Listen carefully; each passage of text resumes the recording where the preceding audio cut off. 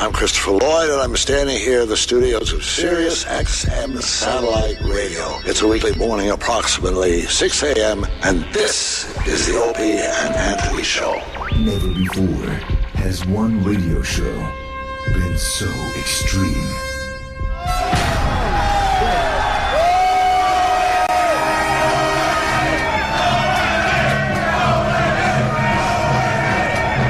So vulgar. I'll fucking shove my face up a chick's ass in a second. Someone said we curse a lot, do we? I have no idea if we do. So flatulent. Who just farted? I did, but I didn't know it stunk. Like rotten eggs and sewage. Oh, wow, thank you. I can't believe that us sitting around like this is actually a radio show. This is not going to get any better than this. Are we on the air? Oh, we are? Oh, okay. Quite simply, the greatest show in the history of broadcasting. O and A every day, that's what I say. You guys having a good time or what?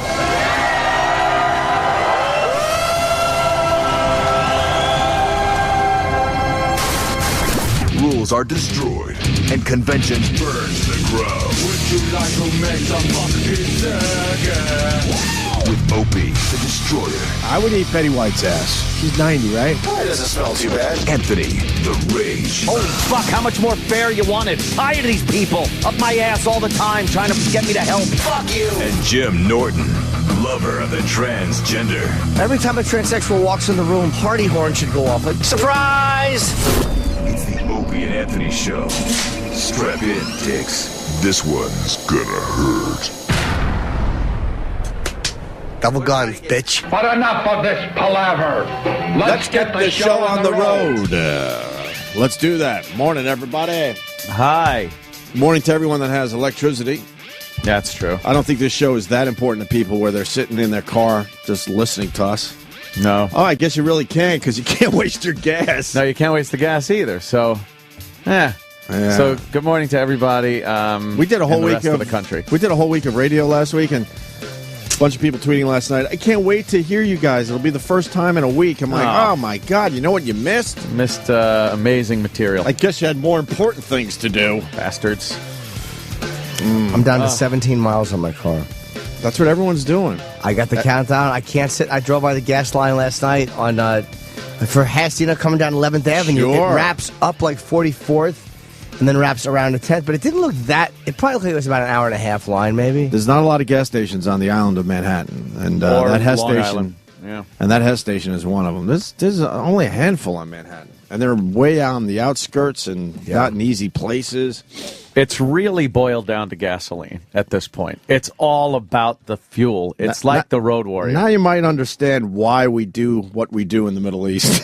we can't fuck around with gas. Exactly. So we put up with a lot of horse shit. Put up a lot of shit, go in there and throw some bombs around when we need to. Because I know a lot of people are like, woo! You're like, well, we need our gas. Yeah. So that's why we deal with their shit. Unfortunately, they have it and we need it. Because if they cut off the supply, guess what? This is what happens. This is such a we're small... living it right now. And it's such a small example of the nightmare that it could be, but it's... Because people don't even like this, and it's pretty much what's an inconvenience. We're going to make, it's been a week. We'll go about 10 days, and then I think everything will be more or less back to normal as far as the gas situation goes. I think we got 2 or 3 days. Well, the tankers have arrived, so now it's all about trickling down to the gas stations.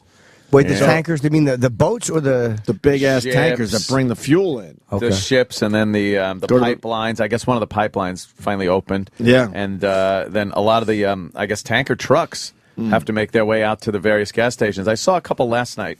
No, literally a couple. I saw 2 on the highways last night. That's good. Yeah. Because I didn't see any. I didn't see any. I finally started seeing like a couple of people them. just applauding them? They're following them. Look, just follow it. It's got to stop somewhere. Right. It's the gas situation is the big thing. It's, out on Long Island. I was talking with Opie before. We were saying how this whole situation, there are 3 groups of people. People that are completely unaffected by this. I'll raise my Opie hand. falls in that category. Can I? Because I ran into Russ Maneve, a comic, yesterday. Sure. We were out just eating and wandering around. He goes, hey, man, how you doing with the storm, you and your family? Because he's not really sure where I live. Right. I go, tell you the truth, Russ, I wasn't affected at all, and I kind of have, like, survivor guilt. He goes, me too! Isn't it weird? He goes, my life hasn't changed a bit. Not a bit. And then we talk for another minute, and he goes, anyway, I'm off to the gym. See you later. Yeah. I'm one of those guys, so I'm in Category 1. Category 1. Me too. And then there's this middle range of various degrees of inconvenience to damage, Which things is like what? that. Like trees on houses? Trees on your house, your power power's gone, but you're not going to lose your house. Right. Power's out. Gas is very, very low, so you're waiting in gas lines. Right. And that's about it, right? Yeah, that's pretty much where I am. And a horrendous commute. Yeah. Would you have power ant or no? No. You saw, okay. Yeah, it's terrible. And then there is complete and utter devastation. That's the group 3 The that we're people all in feeling really Long bad about. Beach, the Rockaways, Breezy Point, The Jersey Shore. all those people are completely devastated. Like they're looking at the rest of the world going, don't you realize I'm on the moon here? Right. Can somebody do something? Right. I'm marooned. Rockaway, they said, is a band. Like, nobody's helping them. It's, Well, they don't. Yeah. They don't know where to begin. This was a motherfucker. We're all learning as the days go by. Yeah. And the blame game is starting, and people are getting very pissed, and they're blaming the power companies, they're blaming the government, they're blaming FEMA. Even the mayor is getting shit because obviously Manhattan is getting its lights on very quickly. I don't know relatively speaking. I don't know if it's quick, but there's certain areas that don't have anything, right? And they're pretty pissed off. Whether it's just emotional pissed off or they actually have a reason. I mean, you got to realize logistically this is a fucking nightmare. I had a couple of LIPA guys come to my house Saturday night. It was like 3 a.m, but I've been up. Well, they knew you would be awake. Exactly. You're making it sound like that's outrageous. They know that's when they should come a knocking. I sleep all day to say hi to Mr. Cumia. Yeah. Was it really them? Like those guys they've been fake LIPA guys knocking on doors too. Yeah. Oh, I know. I hope it was the fake LIPA guys. Oh, please! You'd have been reading about that in the paper. Yeah, radio host raped with own pistol. Yeah, is that finger getting a little itchier? You know you could get some things done during this storm. Fucking Opie, I'm a responsible gun owner. But the finger's getting a little itchy, right? I wouldn't call it itchy. I would call it that I'm on a heightened state of alertness. I love some of these people they've been interviewing on TV. Like I'll call them girls. Not even like tough broads, just girls. Yeah. That if there wasn't a storm, they would just be kind of getting their nails done and shit. And they're like on TV, like, we're protecting our home from looters. We will shoot any motherfucker that comes and tries to take our shit. Tough bitches. A lot of people have become tough bitches. Yeah. Anyway, go ahead. LIPA comes by at 3 a.m. LIPA guys came by at like 3 in. I see their little, I hear it on your door, and at 3 in, you're like, what the fuck? And I see a little flashlight. I just go to the door and stuff, and they got their whole LIPA gear on and everything, and they were smiling. They were white, so I assumed. Yeah, so they knew who I was. And through one of the dispatchers that I know, they came over to explain the situation to me, because explain to me. Oh, that's nice. What the fuck the problem is. Who are you that you get an explanation? Well, I'm Anthony, and I entertain you people. They had to come by to give you an explanation. Yeah. That's awesome, actually. Yeah, they came by. And, one of the perks of the jobs, people. Yeah. What'd they say? That I'm truly fucked. Really? Yeah, they said a lot of the mains that are coming into my neighborhood, trees just repeatedly were falling down on these main lines. And here's part of the problem that they said. They actually, a couple of the guys blamed it on the Jews. The Jews in my neighborhood, they come by to do maintenance, right, and cut these trees down. In my neighborhood, the parkway is kind of close. And they don't want the trees cut down because they don't want to see or hear the parkway. Right. So it's kind of a barrier.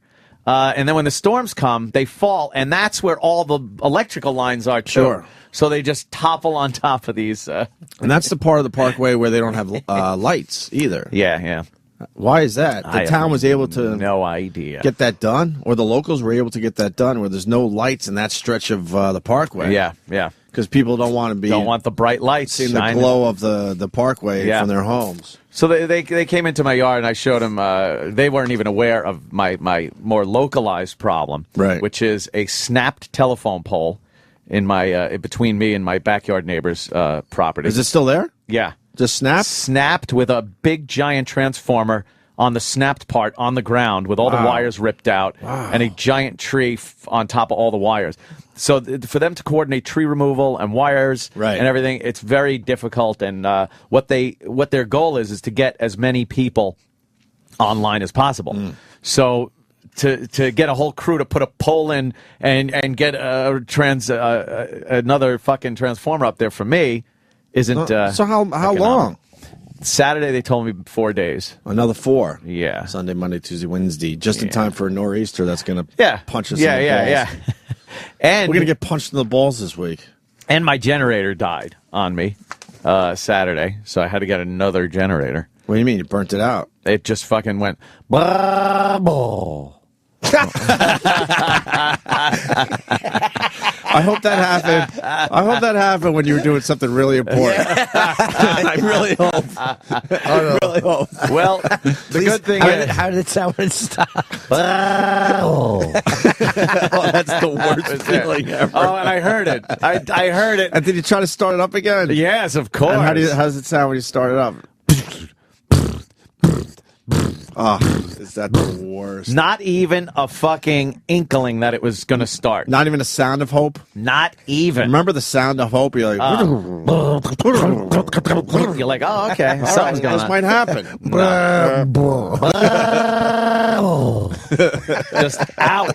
Your generator got tired. It got sleepy. It laid down to rest. It got sleepy. So at that point, I had a full tank of gas because if you recall, Friday, mine and Danny's drive back home, we went for it. We just went for the drive. I had my low fuel light was on when we left the parking garage here. And they say that's good for 30 miles. Okay, I was going to say maybe 20 even because you got the big Escalade. Yeah. So I was driving very nicely like I never do, not getting the RPMs up.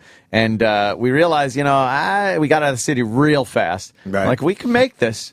So I made it I made it home. Without gas? Without getting gas. Wow. But the low range light came on at one point. There's low fuel and then low range, which means you just don't have any gas left. What does that mean? Like less than 10 miles? Yeah, you're done. You're just like 5 miles. Wait, you don't have it where it tells you how many miles left? Yeah, I have that, but it was so low that it doesn't even tell you that anymore. Oh, wow. It just says low range and you're done. Basically, it should just say you're fucked. You're fucked. So I popped some gas from the generator tank into my truck. It gave me under a quarter tank. Right. And went out venturing for gasoline at 3:30 in the morning, which I then found and waited on a little line. How long was the line? It off. It wasn't bad at that point. The station had just opened. I just got lucky. It was 106, 107 by Jericho Turnpike. Right. I swung a quick U-turn. I was like, it was about 25 cars. Damn. But then by the time I got to the pump, it was way back, like even 3:30. Really? Yeah. So I fueled up that. My gas cans went back to the house. And, again, the generator died. So I had to get I had a voltage inverter that I plugged into my Escalade and left my Escalade idling in my driveway for a day and a half. And it didn't use that much gas. How much did it lose in a day and a half? Half a tank. That's it? That's it. Wow. Not too shabby. But I was able to run 2 lights off of it and my computer, which I went on Hulu and Netflix and stuff, so I was able to watch some stuff. But you got a second place. Stay in the city. What are you doing? I like being in my castle. Oh, yeah, good point. You don't want to get robbed. No, point. exactly. So I was able to actually power up the alarms and everything, and various locks. You know how you were saying it's the tale of two cities? Yeah. On Friday, as you were doing all that, worrying about your gas, I go to my wife, hey, I'm going to drive around and check out the city. Just waste the gas. Because for the people that don't know, Manhattan was cut in half for a while where it was lights and no lights. This has never been seen before. Did you see it dark? I regretted not going down. I saw it dark on Friday, and I was bummed that I didn't have my stormtrooping buddy, Jim Norton. I would love to have gone stormtrooping there. Yeah, stormtrooping. It was very successful the first time we did. I'm like, man, why is Jimmy in Minnesota when we could be, driving around the city checking shit out again? So my wife goes, do we have gas? I go, we got plenty. It's the other side of this, though. Because I'm in a group text with my family. Are you into the group text shit with your family yet? Occasionally, I'll get a Dawn and Joe, but it's not that bad. And then you feel like you have to write something, and they're all like, oh, God, there's a hole in my roof, and we're freezing, and we're this, and we're that. And I'm, like, feeling guilty. I'm like, well, I waited 20 extra minutes on the Starbucks line today, trying to, like, throw them something that... Yeah. Makes sense. Anyway, I drove around Manhattan, just fucking wasting gas, checking shit out. I went all the way to Battery Park, then to the east side. I'm fucking doing all sorts of loops. Why not? How was it? It was frightening, right? Or creepy? It was amazing. I started when the sun was sort of starting to go down, made it to Battery Park, and there's just hoses everywhere with water, pouring out of them because they're, they're getting the water out of the tunnels and stuff. Oh. But they have that shit figured out. I was telling Aunt, you go down a road and all of a sudden there's a bunch of hoses with water just spilling out onto the street. So I'm like, okay, they know that drains somewhere. They know where that's going. I would assume it all goes to the river eventually. Or it would be a waste of time if it's just going back into the into the subway. Subway. And then it would be normal. Then you'd hit another road where there's a shitload of hoses and Con Ed people. Is it Con Ed in the city? Yeah. Con Ed people all over the place. And then I actually went through the West Village as it was getting dark, and man, I'm like, why the fuck aren't people looting? Why aren't they looting? What has changed in society? Because these stores, they're on roads where there's nobody around. I'm like, it would be so easy. But no one was doing it. And then you would see some of the stores downtown had big, huge, and it's what I saw, big, huge black security guys just standing in front of some of these stores. Yeah. looking really intimidating, just standing there, just in case. They obviously were hired by the people that could afford something like that. And then as I was driving, they turned on some of the lights on the Lower East Side. Oh, you saw them flip on? Pretty much. I was driving down one road, and that was the craziest thing about driving around Manhattan. There were no lights, so I'm just going. But people are just going the other way. Oh man! And they don't have they didn't have cops on every game corner. Game of chance right there. Pretty much a game of chance, but man, you could get downtown in minutes, which was kind of fun. Oh yeah! And then I was on Canal. I think it was Canal. I was on Canal, and it was like no lights for about 10 lights in a row, and then up ahead, boom, lights. They just turned it on, that part of the city. But it was awesome to check out. But I'm just wasting gas. Other people are just fucking dying for gasoline. Right. And then I got home, and I still got 3/4 of a tank. So I might go out for another spin today because I got the resources. Hey, I was thinking, it's a good way for people to make money, too, because I don't want to wait in the gas line. Yeah. Is I would pay somebody to wait in line. That was what I was thinking. Of course, get gas for me. I was gonna. Here was my plan before I had an alternate plan. To take all my little gas jugs, go out, find like a guy that's in the demo with a pickup truck or something, right, and pull up next to him that's close to the front of the line and say, dude, I'll give you, money. Just take my gas cans and fill them up, and Wow, that would be a hell of a service for people. Why would he give them back to you? He'll probably keep them. Well, that's what I started thinking. Like, if that happens, but I would have gotten his plate before. So if he zooms off, I'll send somebody to kill him. But in this disaster, when people are like, it's anarchy in Queens, are you going to call and go, some man took my gas? I know, that's just it. Well, I didn't do that. I did wait in a line with real people at a real gas station. Well, look at you. With the gas jugs. I had 3 5-gallon gas jugs, and I was on a line. Right. It was about an hour-long wait. Standing, and it was a bunch of guys, regular working Joes. So we were yapping and making fun of the people that were pulling up to the gas pumps, and I'll talk about it a little later. You told me a different story before the show today. Oh well, that was last night, because every day is a new adventure on how to get gas. So it's like the Road Warrior. That story you just told actually happened? Yes. Okay, because you didn't tell me a different story. No. The one. Hold on, really fast. I'll tell you that one. Yeah, because people are getting pissed. Because look, we're doing the best we can. This guy's like, hey, I'm a Homeland Security federal police officer. I'm helping out on the Rockaways. There are people down there. All right. Hello. Hey. Who said? Oh, you want to actually talk to him? I thought that was him. I thought he was on. Okay. G. Sir.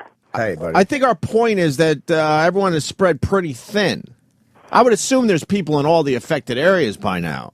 No, there definitely is. There's 3 FEMA disaster recovery centers set up in the Rockaways, and they're actually they're going pretty well. No one's really looting, no one's rioting. It seems to be plenty of supplies. It's just people don't understand that it takes a little bit for it's a logistical nightmare. It takes a while for everybody to get in place. There's one set up at course Park in Brooklyn. I'm sorry. No, I was saying, of course, it takes some time. Yeah, and they've officially set up their main headquarters in Queens, so everything's rolling. What is the best way to give money that it's going to get to the people? I worry about charities. I don't trust them, so I haven't given anything because I always think these charities fucking. You had to watch the super concert that was on TV Friday. Quick text, $10. Yeah, the problem is that people show up to these FEMA sites thinking that there's stacks of cash waiting for them, and there's not. Right. It's a long process, and if you get the chance to go down to the Rockaways, the news doesn't do it justice. I mean, it is just absolutely disgusting. That storm did. How do we get there today? I'll go there today and sweep up a little. I'll do a little sweeping. Take the Bell Parkway to 11 South. I don't know if I have enough gas. You were driving I wasted a quarter.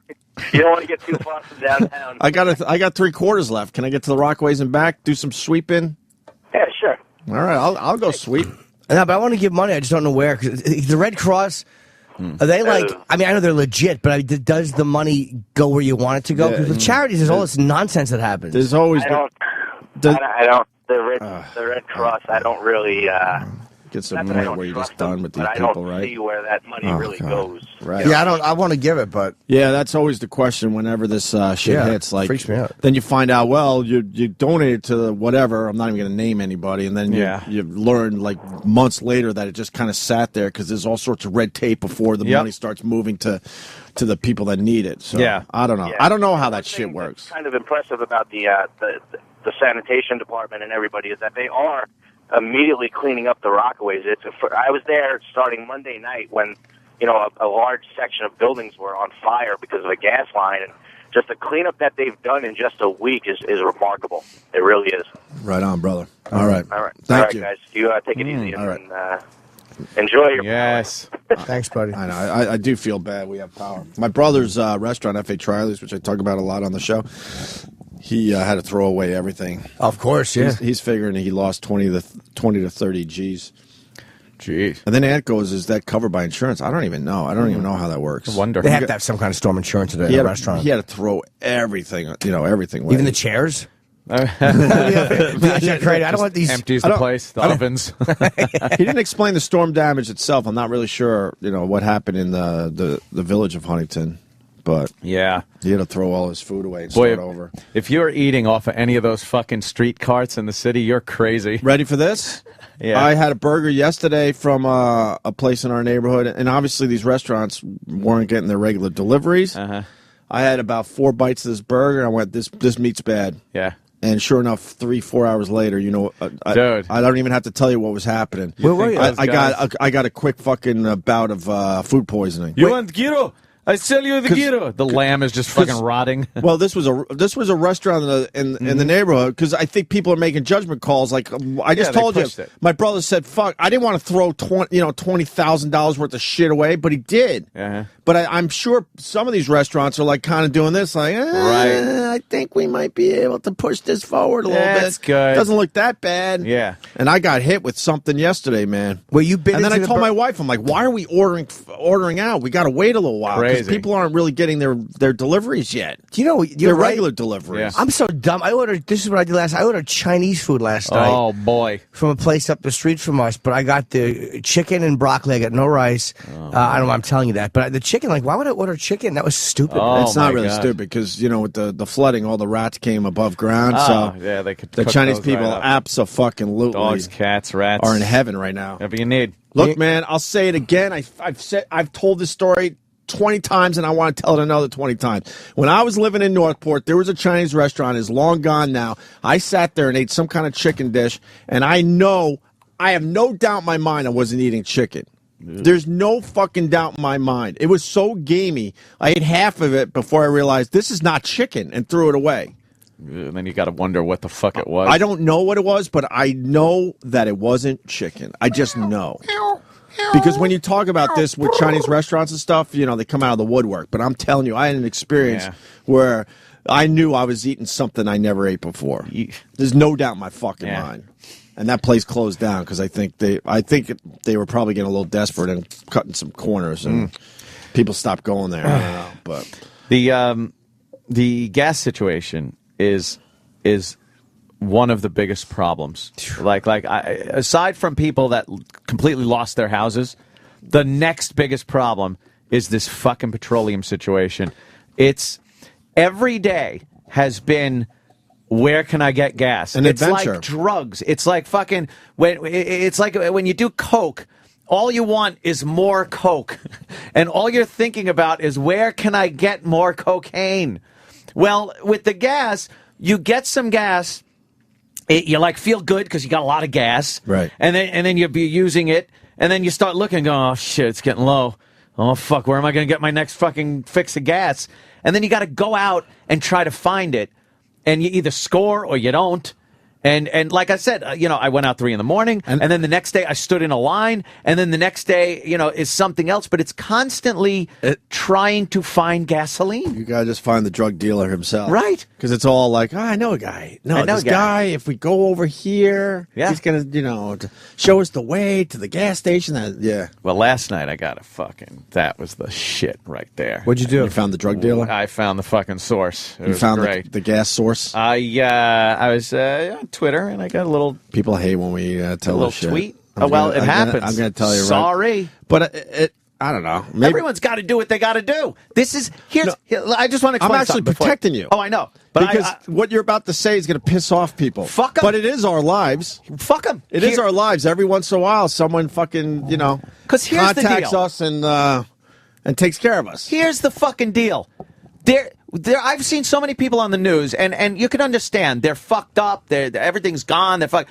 And then there's this other group of people that I see as not being able to fucking take care of themselves. They're not clever, cunning, using whatever resources you can, whether it's people you know or places that you have access to, just things. They expect this government to swoop in and take care of them the second a disaster happens. You know what? You're on your fucking own for at least a while. And instead of getting in front of a camera and bitching about it, do anything to help your fucking situation Anything? out. Yes. Siphoning? You know what? I'm not going to tell anyone what to do or not do in that situation. There's a giant risk with that. You get your fucking ass beat. You get arrested. But if that's the route you want to take take care of yourself, you might have to do that. It gets to that point. Now, I did a few things. I went out late at night, figured that was the good thing to do. With very little gas, I was like past the point of no return. You're wheeling and dealing. Yeah, and then is it kind of scary to leave your driveway knowing that you might not have enough gas to get back when you finally go? How is that? Yeah. How is that feeling? It's the point of no return. Because my friend. I bring it up because I don't think any of us around our age, 40s, know that feeling where you actually could run out of gas. And a lot of people are going through that right now. They pull out of that driveway and they just wave goodbye to their family like, wish me luck. I've seen a bunch of cars on the side of the road. They're out of gas fucking cars. They just ran out. Wow. So I did that. And then I waited on a line like everybody else. I did that because that was that day. That was the only way for me to get gas. But I realized that, and that's what I did. And then last night on Twitter, I get a tweet from a gentleman. Gotta love the New York State Police. Thank you. Working security details at gas stations. Keep the riffraff from beating each other up on these long lines. Well, they need a place to gas up, they need a place so they could do their jobs. They have a certain pump that's allocated for God, I had no idea this was going on. That's cool. And I was able to wheel in and fill my vehicle. It was a 30-mile drive from my house. So it wasn't like it was right around the corner. People have been driving to Connecticut from where? I understand. Right. No, but driving to Connecticut from the city is just about 30 miles too. Yeah. So it wasn't a fast drive. Because I've heard those people. I drove all the way to Connecticut. I drove all the way down to Philly. I drove, we drove to southern Jersey. All that shit. Yeah. No, I drove out about 30 miles or so. And gassed up everything. My gas cans, my fucking truck, I topped it off where it was dribbling out of the fucking nozzle. Wow. And then drove back home, and I had all my shit. Were you singing a happy tune on the way home? I felt good because I had my shit. I was very happy. But here's the deal. Right. Now, tomorrow, the next day, because I'm going to be without power for a couple of days, that shit runs out, and now I got to figure out how to get more gas. Get you back? Probably not. It was a one-time deal. He was there at that station. They don't put him at the same place. So that worked for last night. So now you got to figure out for the next time how it's going to work out. Exactly. Gotcha. And this is how it's been the entire fucking week. Now we're a week into the storm. They're saying that gas would be back to normal more or less in another, I think, 3 days, they said. Yeah. How close were we to complete anarchy for real? It was. How close? It's going to be about 10 days. Yeah. We made it to 10 days, but they kept. What happens if it goes another week without gas? I know. How crazy. What ends up happening then? This is like real life Sim City. Yeah. What's the next step? Much more angry people. But what breaks down at that point? If it was another week where you really couldn't get gas? Theft, siphoning, fucking carjackings. Things like that. Maybe not carjacking, but more sneaky shit probably. Sneaky shit at first. Like siphoning would probably be a big deal. Then it just gets crazy. Here's another thing I realized while waiting on the line. There's the pull up with your car line, right? And then there was this come in with your gas jug line, right? So I went in with come in with your gas jug line on Saturday. That's the only option I had, and there were a bunch of working guys online. It was kind of took about an hour. which isn't bad. It was kind of cool talking with those guys. It was, the old job site kind of guys. Very cool. But we saw how fucking stupid people are and why these gas lines move so slowly. Every fifth car or so, someone pulls a bonehead fucking move, and you just want to fucking yell at them. What's the move? There were a shitload of things going on. There's people that don't know how to pull around another car if the pump opens in front of a car. Right. You got 4 pumps, right? Right. And they don't know how to just go around. So there's an empty pump. Right. So that's holding up the line. There's other people that don't know that the gas nozzle will reach the other side of your fucking vehicle. Right. So you don't all have to wait on one side of the pumps. Why can't we get a guy at the gas station taking care of all that? Well, if they spoke English, that would be wonderful. But and they're just idiots. They don't even know. The people that were standing on the gas jug line were directing traffic and telling people, "No, come up this way." And then the epitome of I couldn't figure out what the fuck was going on. A guy pulls up in a Mercedes, and he's at the first pump.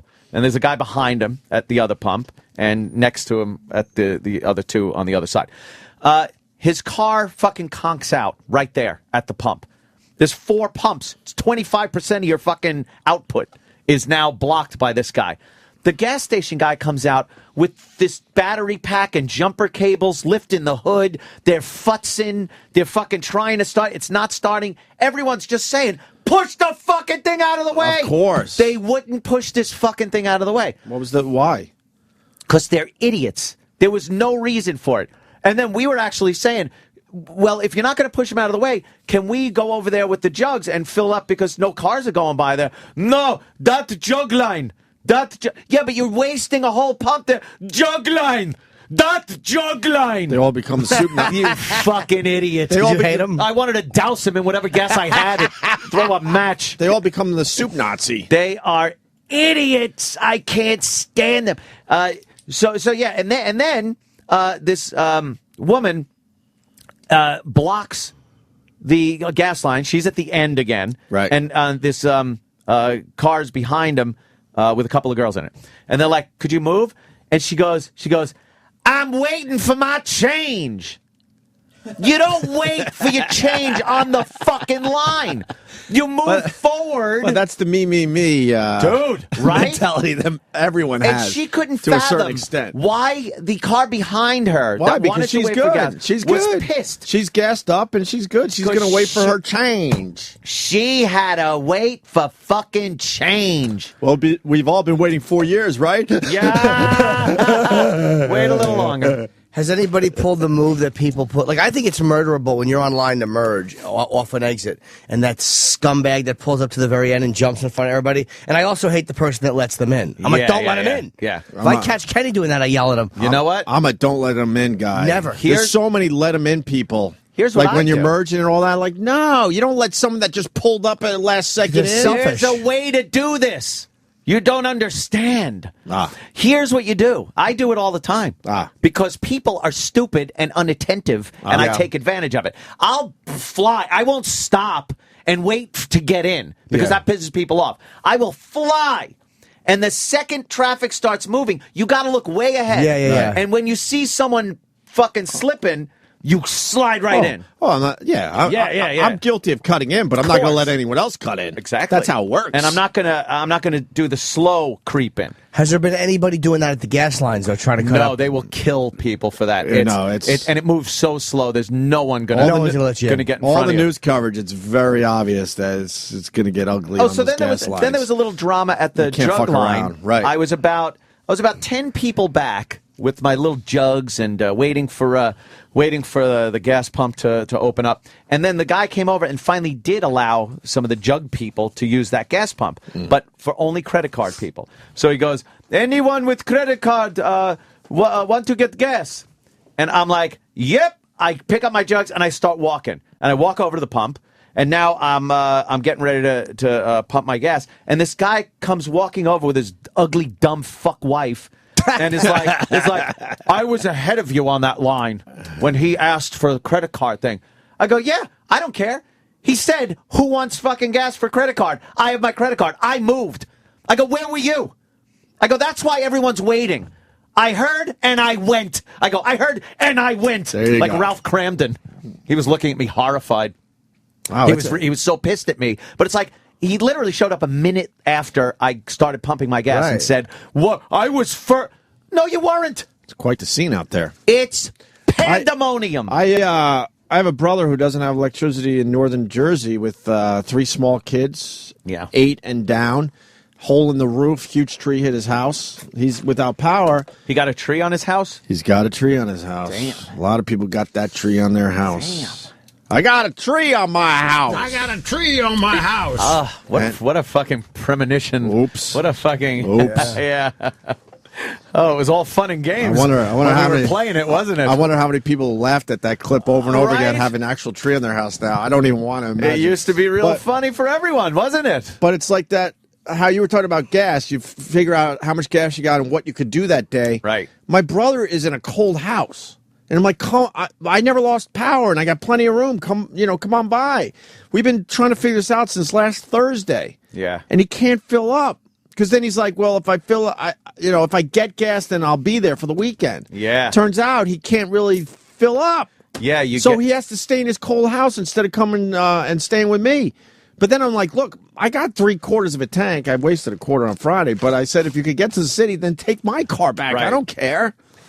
But it's that negotiating that you were talking about. Like, all right, what can I do with this? So he had to choose. I have to stay in a cold house because I don't know if I'm going to be able to fill up. Dude, it's the constant thing that's on your mind now in this situation is fuel. Right. That's all I've had in the back of my mind, like this pressing issue. Are you dreaming of fuel? How much do I have? Where do I get the next batch? Right. I have this much, but I need to do this. All right, how many days are left? When will this up? It's crazy. In the middle of raping bitches in your dreams, are you dreaming of gas? During dream rape. All of a sudden, I'm at a gas station, and it fucks the whole thing up. I'm waiting online. In between the rapes? Yeah. I see girls. I could be dream raping, and I have to wait on a gas line. Are you dream raping the girls that are online to get gas in your dreams? No, I can't dream rape because I'm waiting on a gas line. It's terrible. You can't multitask in your dreams? No. You can't wait for gas and dream rape? Well, the money shot is when I finally put the nozzle in my Escalate, it turns into a chick's asshole. and I just... Wouldn't it be great if you went back over Scott Shannon's audio for the last 15 years, and the week of every tragedy, he had a weird premonition. Oh, my God. Like a 9/7 of 01, he went like, I got a plane in my building. And then Pan Am, Lockerbie. Oh, my God. I got a body in my yard. Like, if you look back, you're like, oh, my God, this guy has called everything. Everyone. That stupid rockhead is a seer. He's a seer. He's a seer. Yeah, I got a shooter in my... That's funny. In my, fuck. I got a gun in my knoll. I got a shuttle in my ocean. He just knows everything. He's been doing it for 50 years and never put the pieces together. Bastard. Stupid ass. Some guy, he went away. He couldn't wait any longer. He said that someone took 100 gallons from his truck. Oh, wow. Yeah, some thievery going on. And I want to know how. Price gouging. Is the price gouging happening? Well, not at the gas stations, but there are people selling gas for $25 a gallon on Craigslist and stuff. Wow. I got my generator off of Craigslist, and it was a pretty good deal. Your new one? Yeah. Oh, because all the stores are out. All the stores are out. This guy I'm like, showed why up. would you deal with Craigslist? It was pretty cool. Brand new, right? It's still in the box. This guy, he finally came to the house, and I think he turned out to be a fan because he was very friendly, and his friend came out of the truck with smiles and stuff. He was all smiley. You know that smiley face you get? Hey! Worse than the boy. over-the-top smiley I know, smiley face guy. That must be nice. Although at the cellar last night, I got starer. Oh, no. I'm eating, and he walks over, and he puts his hand, and he goes, hi, I'm a big fan. And I'm like... Thanks, end of talk radio. Yeah, you dead fucker. And then you get sweaty palm guy. That's just the staring guy is pretty good too. He was smiley nice. guy. So smiley guy dropped off the generator. It was him and his Very smiley good. friend. But he was saying he drove up to Maine with a truck and bought a fuckload of generators to bring down. And he wasn't making he wasn't fucking doubling the price of these things or anything. He was making a few bucks. You know, he was performing a service because there weren't any fucking generators. So I had no qualms with what this guy was doing. He said though he said he went to Lowe's and there was a pile of fucking new generators that were on the side of the building. And he asked the guy, he goes, what the fuck is that? Like, why aren't, you don't have any generators, but that. He goes, yeah, those are people that brought them back because they didn't put oil in them. There were a fuckload of people that just buy generators, pour gasoline in, start them, and blow the fucking motors because they don't put oil in most it. people don't know how to work a generator. No, they know nothing. They never had to work a generator. So they don't put 1 quart of oil in, and it just fucking blows them up, and they were just a bunch of dead generators. So, that was cool. I got that off of Craigslist. How much should it have cost? What percent did he jack up the price? Which is probably not that bad. It was probably maybe a $600 generator, and he sold it to me and delivered it for $850. Oh, that's fine. Yeah, that's that's nothing. People always try to find a way to make money through something like this, and I don't think there's anything wrong with it. The price, fine, man. Price gouging is another thing, but there's people that get smart and go, wait, all these people need generators? I'll take a fucking trip to Maine and come back with a whole fucking truckload. Let me go to Chris in Jersey really fast. Chris, go ahead. The amazing psychological phenomenon going on here is when my power was out, I was fucking calling PSE&G and bitching and moaning. And Opie, I heard the story of your brother, and I could give less than a fuck. I got my power back on last night. I know. But that's how people are. That's it. I got my power. You've joined the haves. Welcome to the haves. I got mine. I got mine. Yeah, that's it. You're right, though, man. You're right. I got mines. I got mines. Well, wow, there you already got the traffic is a motherfucker. Yeah, it's already, crazy already coming in. God, this just continues a week later. It really is fucking crazy. The heat's another thing. Okay, it was fucking cold last night. It's getting a little chilly out there, and I don't have heat. I have oil-fired heat, and How cold was it? Were you like chilly? I was a little chilly. Oh, I had the AC on last night because my building, everyone turns their heat on. Sure, it gets a little warm. It gets a little warm. Everyone's heat rises, so I actually don't have to turn my heat on ever. Yeah. And it was so hot last night. We actually went to bed with the AC on. Oh, and the window open a little bit. Right. Just to try to cool down the apartment. I went through 6 boxes of 6 apiece Duraflame logs. Yeah. In my fireplace. I bet you didn't get any Java log jokes on your Twitter. Oh boy, yeah. No one sent that. Why didn't you ask Opie for a Java log? Because he did that one time. He did that one time. Do you remember? I do, and I'm the only one that does, right? 500 fucking Java log tweets later. By the way, I love everyone. I'm just fucking making Of course. jokes. Love y'all. Love y'all. So the Duraflame, and then I get people going, what's the matter? Not enough wood fell outside to fucking put in your fireplace, faggot? Why don't you get... Oh, I saw that tweet. And I'm like, hey, do people understand green wood? First of all, green wood. Secondly, I'm not fucking honest Abe Lincoln with my fucking axe out there splitting logs. You're not even honest Anthony Cumia. No. I have nothing in common with Abe Lincoln. Believe me.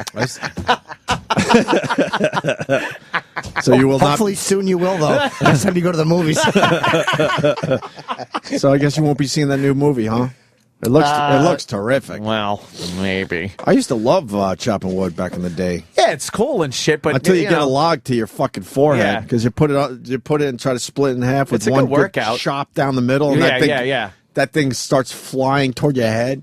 The thing is, you get a fucking wood splitter for one day. You could just crank out cords of wood. So I could sit there, Pa Ingalls style, swinging an axe. Why? But, I kind of like it.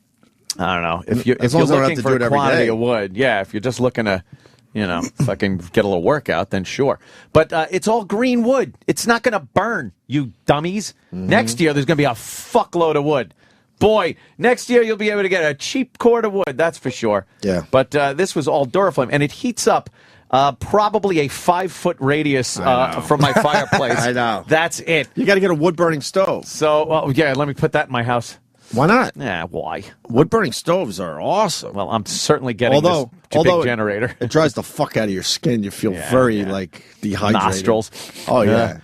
And I've been sleeping on the couch. I haven't slept in my bed since this happened. Why? Because all the electric's downstairs, the TV's downstairs, and the fireplace is downstairs. I like a nice cold room. You should be up in that dark, cold room. No! Like a mausoleum. He's got to be watching that front door. I got that TV on. I got my fucking front and back door there. Yep. I'm ready to rock and roll. You're in a good spot. I got the fucking beers outside my slider. My my whole fucking schedule was so screwy. I've had Travis and his wife and little Riley staying at the house, and my hours.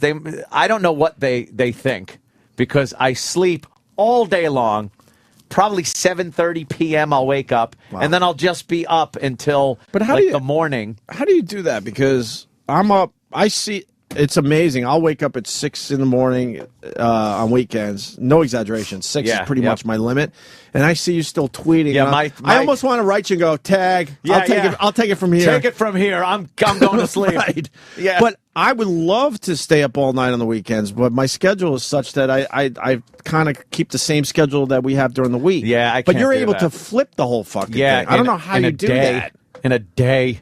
It's crazy. Because I'm like, I'm struggling to keep my eyes open at 9:30, 10 o'clock on a Friday night. Of course I want to stay up later. It's all about the napping, when you fucking take I don't know your how you nap do it. and shit like that. That you can flip like that. Yeah. Well, that's what I've been doing, and you know, it's so funny because these guys, Travis and his wife and everything, right? They're just seeing me sleep on the couch constantly because they go to bed, and that's when I'm awake, and then they get and up. then I'm watching TV, and well, they'll get up, and sometimes I'm still awake. Travis, what time do you go to bed on a weeknight? On a regular weeknight? Yeah, 10 o'clock. Watching Travis go Betty by time was hilarious. He's like, oh, I got to bed. I'm just, what? I just woke up. Yeah. What the fuck are you doing? You have no one to play with. Yeah, I got no one to play with. Trust me, he had someone to play with. with. little Riley's adorable. She's taken quite a liking to She's so friggin' hysterical. She's adorable, cute, and just like, I don't understand how kids figure out like shit to say that just cracks you up. What are you talking? Yeah, poopy head. Yeah, She got Marion comebacks. They go, oh look, she's upstairs and she's by the railing, and she's like holding on to the wood slats in the railing upstairs. And I go, oh look, you're in jail. You're in jail. And then I'll just go, oh, good one. Good one. You got me. Good one. Yeah, good one. Well, from her point of view, you are. She's looking through the bars at you. That's what she's thinking. Hey, don't give her that much credit. That's what it is. Wouldn't it be funny if she said, you know, Anthony, the problem is we both have the same perception. Oh, I'd be like, wow, that's pretty good. You're smarter than Daddy. I gotta go make PPs. Aw. Badly. Aw. We got a busy show today. Jay Moore is coming in. What time is Jay in? I didn't know he was today. He should be in half Jay hour or so. Moores. And Kevin Pollock. So, wow, two guys that know how to do walking. And Jimmy does it. I do him pretty good. Oh, that's right. Jim Norton does a very good walking as well. You said, you were going to buy me a hat. I have to plug. Yes, go ahead, Jimmy. Jim, you can see him in Buffalo. That's not bad. It is not good. bad. It's getting there. For New Year's Eve. December 28th through 31. And next Saturday, Thursday through Saturday, November 15, 16, 17 in Addison at the Improv. You're doing New Year's in Buffalo. Yeah, I'm a complete idiot. Complete idiot. I'm thinking, though, maybe we could figure this out. Go up there. I want to be up there in the winter once. I'm just hoping my shows. No, you don't. Did you get injured when they threw the bars of gold at you to do that show? Let's just say it took a little convincing. Yeah. You want me to go where? When? For how much? Right.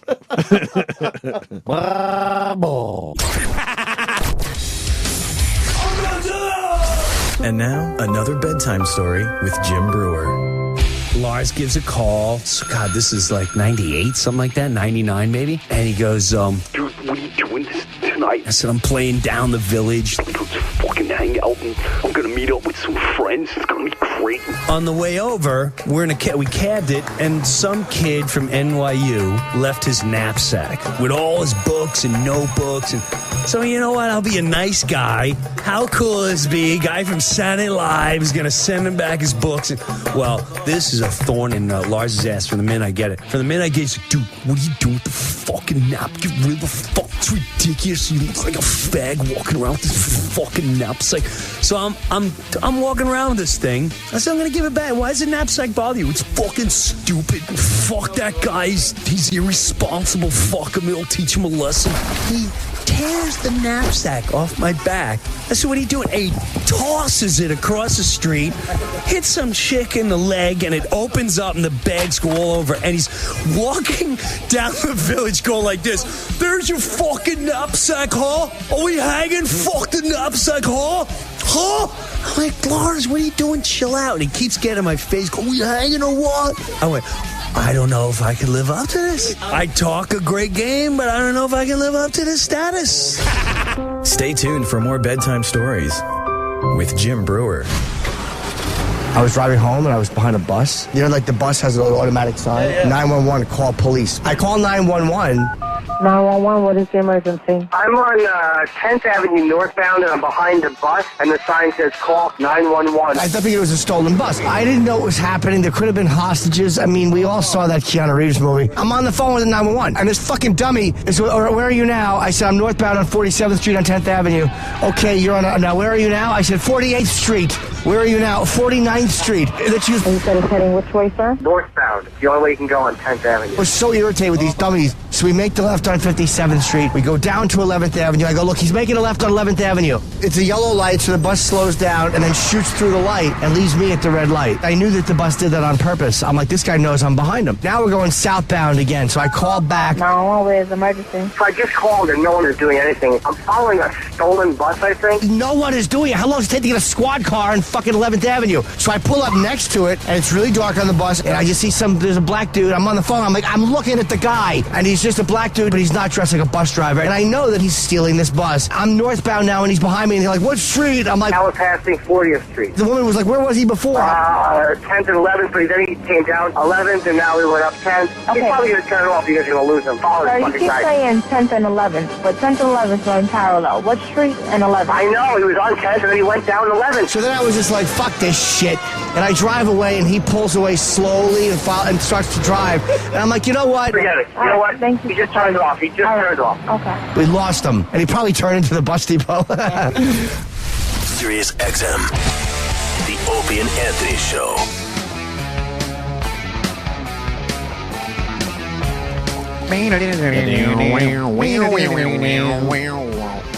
Want to congratulate Louis C.K., man. SNL, huh? Fucking SNL. He walked out on that stage. I'm like, holy fuck, that's Louis C.K. on SNL. My God, man. Been on our show. Absolutely. Yeah. I think he did very well with the SNL. That makeout scene was unbelievable. I didn't get to see it. Really? That was at the point where my truck was powering my house and it didn't have enough power for the TV. You missed Lincoln. He did a very good takeoff on Lincoln. I heard about it. He did the whole open to his TV show as Lincoln. Abe Lincoln. Redid the whole fucking thing, and instead of Louis doing the stand-up, it's Abe Lincoln doing stand-up. As if it was Lincoln. And then they shot a little scene with Lincoln getting ready to go to the theater with his wife. Oh, well, we know. But in the Louis style. It was very, very well done. So... good for Louis, man. We'll never see him again, but that's okay. We understand. Oh, you think that's it? Oh, God, yeah. Oh, man. Think about it. When was the last time he was in? That's true. And he listens every morning. Hi, Lou. Oh, Hi, Lou. Louis. Or he says he does. Oh, Louis. We'd love to hear from you, Lou. We'd love to hear about your experience with SNL. That would be kind of cool. Sure. Just talking about Louis C.K. on SNL. Also, really fast, Jay Moores is down the hall. We're going to get him in a couple minutes here. They ended up canceling that marathon. Yeah. But they didn't use any of the supplies for the people because I was there all weekend checking it out at the finish line, and there were plenty of generators and all kinds of good stuff. That lots of water. And wasn't being used for other people shit that I don't even know what it was because, you know, it was in boxes and whatnot. So they might as well have just held the marathon. Yeah. No, the police... didn't get used. They didn't have to waste the cops. No, I was just joking. Of course they shouldn't have fucking done it, but they should have fucking used those resources. Yeah. Jeez. I just got a They did the right thing in the end, though, and canceled it. I tweeted from the finish line, people were understanding, more than understanding, but you could see they were sad because in their worlds, because I know a lot of people going, oh, too bad. But in their worlds, it was everything to them. Sure. And we all think about our dumb little world. And these people are coming from all over the world, and they're making a whole week of it in New York. That's their big life. So I didn't see a lot of people going, oh, that's, fuck you. I can't, they were totally understanding, but you could see the sadness was in the air. Because people were running the marathon all weekend long on their own. Yeah. And if you went to the finish line, you see all these people finishing their version of the marathon, and there were a lot of tears. Like, this was something I was looking forward to. I wanted to. And you have every right to say, oh, tough shit to those people. I get it. But I'm just giving you their perspective that I saw this weekend in Central Park. Imagine the guy that broke the record. Imagine there was one guy who ran it like an hour and 20, and no one believes him. No one believes him, right. Hour it's and 20. Not official. By the way, impossible. No, it's not. Hour and 20 is impossible. For a white person. Not for Superman. Not for a Kenyan. All right, good point. And we got to point out all the people in their marathon gear going down to Staten Island and other places. And they were helping out? Yeah, there's pictures and videos all over the place. A lot of people said, look, I'm here. I was going to run the race, but now I'm going to do something else. And, and they were down there cleaning up and stuff. So. Well, that's mighty nice of them. Absolutely. I got a text from my LIPA guy contact. And good news? No, he's talking about the two guys that came by the other night that I was talking about earlier. I had a couple of LIPA guys. They knocked on my door at like 3 in the morning to explain to me the gravity of the situation at my house. He goes, my guys the other night thought they were going to get shot while you watched TV. I guess they were looking in the front door. Somebody watching TV. Finally, and then he goes, the guy Bill tells this kid Sass, don't walk back there. This dude's usually pretty heavily armed. You got to get shades, man. That's hilarious. You got to get shades. Yeah, maybe I do. You got to, Pretty funny. fucking have metal gates that come down or something. I Am Legend. But, that's funny. Something else. The marathon was a big story. They did the right thing. Oh, Mike Francesa. I know we beat him up. I know we beat him up on the show. You were telling me about this. Because it's very easy to beat up Mike Francesa. But someone turned me on to his rant on the New York City Marathon. It's on YouTube. Fucking, I don't even know if he understands how funny he is. I don't think he does. But I don't think he's purposely being funny. No, he's just being himself. But he's being himself in a way where it's hilarious to listen to. Maybe the guys in the back could pull a couple clips. He's got a couple of really good rants on the marathon. He was losing his mind about it, like people running through. Oh, yeah. Running through a disaster area, just taking sips of water and throwing the rest on the ground while people are dying of thirst. Well, this is just a fat guy who hates the marathon on principle. Any excuse he could have had to fucking bash it. Yeah. Really? What? Yeah. I got a 1.5-minute clip over here. Oh, let's try it. We'll go to let's go cold. I don't know if this will work, but I mean, you got people standing in front of demolished houses 3 miles from the Verrazano Bridge. Yeah, it's insane. I mean, really, this is one of the worst calls, Jay, you're right on. It's one of the worst calls I can remember. You got Christie over there holding a press conference basically saying that it's Armageddon in New Jersey, and you got them ready for a marathon over here. I mean, come on now. You're still going door to door in Staten Island trying to find if there's dead bodies in the houses, and you're holding a marathon? Christie's talking about not having enough clean water in the state. And you want to hand out, cups of water being thrown in the streets. Being handed to runners who drink a little and throw it up in the air. And in New Jersey, they don't have any clean water. Now you want the street to be littered with half-full water bottles from guys who are running in a marathon who are pouring it on their heads and throwing half-used bottles in the street. And in Jersey, they don't have any water. Got the governor saying I don't have any clean water. Well, come over here. They'll throw the bottles in the street. They're in a marathon. You can pick it up. Fucking Mike's getting pissed. That's great. Good for him. How can you think of it? How much worse can it get? You know what a marathon or a race looks like. You got littered water bottles, half used, all over the place. You got the governor saying we don't have any clean water. How many times are you going to make the same fucking point? It's maddening. Isn't meditating? Third time he made the same. He has nothing to say. I enjoy it. Same point 3 times in a row. It's hilarious. Well, they got to throw water. They got no water in Jersey. Rewind. I enjoyed it. I enjoyed it. But it's the same thing he's saying. There's a 40-minute rant on it.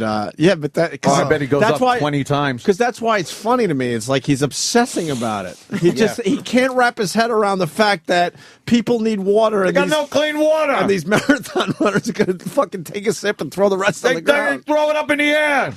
I watch the marathon every year, and I'm telling you that they waste so much water. There's huge puddles where the water stations are. Right, yeah. Because they just take a sip, wet their mouths a little bit, and just throw the rest on the ground. They'll be running through it, and there's people like just dying of thirst. Right. Well, it's Governor Christie's saying they got no clean water in the state. No clean water. Water. I don't know. I liked it. Mike Francesa. I wouldn't have minded if he made 2 different points. He made the same point 3 times. I got it. I heard you the first time. Well, the longer version is there's a lot more to it, so he just loses her mind. Oh, water. And that Wittenberg crying her eyes out on. I want to hear that. Was she? Mary Wittenberg. Boy, did she get a beating on Twitter. Oh boy. Good. What is she in charge, basically? Of the New York Runners Association or whatever. That's all she does. That's all she talks about is running. Running. Look, the timing was horrendous, but of course you had to cancel it. Yeah. Of course you had to.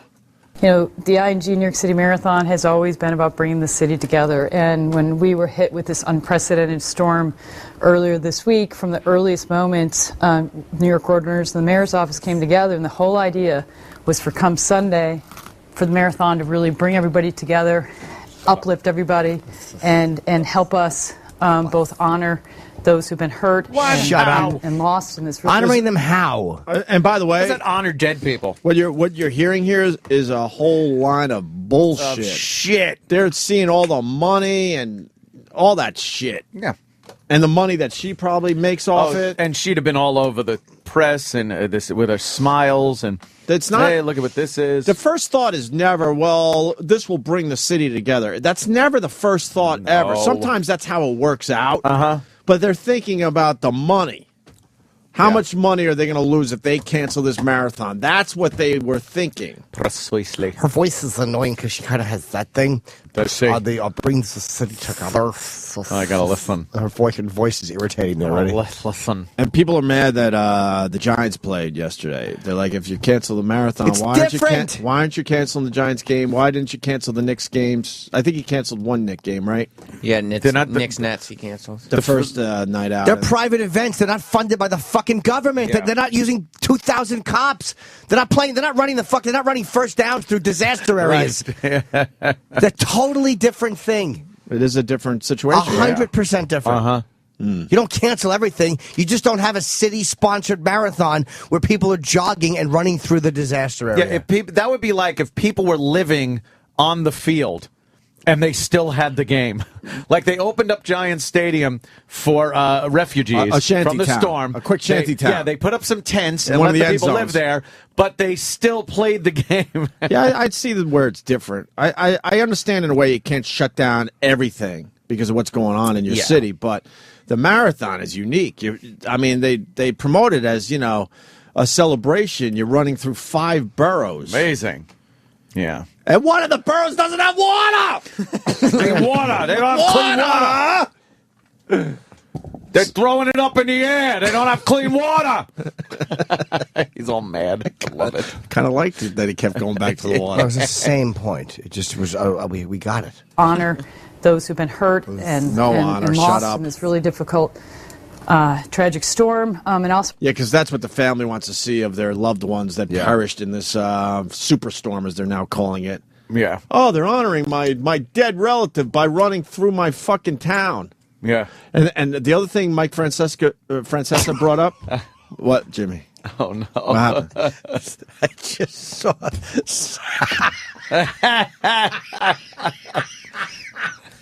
What happened? Somebody twittered a picture of a Halloween costume. It's all wheezy laugh. What is it? Oh, no. The caption was, greatest Halloween costume ever.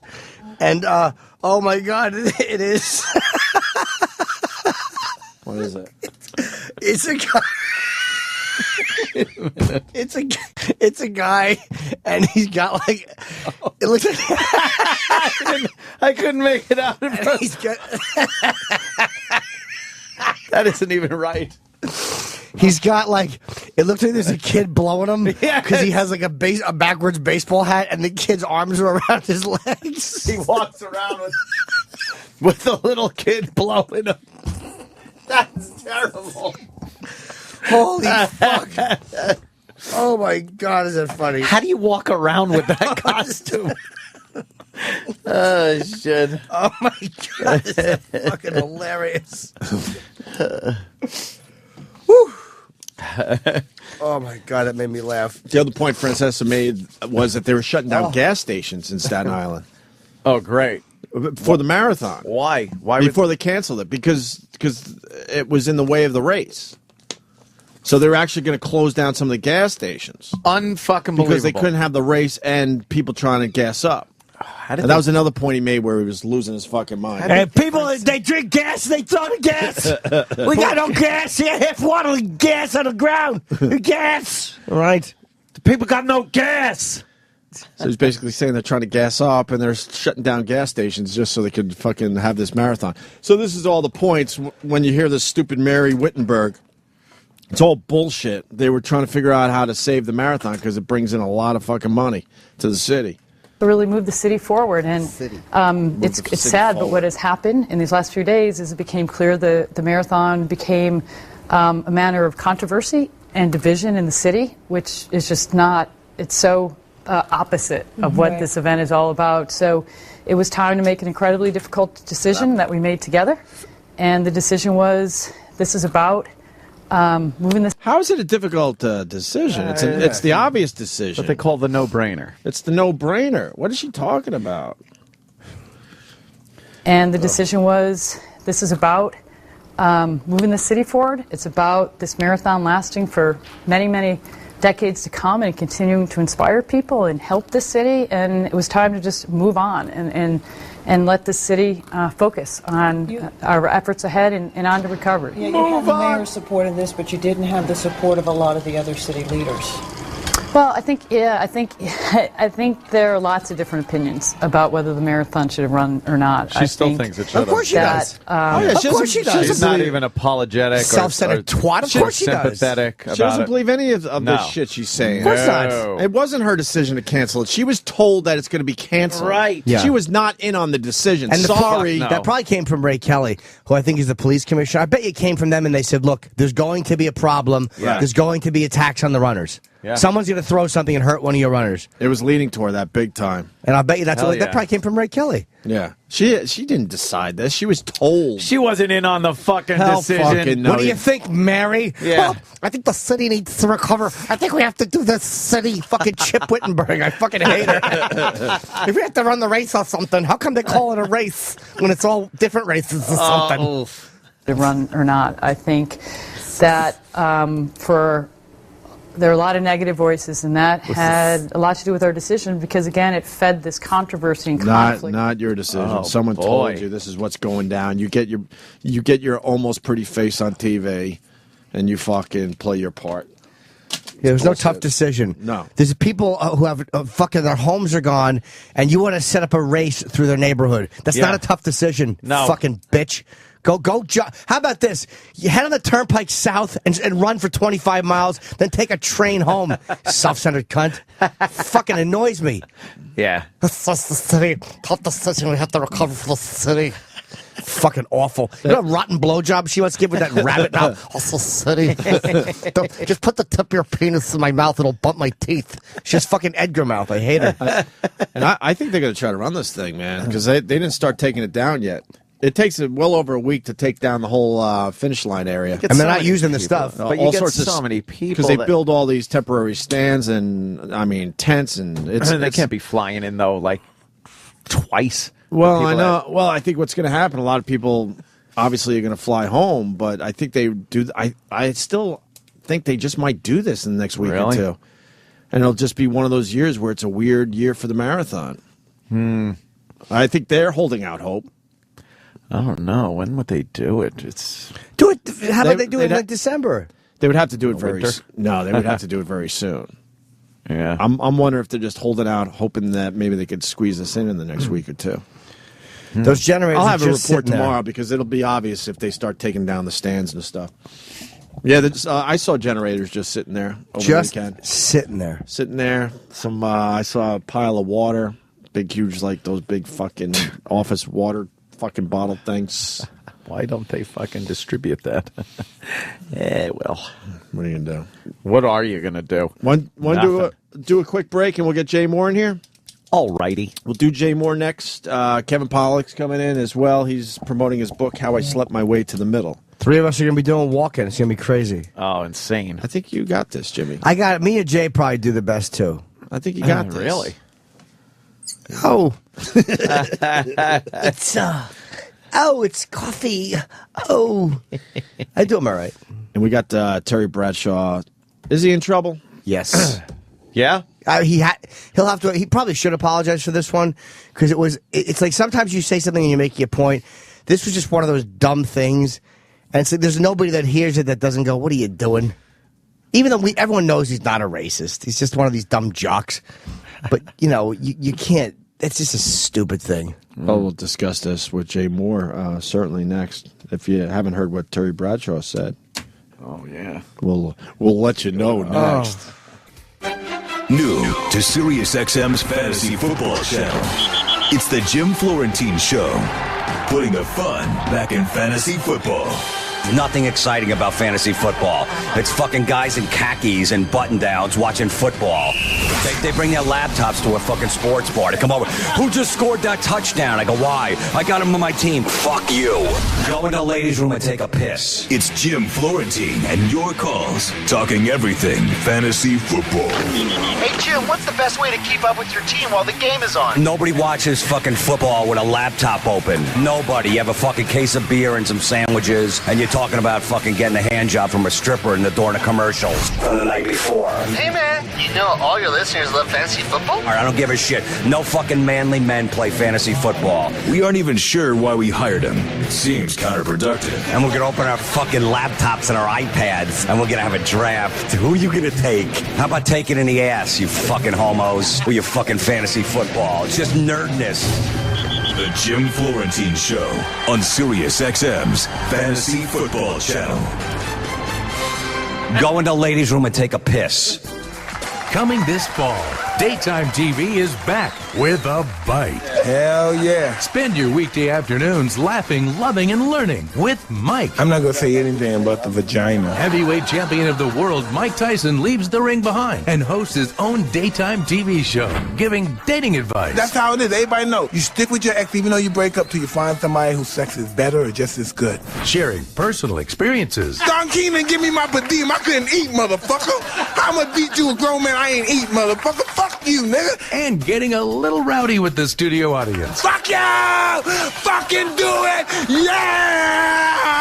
Mike lets the audience in on his more reserved, well-read side. Yes, sir. In my diction to precarious for your comprehension, I will endeavor to exclaminate more profound than if yes, ma'am. But he isn't afraid to let loose now and then, too. Booga, booga, booga. Booga, booga. Weekday afternoons this fall. It's Mike. Woo! Hosted by Mike Tyson. What do you say, champ? What?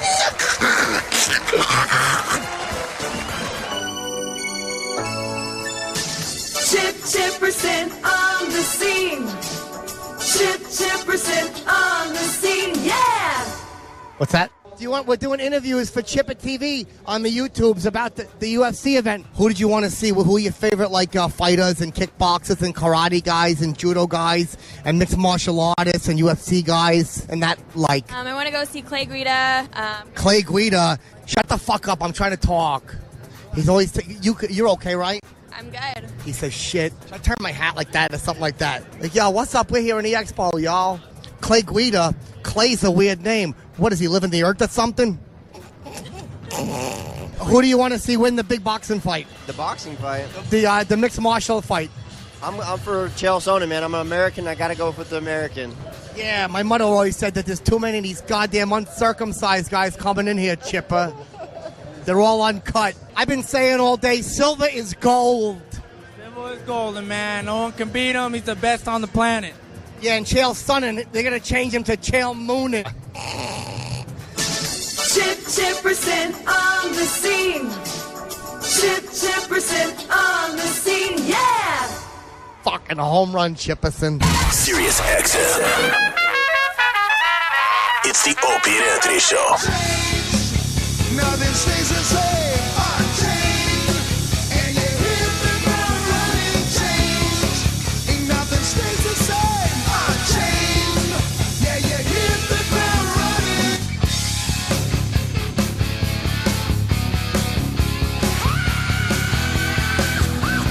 It's our song, Jay Moore. Eddie Trunk. Stupid Eddie Trunk. You weren't here that day. I wasn't. When we were going over his top 5 lists for his book, and he was trying to be the guy too cool for the room. I was listening to that. Was it top 12? It was like top 15. Yeah, it was like top. These are the essential Van Halen songs, Right. Anthony. You're going to want Jamie's Crying. You're going to want Why Can't This Be Love? You're going to want and Hope and I are like, oh, you guys tore that apart. But I remember I was listening to that show. I think it was Iron Maiden, and he didn't put Run to the Hills. I'm like, what are you doing? Or Number of the Beast. Or Number of the Beast. I'm like, come on. Which are like You're the trying way staples, too right? hard to be that guy. Yeah. Run to the Hills, I don't give a fuck, is an amazing song. Still needs one verse, though. It's one verse short. It's a great song. It's one of the best rock songs ever, but metal songs. But it needs one more verse. Needs a third verse. Think so? That's what I did, definitely. It's, what separates it from me from the other songs is the bridge is so progressive and like It's phenomenal. The only good engines is there. I don't know the words, so I go like that. You think it should have wrote like one more, Jimmy? One more verse because it starts off Soldier Blue and it should and then there's one more because they just keep going run to the hill. It's like the band is looking at him like one more run for how many times are you gonna say it? That is the coolest part. We're learning that Jimmy doesn't like when you're repetitive today. Between Iron Maiden and Mike Francesa, he's having problems. I love Run to the Hill. Throwing water in the air. That was so funny. Same thing he said. We got it. He's so stupid. Yeah, the Soldier Blues in the barren way. All right, Mike, we heard you. And they don't have clean water. Let me tell you something, Mike. It's not a bad idea. You have a reservoir filled with water for the people running the marathon. Mike and the mentor will be back at the But it's not clean water. It doesn't have to be clean, Mike. It doesn't have to running the marathon. Don't you understand? Governor Christie's saying they don't have water, and they're dumping it on their heads. So who's Governor Christie? Who's he? Well, you're telling me He's the honcho, dog. All of a sudden you're going to have clean water? It's mile But they 19. don't have clean water. It's the New York Marathon. They were saying they're going to dump clean water on their head, but the people in Staten Island don't have clean water. Is it the Staten Island Marathon, Mike? Is it Staten Island Marathon? Because last time I checked, folks, it was the New York Marathon. Let's go back to the phones. We have Anthony and Bayside. It's Anthony, one of the boroughs, and it's a war zone. They're devastated. You don't run a marathon. They don't have clean water. Mike, what about the boys and girls? They got cheated out of a chance to watch a marathon on television. There's boys and girls. They sit with their folks and they watch a marathon. They were cheated out of that. Giants lost last night. Let's take your calls. We got Greg on line 5. Greg, how are you? Let me tell you something. The marathon is 24 miles. Not a borough. Not Staten Island. Run to the Hills needs an extra verse. Did I mention they don't have any clean water? Who cares? Bruce Dickinson, one of the greatest frontmen of all time, he doesn't write the songs, Mike. The bassist writes the songs for all men I and like songs. the song because it's very pat. It's very nice. Not much to think about. One run to the hills. Run for your life. But when I'm running for they don't have clean water. They're running for their lives over there. They don't need clean water. Boys and girls cheated. Let me tell you something, folks. You're not out of it until you run the entire... How long is a marathon, Mike? Was it 22 miles? 23? 23? I don't know. 22.4? I was sleeping. It's a long run. And when you're done, it doesn't have to be water, folks. You can drink a vitamin water. Pepsi Max. There's plenty of other... This is bordering on Keitel. It really is, yeah. Let me tell you. Who the fuck are you to cancel this marathon? They gotta run. You're gonna run. I watched that recently, by the way. If Bad you think Lieutenant. you're not gonna run, Fucking you got great. nothing coming, man. It's so fucking. They ought to throw everybody in a pool or something. So Chip. Jay Moore is here, and Good one, Chip. they canceled your gig, the Brigada. Mm-hmm. Fuck. They couldn't get Atlantic City back in shape, huh? I think the Loge was still underwater over there. Wow, it was really? bad. Yeah, it was bad. Yeah, But casinos trying to it's remake dumb. it up this month. The casinos never lost power, but the locals certainly did. Yeah, the locals need to come in and. There was a nice situation going on down there. They got it fucking wrapped up over there. They know. They know where their priorities are. Underground generators, all that shit. Who all knows that they're good underground? Yeah. Wow, that was Colin. That was Colin Keitel Dog. Jesus, that's what Wow, happens. that's a wreck. I got the Terry Bradshaw clip. Let's hear about this. I heard this briefly. It was dumb. You heard it, right? No, I did not. Is there a context that it was taken and that He was that just people made a mistake? What was it, Reggie Bush? Reggie Bush had run it in, and you know, I kind of hate that. I like Bradshaw with that Fox. You know, just I hate the good time. They're always laughing. It's nothing but laughs. You know, hey, he's just going fast. Ugh. So he had something stupid. All right. Come back inside. Look at this, Jimmy. Like he was chasing that bucket of chicken that the wind was blowing the other day. Oh, 18-yard touchdown. Miami 17-13 on top of the goal. Glad you said I tickled myself. I'm glad you What are we said going to do with him? Oops. It was just laughter and merriment, and he said Chasing something. that bucket of chicken. We saw blowing down the street. I guess they had watched a video of a bucket of chicken, and that was dumb. Oh, would they But watch he the said video? Jimmy. I'm guessing. He said specifically Jimmy. Yeah. For Jimmy Johnson, I guess? Is he on Fox? Yeah, Jimmy Johnson is. Yes. Did they watch a video of some guy chasing a bucket of chicken down the street? I don't know. I can only surmise because he said that video. I would like to see the video. That sounds hilarious. I bet you Fucking bucket rolling down the street. Some guy. Whoa. A very particular guy? Yeah, well, could be. I don't have a problem. He with said this that one at bucket all. of chicken. Yeah, they're just fucking doing highlights. Let me. Can I hear it again? Yeah, let's hear this. Play your version. This is Yeah. the shitty version. And We'll bucket do of that. chicken. Yeah, Reggie Bush is making a fine run, and It's not quite Jimmy He's the running Greek like level. he's chasing a bucket of chicken. Hold on a second. Let's break this down on a cellular level. Terry Bradshaw just said he's running like he's running for a bucket of chicken. Yeah. Chasing it, yeah. Or like how that other guy was chasing that bucket of chicken. Like how that Right, thing we right, watched. right. Like That's- he's chasing the bucket of chicken, or like that guy was you chasing got a the better bucket. version. Well, here's the highlight they were looking at. So let's break it down. Hit it. Sid. Well, I don't think there's chicken on the field, Opie. Wouldn't that be great if there was? Like, hey. Hand it to Reggie. Bounce outside. Oh, come back inside. Look at this, Jimmy. Like he was chasing that bucket of chicken that the wind was blowing the other day. Oh, 18-yard The wind was blowing a bucket of chicken. the other Chasing day. that bucket of chicken like the wind was blowing the other day. Yeah, so that's an inside thing. So it's an between them. inside joke. And I have absolutely no problem with it whatsoever. I have no problem. And that the PC police better stand down on this one. Yeah. Stand down. So he was talking about something they had both known about or saw. But it's one of those things where I don't think you should Wait, get is there any a trouble. video of a guy chasing a bucket? I would love to know about. Is there a statement from Terry? Maybe they were just watching it and they saw a guy on the street doing it. Yeah. This is SB Nation, this site here, Sam. yeah. This person writes, you can't have the words chasing a bucket of chicken play over any clip of any African American football player. stop. It's Shut the up. most vile and prevalent stereotype around, No. even if it sounds super funny. No, he could say not. something like, and he's tripping over his own huge dick. You know, that would be more horrific and stereotypical. Right, Jimmy? Right, Jimmy? Look at him, he's tripping over his own giant black man dick. Hey! I remember Lynn Swan and John Stallworth used to have a contest. I think I just did Springsteen by accident. You know, when I was growing up, Lynn Swan and John Stallworth always had contests about their dicks. That's This is Badlands. Bruce Springsteen, Harry Carey. I'm a mess. I'm a mess. I was up late last night with DeRosa. We were up at the... Oh, man. Yeah. How do you go out with DeRosa if you don't drink, is all I want to know. He didn't drink at all. What? Yeah, we had a show. Then you weren't out with DeRosa. Ah. You went out with someone else. I went out with a man that looked like the warden from Midnight Express. Colin had the best line about him and Bobby when they were on stage. They were doing something for Cheat. for their book, and Colin went on and said they look like King Kong Bundy and Rachel Maddow. Which one of them could possibly look like Rachel Maddow? DeRosa. DeRosa with his dumb glasses. See, I had him as King Kong. Stupid glasses. With the hairdo and the glasses. It's the dumb glasses that he wears. All right. So what happens to Terry Bradshaw? Anything? He has to apologize. He has to apologize to King Kong Bundy, you know? Enough already. Enough of this shit. This was a dumb one. I'm actually taking the other side on this one. I don't think you should get in any trouble.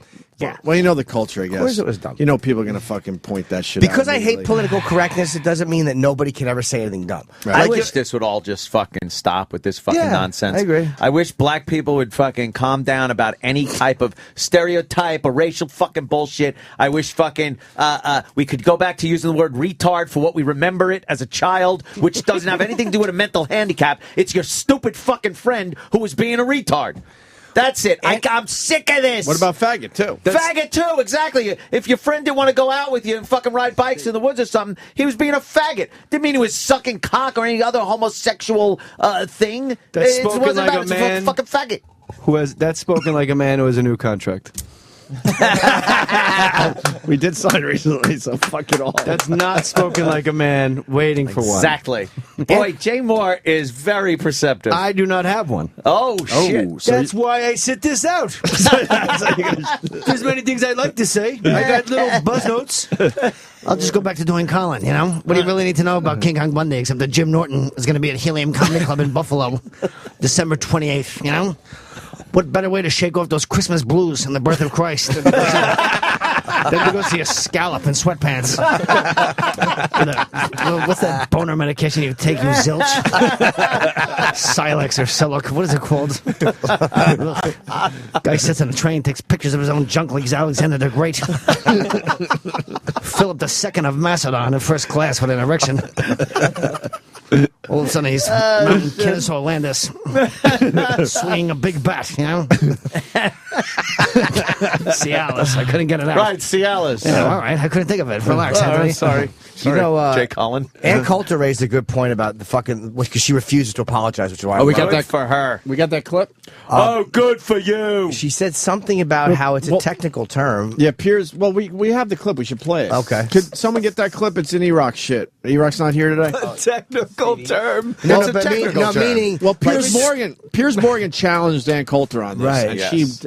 I was impressed. She didn't fucking back down. Because That's what she believes. She was saying that these words all meant something like medical or technical, well, like stupid, or they were all certain, I believe, technical terms that kind of just became common usage. Right. It didn't break down like you were talking about a person with medical. Oh, Exactly. It's a little I don't long. know. You want at least How long is it? which one is the Piers Morgan one? Anthony Both of them? longs for a simpler time. Huh? I long for a simpler time, Jay. You're absolutely right. Yeah, well, because it's getting out of control. Fucking great. It's out of control. I have a special aunt, right? So we can't. You can't say the word around her because it is it. The radar goes. It's DEFCON 5 if she hears it. Sure. They know that. They know what that means. That cracks the code. That for that one moment they know they're being completely ridiculed and mocked. But however, having not said it for so long, when you do say it, it actually means the stunt of growth. You can go like, well, that's been retarded. Retarded, right. And it means that. Retarding the spark on your fucking distributor. All right. I thought once again Anthony was going to work in Tesla coils. Anthony's go-to. You know, when you're at home, working with your hands on your Tesla coils. You know?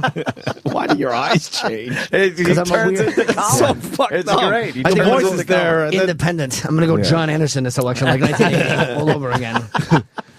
You want to hear Look down, dummy. The 28th of December, go see Jimmy in Buffalo. Here's the Ann Coulter. Doesn't bother me at all. Good, it shouldn't. I enjoy him very much, Jimmy. The reason let me just preface it with, you're a very intelligent woman. You're very controversial, you're very intelligent. And you would have known absolutely the furore that would have come up. Here's the You would have known absolutely the furore. I would recommend the Prime Minister look across the dispatch box in this felony controversy. Well, you know, I would assume many people probably want to strike you with a nice firm piece of aluminium. If it was in their schedule. Oh no! I bet you want to get a bunch of crumpets thrown at you or something. Here's the tweet that you tweeted. It's during one of the debates. Here's the At tweet. the end of the third debate. Right. But when you read that back, you know what you did there. You know it was a deliberately incendiary thing to say. Incendiary. You knew that you were using a word that would be latched on by everyone who has a disability in America as their equivalent of the N-word to black people. I think- Why did you do it? I think you are doing what you were so testy with Sununu doing to Colin Powell. You were just interpreting and announcing to the world what my motives were. I was sending I didn't out announce a tweet. anyone's motives. Yes, to- you did. You did it When? because you knew it would be incendiary. No, I sent out a tweet that I thought was relevant at the moment, and it was because at the end of the third debate, a lot of all the chit chat was. Why was Romney so gentle? Why didn't he go after Obama on Benghazi? Why didn't he go after Obama on the Benghazi cover-up? But why call Because I the do President not- of the United States a retard? Because it's a synonym for loser, and we were spending 10 But it's seconds not. on this, or it's going to be another 2 years before I come on. Because Wow, I am now you're threatening me. angry at the word police. I need an Encyclopedia Britannica to see No, what you words don't. are No, you appropriate don't. and which ones aren't. Okay, explain to me why retard is inappropriate. Because I heard you this morning say, look, what if I'd said imbecile, idiot, cretin, or moron? That because, was 2 nights ago. Right, whatever. Any of those 4 words, as you know, has not become, in the last decade or so, a word that is synonymously offensive to people with disability and is used. But if you call him an imbecile, that's okay. But that's so what she was stupid. saying, that they're all... Right. Did you say crescent? Yeah, a cretin. You're a cretin. A cretin. Cretin. You're a plebeian. Plebeian. That's a dumb argument. You can Imbecile. I'm you still could call conscious because someone- Opie says my eyes change. there they go again. Yeah, that's a stupid argument. Yeah. It's a retarded argument. If retard's not accepted in your world, then imbecile and the rest of them shouldn't be accepted in your world. Why is one okay and the others They're not? all terms that were used for mentally handicapped people years ago. But Piers basically saying if you said imbecile or something like that, that's okay. But retard was the cream of the crop word that rose to the top. Well, it's I thought I was became the with big her until she said, I won't come on here for another 2 years. Oh. Like, you have to say, I'm never coming on this show again. You can't go, you know what? I It'll think they be a have good 24 months before you see me again, fella. They have an inside joke with that because, that's what happened last time. Yeah. Last time because of that. It took about 2 years after the last time. Yeah, it took a while, so it's kind of a jokey thing. But I agree with her. To people with disability and is used in a offensive way about them by people. That is the difference. Do you call people with mental disabilities retards? Because I don't, and I think that's a nasty thing to do. A lot of people do to be offensive. Yes. No, they don't. They do, and you know that. They absolutely Why do are you not, pretending and to you say know neither they about do it? not. Of course You not. know no one would call. Can you go back because I talked over that part? That's a good. That's a good fucking point, though. You don't call people with mental handicaps retard. You just don't do it. I don't use that word like that, God, but no. But when one of my friends to people without disabilities, right? When one of my friends are being an asshole, I'll say you're fucking retard. Right. But you don't say to it, "Hey, look at the retard." Oh, that would be that's fucking crazy. You'd be a savage. But you would you'd be say the fucking- retarded person that went by. No, I wouldn't say that. I would say retarded person. For a because that's- handicapped person? Yes, No. because that's honest. And it's not derogatory. Carlin had a bit about a simple, honest language. but there's a difference there. Ann was saying you would never say it to his face. Right. But I'm saying I would say the retarded person. Really? Yeah. 'Cause I don't think that's derogatory or mean. It's not. I'm not being vicious when I say their son's retarded or their friend's retarded. You would say to your friends you're being retarded, but you would never say that actually to the Right. the person with a But you disability. would There is high a difference retard. there. I would. What? You wouldn't go high retard. No, to the no, retard. Of course not. You say it to Sam, and that's the borderline Yeah. right there. Sam's That is the fucking borderline. That's the retard. Mendoza line. He's a trainable. You got a trainable. Trainable. Yeah, let's get back into history. He's wearing trainables. You ever see the trainables? You ever see the trainable videos? Oh, it's fantastic. Oh, we've done hours Talk about on them. retard. Hours and hours trainables. So she's asking Piers Morgan if he would ever call. I talked over the part that I think I went back far enough. Yeah, let's give it a list. I apologize. That is the difference. Do you call people with mental disabilities retards? Because I don't, and I think that's a nasty thing to do. A lot of people do to be offensive. Yes. No, they don't. They do, and you They know that. absolutely. Not a lot of people do it to be. Opie, the entire world says Not to their face. That's not what she's saying. I don't think. Not that's just what she's saying. She's saying referring No, a lot to of people say they do that to be offensive, but are they doing it to the actual person? I would say no fucking And there way. is there's 3 levels here. There's calling your friend a retard. There's referring to a mentally handicapped person as a retard to someone else and say, oh, yeah, his family, he's got a retarded son or something like that. And then there's going, yeah, look at the fucking retard. That's the last one is That's what really she bad. did to the president. The last one. Yeah, but he's not retarded. If he That's was why- retarded, which is You're up going for to convince debate. Anthony of that? It's up for debate. No. I think Ann makes a pretty good point. The third one is the one that doesn't happen often. Right. That's the one that doesn't happen. And the second I would one say isn't is even rare. that incendiary. Incendiary. It's just, you're just referring to somebody with a mental handicap as being retarded, which is accurate. But that's like saying nobody says faggot about gay people. They do. Gays say it all the time. You no, faggot. But you know what I'm saying? It's like they do say it. They love that word. They do. They love it. That's their N word. You ever see Q&A? You ever see Q&A? yeah. When he calls him and he's like, where are you, you faggot? I'm on a boat. Calls up to Nancy. I could vomit. It's the fucking best phone call ever. It's okay when they say it because it's F-A-G-G-E-T when they say it. Oh, is that it? See, yeah. Faggot. See, it's not the actual. I can say it because I am one. Right. You can't say it. Right. Yes. And you can say it because you're one, but then I can't say. My wife had the best point in regards to the N word. The N word. You know, Carlin said there's the 7 dirty words you can't say on television. Right now, make it 8. Yes. Just make it 8. Kevin Hart can't say it. I can't say it. Anthony can't No say one it. can say it. Nobody can say it. Because if I'm in the supermarket and say motherfucker, the whole place goes, whoa. Yeah. There's no like, well, he could say it because he is one. Yeah. Yeah. All right, Oedipus. That was a weird way to go with that. You know? Stupid eyes again. That's all I'm focused on now. It's not the great impression, but the fucking eyes go. I do wacky. impressions with no eyes like Eddie Vedder. Oh, yeah, that's a good idea. Don't sell out to the man, but you could buy my ukulele album at Starbucks. All right.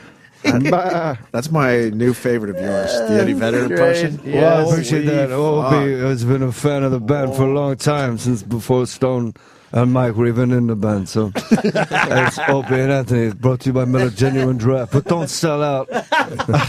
Look, if you look around, there's no advertising in this building. It's beautiful, man. It's really beautiful. The beauty of Eddie Vedder is he's an amazing performer, but when he has to talk to the crowd, he's so fucking lost. It takes him forever to figure out what he wants to say. He's an old man. It's unbelievable. Oh, right. Where'd I put my cane? Appreciate that very much. That was daughter. And next we'll probably do it again a little bit later. But, thank you. I guess if it takes all night, it takes all night. I'm 91 years old. That's hilarious. That is amazing. And a breakfast. They always got to talk. The lead singer syndrome, we all know, Ant knows, is rot gut frontman. Oh, yes. Well. But even like Bruce, you go see Bruce and he'd be like, you know, when I was growing up, my old man used to always say, when you going to cut that hair? And my mom, she was a real romantic, you know? And they play those bullshit notes when they're talking. Like they forever. Like Nils is backstage getting fucking lobster claws. Stevie Van Zandt's combing his wig. And Bruce is up there, like, with his fucking wife and her not plugged in acoustic guitar. Like, way to go, tambourine lady. You know, when I was growing up, my old man used to say, when you gonna cut that hair? This is Badlands. You're like, what? What the? That's your segue? Haircuts in Badlands? Badlands! Oh, Jesus I Christ. know, I understood exactly what Bruce was saying about his father, because my old man, I didn't know who he was. This is daughter. That is amazing, Jay Moore. I'll vote for. Don't tell me who to vote for. Don't tell me your No. politics. Don't tell me to bring fucking canned goods. You know what, Bruce? You're the multi-millionaire. You bring a fucking jar of peanut butter to the show, you prick. Saw Stop. Pearl Jam in Philly, and he was bitching and complaining that not everyone is able to vote. They're making it hard for the people to vote. Yeah, that was not. his big political rant. in It's Philly. very hard for people of color to vote. And he does end a lot. Let me enjoy this red wine that costs $100 a bottle, and that somehow that was Sandler again. I don't know what you said. I am all over the ice. Don't forget to vote. It's gonna be a good time election. Agoo. Goo goo gaga. $20 million. I would like you to pay me now. And that was Steven Tyler. You want more Ann Coulter on the Yeah. record? I want to hear the explanation. Do you call people people with mental disabilities retards? Because I don't, and I think that's a nasty thing to do. A lot of people do to be offensive, yes. No, they don't. They do, and you know that. They absolutely Why are do you not, pretending and to be you know naive they about do it? not. Of course you you know no one would call a Down syndrome child a retard. It is synonymous with loser. You know perfectly well no one would use that. Complete You know nonsense. what would have been offensive? No, wait a minute. You're going to go away with it. That is complete nonsense. Nonsense. That's the The whole words, point. The whole point, if you talk to people who work with Down syndrome children or whatever, Okay, they will all tell you You're one going of to the keep saying that this is offensive and you're just wasting time because we only have 10 more seconds on this. We're getting to Says the who? next topic because, okay, it's offensive, it's offensive, and you're going to come up with 20 different ways to tell me it's offensive. It's offensive according to whom? Moron, idiot, cretin, imbecile. These were exactly like retard once technical terms to describe people with mental disabilities. Changing the word doesn't change the condition.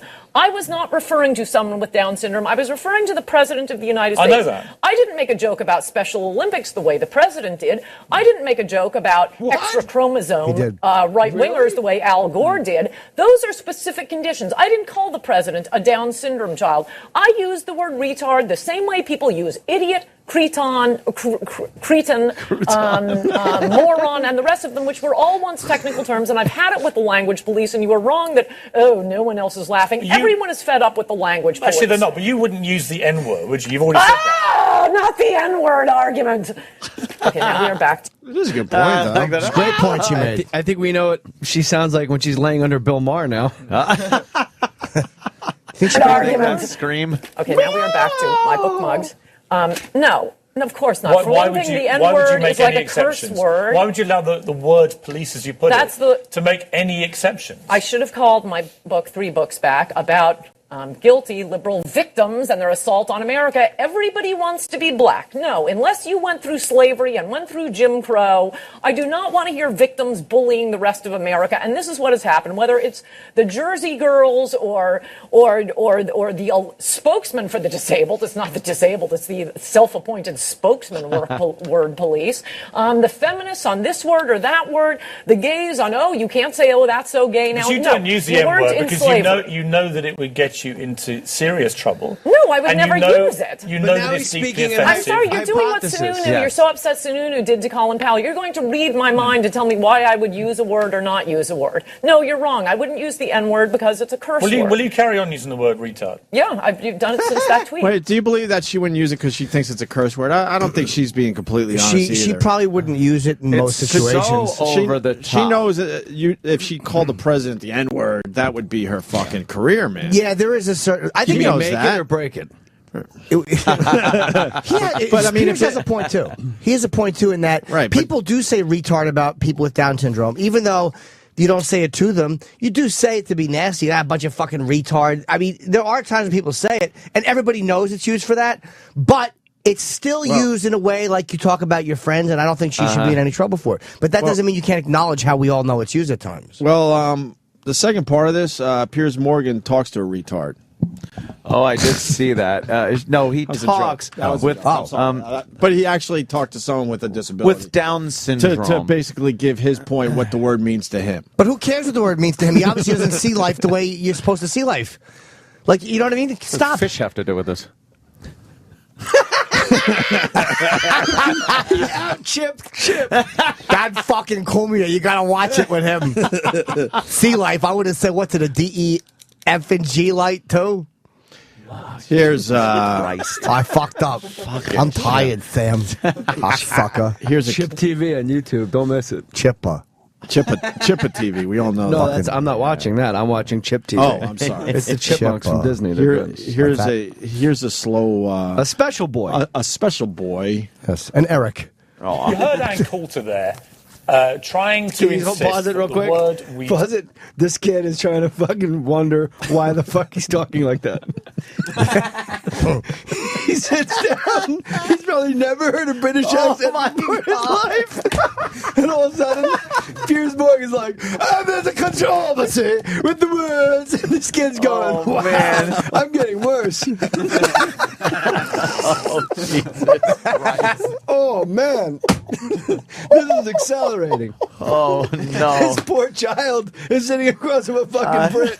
Like, we were just sitting here going, oh my God, listen to Piers Morgan's stupid voice. And now there's a special boy in front of him, the poor Special kid. boy. And he's in a goddamn studio with the lights and some stage manager putting a mic on him like, sit still. He did. I You saw think the this. father's sitting there going, wow, we just taught him the Long Island accent, and now he's going to deal with this Brit. I saw this. He actually does a great job. I know he does. Responding to this Putting a stuff. mic on him. Like, sit, turn this way. Sit still. Look at it. Here's your mic. Hey, look over here. This poor guy.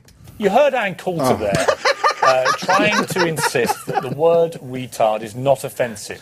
What was your reaction to that? What did you eat in the green room?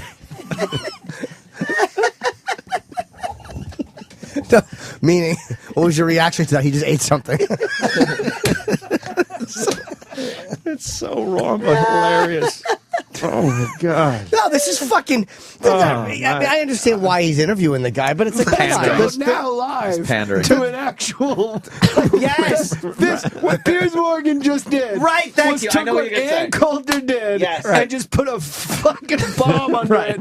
Like, let's go live Yes. now with a retard. Live now. She was not referring to a guy with Down syndrome whatsoever when she said retard. All right, get on the phone and find me one. Find me one of those. Piers Morgan put Right. Ann Coulter in a Yes. tough spot. Man. How did she come back from this? Was she She's there gonna when it follow happened? up. No, She's no. like a Latin fighter, Right. man. She Oh, did yeah, not yeah. take a fucking You're gonna- knee. No, she wasn't there for this. You're going to follow up my intelligence and explanation with this? Yeah. Why would Thanks a she lot, deal? Why Piers. would she give any credence to this? Because She was gone. She was gone. I know because she wasn't referring to anybody was- with a mental handicap. I wish she wasn't gone because I would have loved to see how she would have handled this. destroyed him. Oh, now my I'm God. with Coulter. Yeah. yeah. Because Piers Morgan is Like Piers. sensationalizing this Of poor course guy. he You didn't is. mean that. Yeah, This yeah. poor You, child. Are you going to interview Yeah. him about the election results too? right. I understand why you're asking him how it affects him, but come on, stop it. It's just it's a sideshow. That's why Yeah. you're doing it. Yep. This is the bottoming out of Piers It Morgan. really is. What'd the guy say? I have to hear his response. Yeah. Okay, here we go. The word retard is not offensive. What was your reaction to that? Well, the word retard is offensive, and that. I can't look at Oh, Jay. He Jesus. sounds like Roland. Oh, he does. He really did sound like Roland. What, he little talks bit. much better than Roland. Yes. He really does. Can't understand Roland. Yeah, we'll do Understand him. Is offensive, Yeah. and that should not be. I should not be a symbol for someone who is dumb and shallow. If they wanted to use me as a symbol for someone who fights adversity. Frank, let me ask you. I mean, if you Now, He sounds British. Too. He sounds. If no one said that was a special person, Yeah. you'd go. We got this this British guy. Yeah. Ah, this British guy, you know. Oh my God, Anthony loves the norm. You know? Hey, doesn't? hey, that doesn't sound like a guy with Down syndrome. That sounds like another British guy. You know? Maybe a British guy sounds like they got Down syndrome or something, man. Who's funnier than Sarah Silverman? Except a bunch of dudes.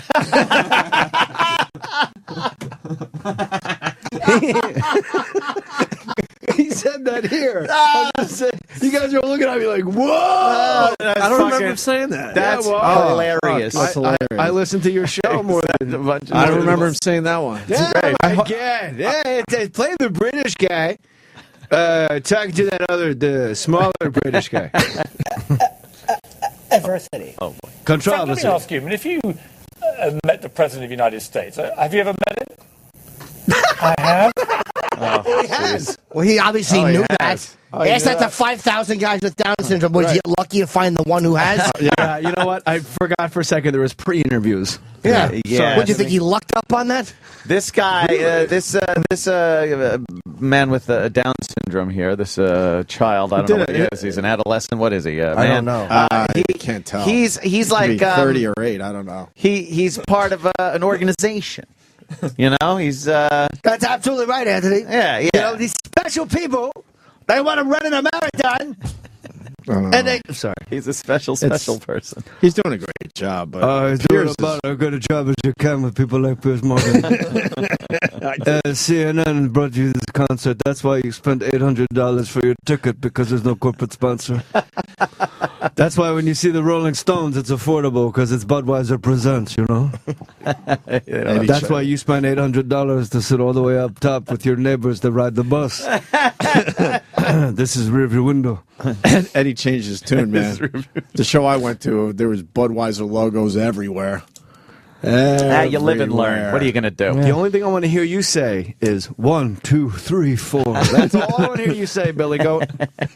Alone in a breakfast table. It's a great show, The though. President of the United States. Have you ever met him? I have. I recently. I'm his financial advisor. Went to the White House.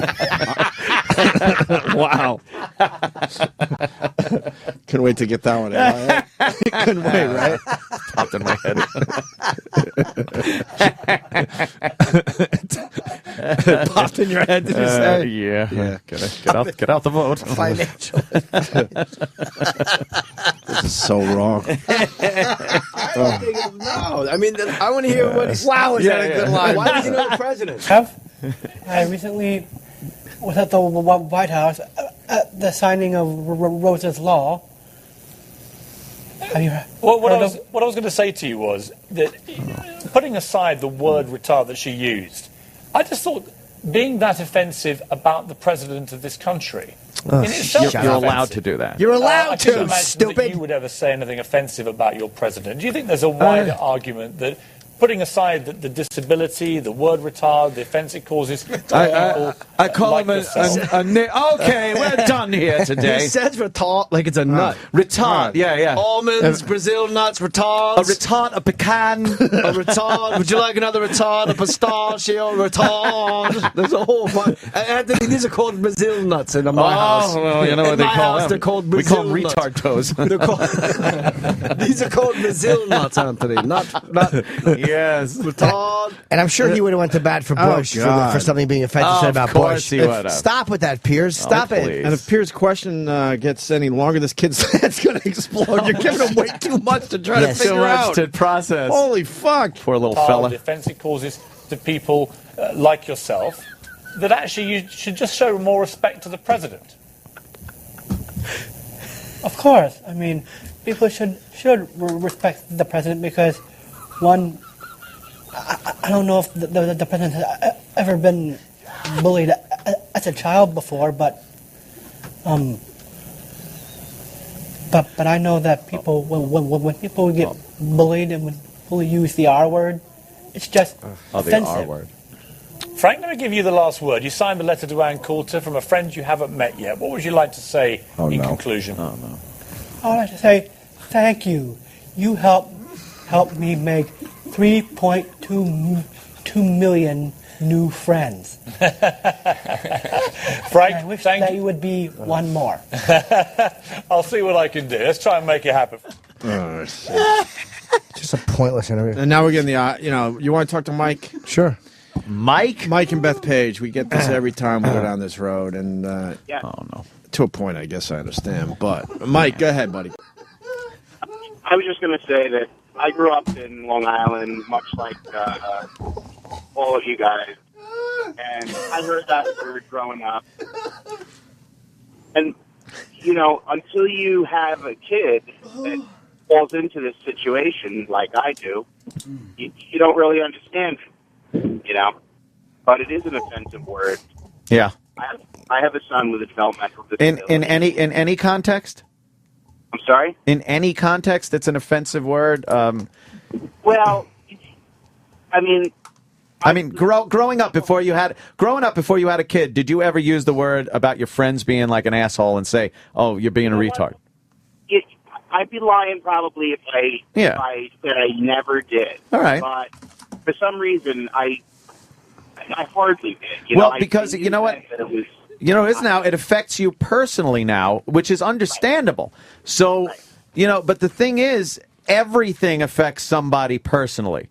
All of us in here are affected by things that we joke about on a daily basis. God, I make fun of mental illness all the fucking time. I've Opie's a retard, and I'm a retard, and I've suffered through that my entire fucking life. Sorry, Jay Moore's pressing his nipples up against the glasses. We try to have a serious conversation with you. I'm sorry about that. He left. I got an email from somebody, a father recently, who had a retarded kid who was very offended at a bit I had done. Right, and it got played on Raw Dog. Right, and he said, "Look, what was it, your dad."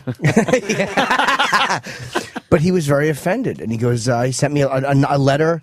So I wrote him back, and I was nice to him, and I said, "Look, I wasn't trying to offend you, but it's a horrible thing because it affects you personally. But if I start to think that way as a comic or something, you're done. Then there's nothing you can make fun of." And he wrote back and said, "Well, no, you just don't care." Like he did what Ann said. That he began to tell me what my motives were. Right. Let me go with that point, Jimmy. Mike, and I want you to be completely honest. Tell me something that you find really funny that obviously would offend somebody else. We all have it. Really funny. I mean, I think. I'm not trying to downplay your point, by the way, because it's a valid point, but I'm just showing you the other side of this. Like, good black joke make you laugh? What is it? What kind of joke makes you Pollocks? just fucking laugh hard? Hairy guinea women? But you know it's wrong when you're laughing. You just know it. Yeah, I mean, listen, most of the stuff that I hear on the station, I'm rolling laughing. Yeah, so it's a point where this one hits obviously. Hold on, this one hits obviously close to home. Absolutely. Yeah, and everyone has that. I mean, everyone. Every single day we have some horrible joke or some horrible humor that hits way too close to home. Didn't you laugh the first time you heard you put Velcro on the ceiling? Come on. Didn't you laugh the first time you heard one if you slice them thin enough? It's just a tough spot that we're in because if we start really thinking about who we're offending, we have no radio show, man. You know what the difference is, though? Most of the people that you offend through humor, and believe me, I love comedy, most of them, in some way, shape, or form, are able to defend themselves. And kids with this issue, and believe me, listen, who would ever think this would happen to your kid? Yeah. You know, Opie just had a kid, and you think, you're viewing like your child and what they're man, gonna be, that could be feel bad. My son is going to grow up and be a lawyer. My daughter's going to do this. You envision everything, and then in one moment, you're shot between the eyes. Right. Yeah. This information. I don't mean to get down. No. But like a gay guy who somebody says, "Oh, that shirt looks gay," he can defend himself. Albeit very sissy-like. But they can defend themselves. Mike, can I interrupt you? Not to downplay what you're saying, but what you've done, and I know you're not doing it for any other reason other than you're being sincere, is you have found a way, and I don't mean it was sneaky. It's just a natural thing. You've found a way why what your point is different, and why. Hey, look, I get it in every case, but here's why it's different here. Where now a gay guy may come back and say, "Hey, it's terrible to make fun of retarded people, but you know what? They're not being targeted in the street and beaten up and killed like we are." Yeah, that's true. And a black guy may go, "You know what? I have empathy for people with Down syndrome, and I have empathy for gays, but they weren't hung from trees and then denied their rights for 50 years after." Like, everybody has a very valid point to themselves why something hurts or why it doesn't feel right. And it's, again, I'm not saying what you're saying is wrong. I'm sure I would feel that way. And there's a line between being funny and being purposefully cruel to a person. Like, I wouldn't go up to somebody who's retarded and say that to them just because it's cruel and it's bullying. But there is a difference. You got to be cruel to be kind in the right measure. You think "Run to the Hills" needs another verse? I do. But you know what I'm saying, Mike? You know what I mean? Yeah, I do. But again, it's not that I know it's very important to you. Let me chime in here, Mike. That's why we look at it that way. I'll tell you why it's so offensive. Because they're the only group of people that can't defend themselves. That's what Mike just said. Saying. Yeah. He said that while you were out of the room. Well, you I was out of the room. Hysterical laughing. Sure. I don't have a contract, Anthony. I know. But no one, anyone who's being seen themselves as being victimized in a moment, and sometimes they are being victimized, they can't defend themselves, which is why they feel like victims. Like, you could say that about blacks, and they would be like, "Well, we couldn't defend ourselves. If we did, the police and the dogs were sicked on us." Like, everybody has that real feeling. Then why do they call it? Let me just chime in on this. Everyone has that real feeling. Right. Yes. Damn. Damn. All right, Mike. Thank you so much. All right, guys. All Thanks, buddy. Thanks a lot. All right, we'll move on from the R word. Yeah. We got Kevin Pollock. He's here. He'll join the program next. Well, can I just say something? Yeah, of course. Kevin Pollock's here. Oh shit. Can you Nice. take us out as Eddie Vedder to break, please?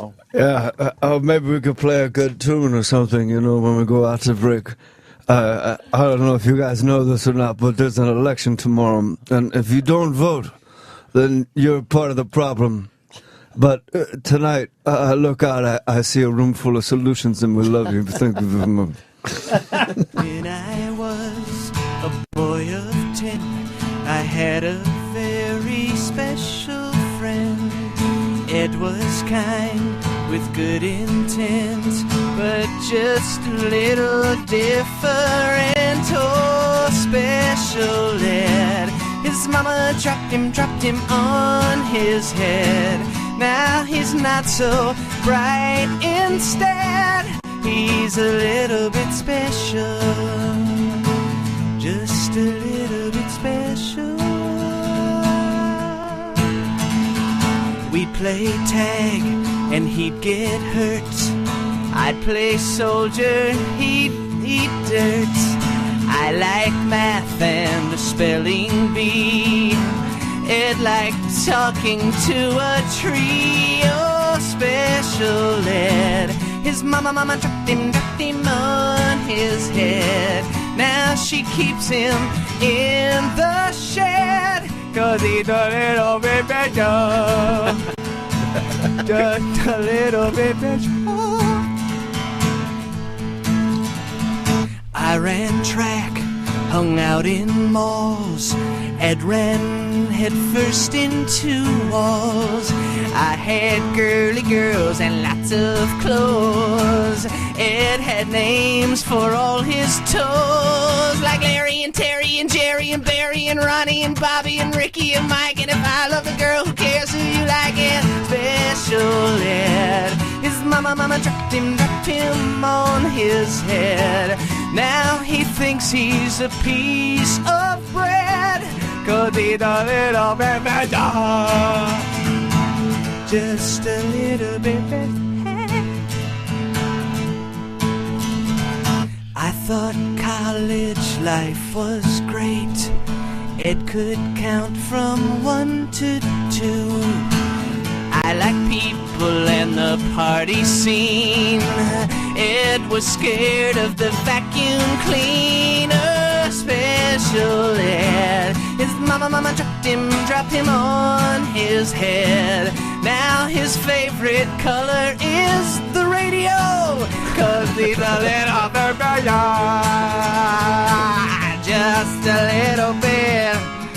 One day talking to Special Ed, he grabbed a brick and he swung at my head. And as he laughed at me, that's when I knew that Special Ed just made me special too. Ha! My shoes hurt! Now I laugh as I count bugs. I give strangers great big hugs. Next to me, it is fine. Yeah, he's a fucking Einstein. Oh, Special Ed and me. Now we're not right in the head, you see. Now we're not so right. Instead, we're a little bit special. Just a little bit special. That fucker Ed made me special. Just a little bit.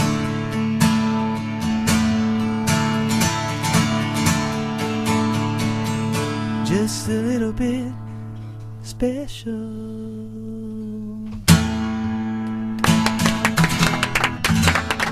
Stop laughing at me! Stop laughing at me! You stop laughing at me! And I bite Stop laughing at me! Holy ass. I That's a clip I've never heard Julia, before. what's her name? Was that Julianne Lewis? Why did you do that? Why did you spend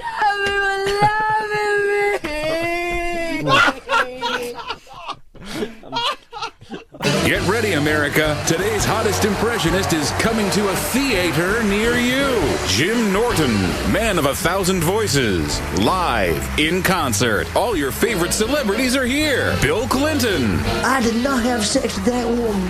I did not have sex with that woman. I did not have sex with that woman. Samuel L. Jackson. That girl got snakes near a plane. Sylvester Stallone. You're gonna have to get a lot of body bags if that girl's coming to town. And Christopher Walken. Oh, I carried this iPhone in my butt. Jim Norton, man of 1,000 voices, live in concert, coming to a theater near you. Sirius XM. Sirius XM. Yeah, this is the Opie and Anthony Show.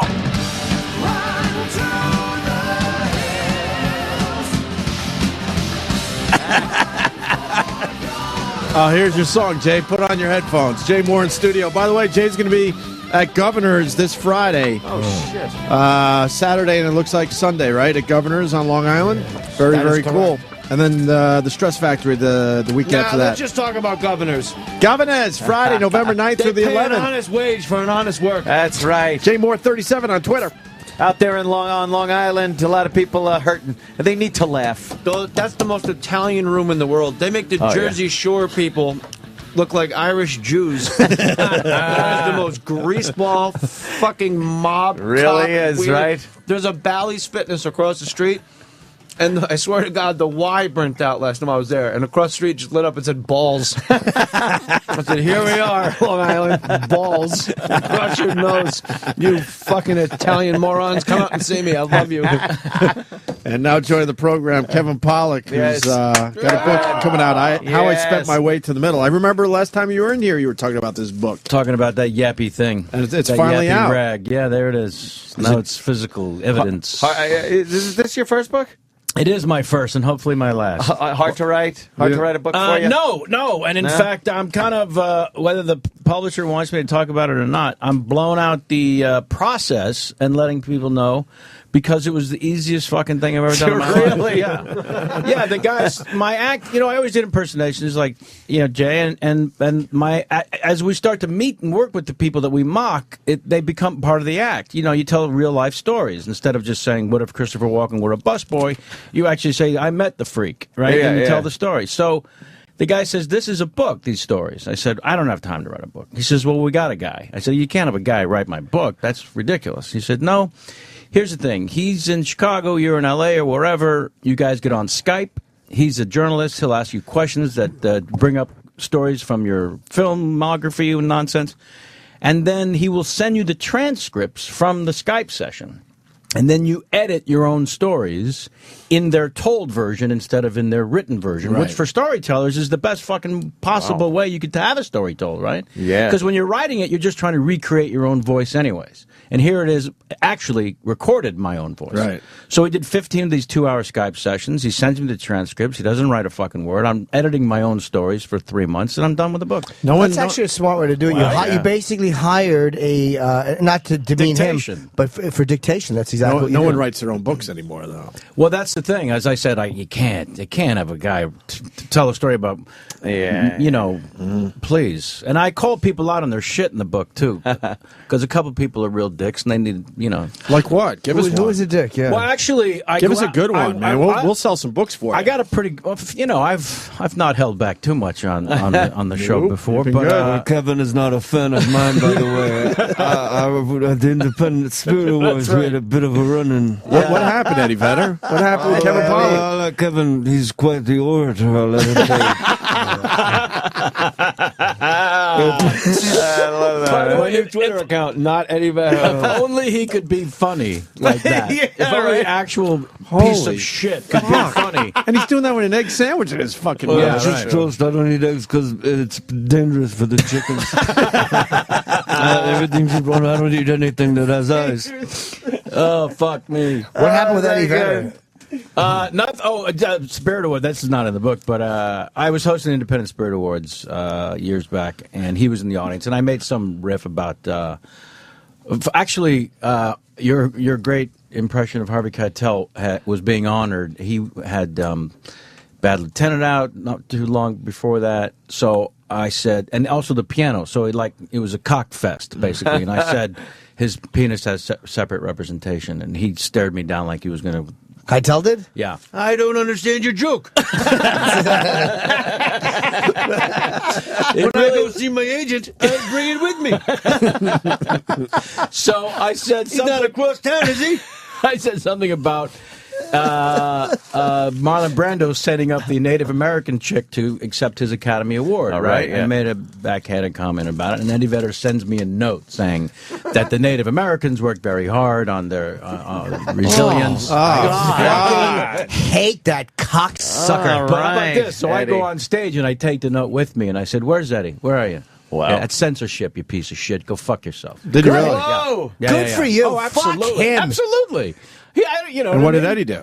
I think he was passed out at that point. I don't really know. On his red No, wine. but as a musician, he wants to say what he wants, but Yeah. I know Eddie. Opie wants it so bad, and I'm making him wait. He loves the fucking.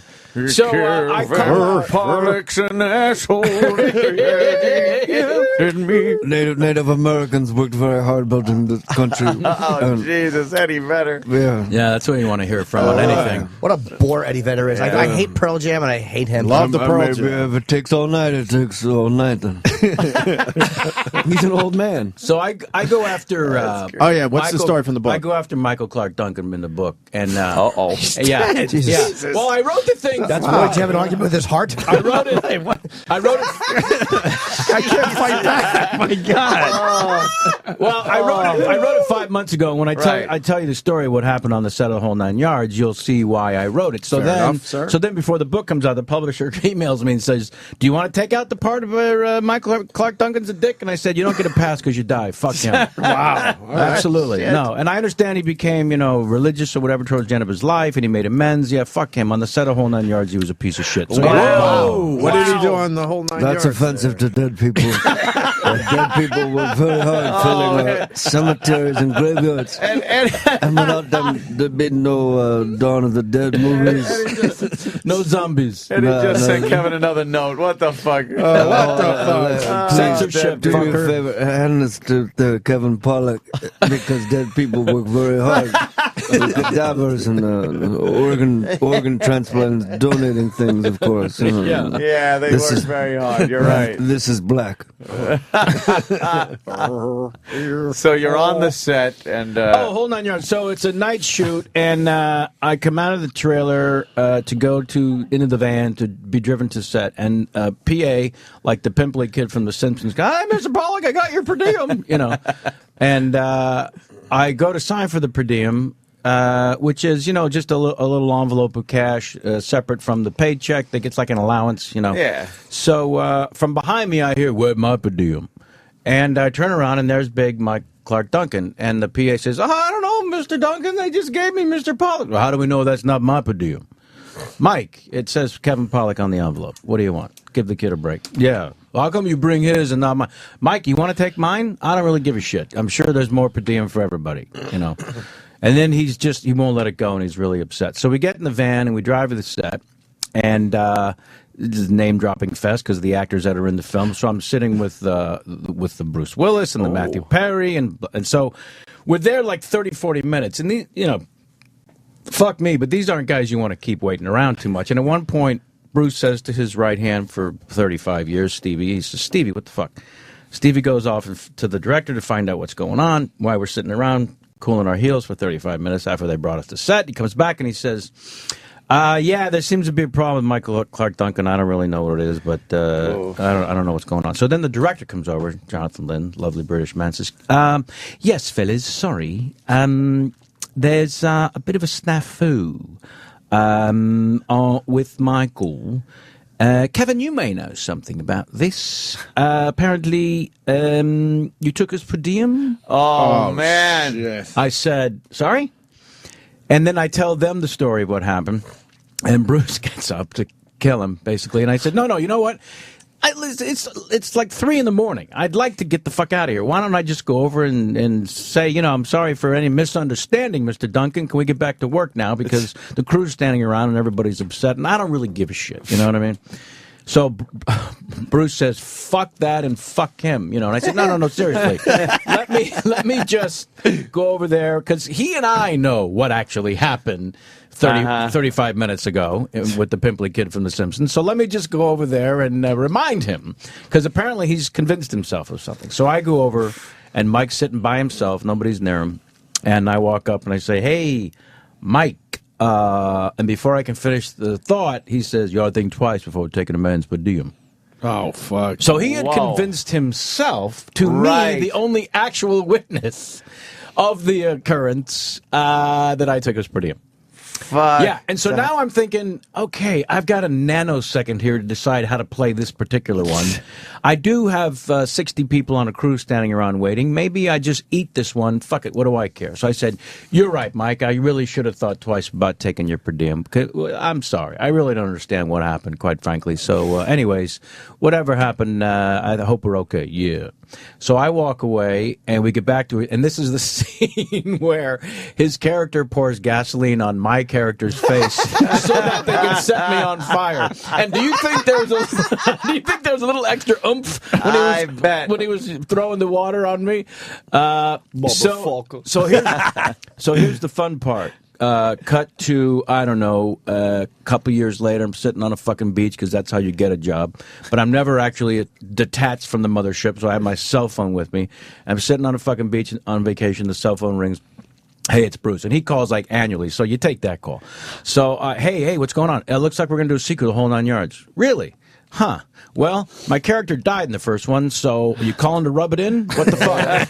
Because it ain't nothing like sequel money. So why are you hurting me? He said, no, you're coming back. You're going to play the father's of the character that Yanni's father, Laszlo Gogol. I said, oh, okay.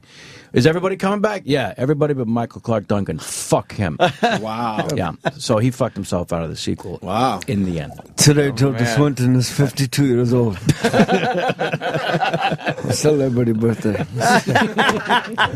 This is a life. So the editor calls and says, do you want to keep this in? And I said, you don't get a pass for dying. Wow. Yeah. Sorry. And Rip Torn, same thing. Crazy fucking lunatic on the set, and shut down production every day with his nonsense. Absolutely. What movie was that? Oh, boy. One? This was Michael Moore's only fiction. That's everything. Canadian Bacon. Right. Like Canadian Bacon. Yeah. With John Candy. Sure. I saw it in the theater. Yeah, sure. So he would every day after lunch he would come back with a theory that somebody was out to get him. That's nice. Yeah, if I heard him say I was on Nixon's list once, I heard him say it a million times. Oh boy! It was 44 years ago today that Richard Nixon was elected president. Oh, really? Yeah, 44 years. And now Reggie Jackson was number 44, and we're going to try to hit this one out of the park for you. What song, Eddie? What song? This is off Yoda, who is the brains of JFK. Nice. Almost ran out of songs. So. Yeah. Yeah, he comes off as a kind of an unstable guy. Yeah, a little bit. Did you break into a bank or something? Fuck all this shit. Yeah, Let me hear the walking. Best goddamn walking in town. Let me tell you something. Whoa, wait a minute. Jimmy does a good walking too. I'm going to get to Jimmy's, but I'm going to set up Pollock's. Don't bury the lead. Pollock does the Talk and Walking podcast, right? Yes. His second episode, he has to do a disclaimer in the beginning of it saying why the sound in the first one was incorrect. And if somebody can pull this up, it's the most remarkable I've ever heard in my life, and I lay down my king on the chessboard. Wow. No doubt about it. Kevin Pollock is the best walker. Well, it was 3 o'clock in the morning. I think that was the reason, because I was exhausted. I got out of a dead sleep with a sudden panic of dead zone. Oh shit! It's quiet in the house. I can actually record the disclaimer that I was going to do the next morning when it was going to be loud and obnoxious in the house. So I got up at 3 o'clock and I was exhausted, and I think that's because it was so relaxed. and dead to the world. That and you know, I'm afraid I'm doing like Dana Carvey's George Bush at this point. Because yours was so fucking George Bush never went not governor. Yeah. And like waved his fingers around like a guest on Piers Morgan. Yeah, exactly. Yeah, it becomes a parody of the parody. Yeah, I think I'm doing the parody. Well, everyone on Twitter's been after me to have you on as a guest. Yeah, on Talkin' I appreciate you Walkin'. having me on. Please. Now? Yeah. Only by the confluence of events, I get the invite. You know what? Wait a minute. No. Have I not? We haven't been on each other's podcast. Wait, I don't get the disclaimer, We need to do each other. I don't know what's the big deal with the disclaimer. Oh, the sound was fucked up because I just had somebody help me set up guitar nonsense on the Mac. Okay. Why don't you just tell them? Yeah, exactly. Not as you. So it's funny. He's the leader. I can't do it in front of him. Whoa. Yeah. Yeah. No, seriously. You gotta do it, Kevin. Otherwise, we'll never know. Well, what about Jimmy? Oh, there it is. Oh, two guys. Ow! I don't want to steal the show. Jimmy. That's genius. Come on, let's do the big showdown. The people demand it. It's been Well, it's been in the making for years. I had Alan Arkin on my little internet chat show there, and he just finished. He's talking about Argo, of course. Is he a which nice great, man? and he's unbelievably cool. And is Argo a good movie? It's like Yoda. I hear it's a great movie. Very good. If you lower your expectations, don't go in expecting the greatest movie ever made, then you'll in fact think it's pretty terrific. I think that's offensive to Jason and all of the Argonauts. Not just the one Argo. George Bush is a Nazi fascist. Enjoy your evening. Get home safe. Oh, there's no more songs left? No, we're just getting warmed up. That's what's great about Philadelphia. Is you warm up. Look at Eddie Vedder. That's so. See, that's the thing is you find that thing right there. When you find that rhythm, you can't get out of it, right? That's why I can't do walking because I'm stuck like this. Yeah, it's exactly right. I'll walk around my house hours sometimes talking only as Christopher Walken and not realize I'm doing it until the cat passes out from fear. I mean, that's literally. You just don't. I know. usually either get stuck as Keitel or Colin, but they're similar guys. Yeah. All right. Yeah, we're all waiting for you to do walking, Kevin. You want to read an excerpt from the book, maybe? Want to read another 20 pages? Yeah. Tell another story about a dead guy. Creep. You should call your book Posthumous Stories.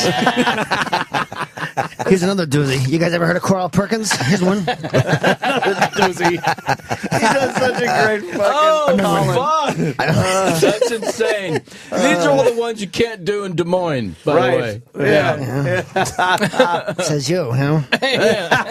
So what happened with Arkin? Oh, so I had him on the show. Lendo's Christopher Walken. And he just finished the movie Stand Up Guys with Al Pacino. Not one Arkin tweet. And Christopher Walken, the three of them, Arkin, Walken, and Pacino. And I said, did you guys make this movie so that Jay Moore and I would have an extra 15 minutes in our act? I mean, those three guys, it's ridiculous. Yeah.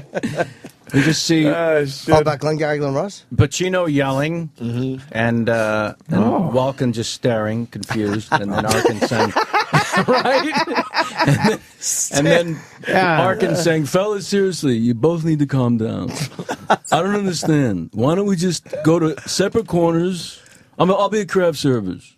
That's a great Alan Arkin. That's ridiculous. That's a great fucking Alan Arkin. Wow. I'm going to go sit down.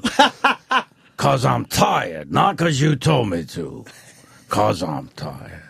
But this is Bugs. I like the introspective. He's either introspective or yelling and screaming. It's one or the other, right? Yeah. He doesn't have the energy to stand, or he's screaming. He never used to. There are two different Pacinos. Yeah. The early Pacino and then the one now that Early just seems Pacino to yell sounds all like the time. Tyne Daly. Tyne Daly. Early Pacino and Dog Day Afternoon is the same as Tyne Daly. Yes, sir. Okay, Sarge, we got it. We got it. Well, what's under the desk? A squirrel? All right. Annie W., we play all the hits. If you got a boss, why am I talking to you? We're Vietnam veterans. Attica! Put it down! Put it down! God is an absentee landlord. Yeah, then it turns into that. Oh yeah. All right, but don't touch. Yeah. All right. I'll do Leon Shermer. Oh, go ahead. Why don't you do the Leon. evolution? You're not dying, Sonny. You're killing everyone around you. All right. Chris Sarandon. Yes. Yes, that was. Wow. Fantastic. Chris Sarandon, another dissident. Are they pulling Kevin? I want to hear Kevin's that disclaimer. I hope they're pulling it. Yeah. Kenny got on it. Why don't you just No, I think Sam ran out of here. So the book is called How I Slept My Way to the Middle. You can order that and get it on the bestseller list. You go to Amazon. Go to the jmore.com website. Click the Amazon banner. Bravo. Oh, there you go. That's how you you get do some it. click-throughs. That's the corporate You know, we show only I got your turned out to be. we only got your book today because of the big superstorm we had. We literally got it this morning. But the first don't worry about it. I went like this and opened it, and I just saw John Belushi. Did you know John? I in San Francisco, Bill Graham, the great concert promoter, had a lot of great clubs, and he would come out to the Punchline Comedy Club and hang out a bit, and so I got to know him. And he had a great rock club, the Old Waldorf, and so I went there. I did some shows with Dave Mason. If you remember Dave Mason, right? Did a great version of All Along the Watchtower and had some couple of hits, and so we did some shows. So I went to the Old Waldorf, and I see in the social area of the dressing rooms is a pool table. I walk in, and they're playing pool as Van Morrison and John Belushi. And this is, I think, like 79, and Belushi is, at the apex of comedy godship, Animal House had just come out, Saturday Night Live. It was he kind of owned and reinvented funny at that point. So I shit myself basically. So at some point I'm like a fly on the wall, and then eventually Dave Mason and John Belushi go into one of these smaller dressing rooms and close the door. And there's some interesting smelling smoke coming from the room. And so I say, fuck it, I have to meet John Belushi. I just have to throw myself in there. And I'm doing shows with Dave Mason. I've got the entree here. So I open up the door as Peter Falk, because you know how we use voices to meet people. This is how we worm our way into people's lives. Really? You guys do absolutely. that? Yeah, the way you talk, baby talk in a relationship. Honey, I don't want to do it now. This is what we do. Then you It's punch him and say, you got it. Yeah, exactly. Uncle Paul. So I open the door and as Peter Falk and say, geez, I'm sorry. I don't mean to bother you. I hate to be a pest. I honestly do. And Mason's got this giant joint in his hand, and it's like a steam room in there. I can't see half of it. And he looks up and he says, Colombo. And then he points to the joint and says, Colombo, referring to Colombian gold at the time. It was the pot the kids smoked, all right? Get over it.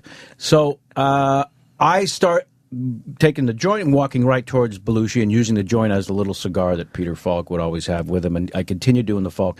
And Belushi is leaning against the wall, pretty stoned, and as I continue, he just kind of slides down the wall to his knees, which is why I guess that chapter is called How I Brought John Belushi to His Knees. And it was just one of those hero moments where it goes well for a fucking change. Why did he slide to his knees? Was he joking around or fucking stoned? No, he was laughing. He was. Oh, he was. I haven't seen anyone do Peter Falk at that point. Oh, nice. Yeah. It's 1979. Newspapers matter not to me. What the fuck is Yeah. It's a good song. It's a good protest song. Okay. With all my friends here. John Belushi had a joint. He was a true red mosquito. Here it is, right here. Oh, well. I'd rather hear Jay Moore do it. That's what I just said.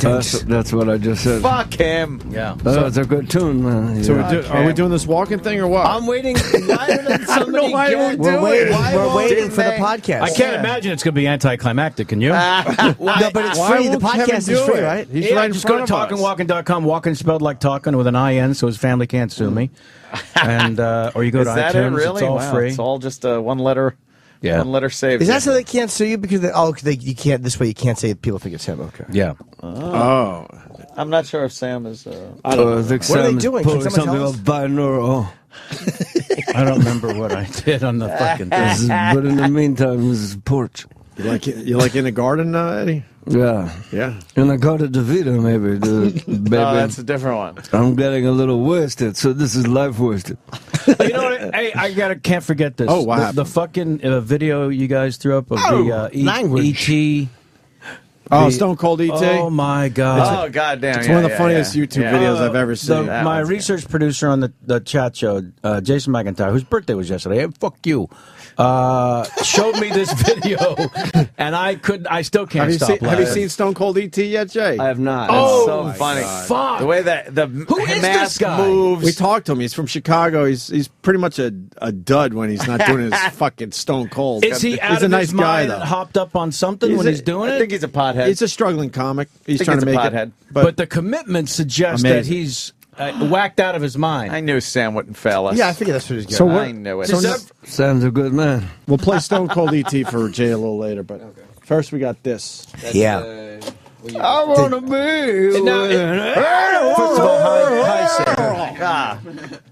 Especially solid Sideshow Bob today, by the way. Especially solid. What happened? So we're playing something now? Very much so, right? I'm very confused, Jay Moore. This You is the brought this, and this is where you said I gotta lay down my fucking kid. Yeah, this is the best walking I've ever heard. And with that Because he setup, won't do you it know here. it's going to suck. Right. No, it's perfect. Don't you love when people do Yeah, because he won't do it here, Jay.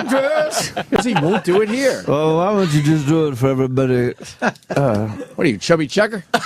You know, Chubby Checker wouldn't do the twist on our show. I saw Todd. Get the fuck out of here. We got him to do Oh, it. we got him. Because he wanted a new song played. I go, well, I guess we don't play your new song now. Guess who was twisted in our fucking studio? Oh, he did the twist. Oh. Now you get both right here. That's perfect. I saw Todd Rundgren once. He wouldn't play back the drums. No, what we just heard? Kevin Pollock doing fucking walking finally.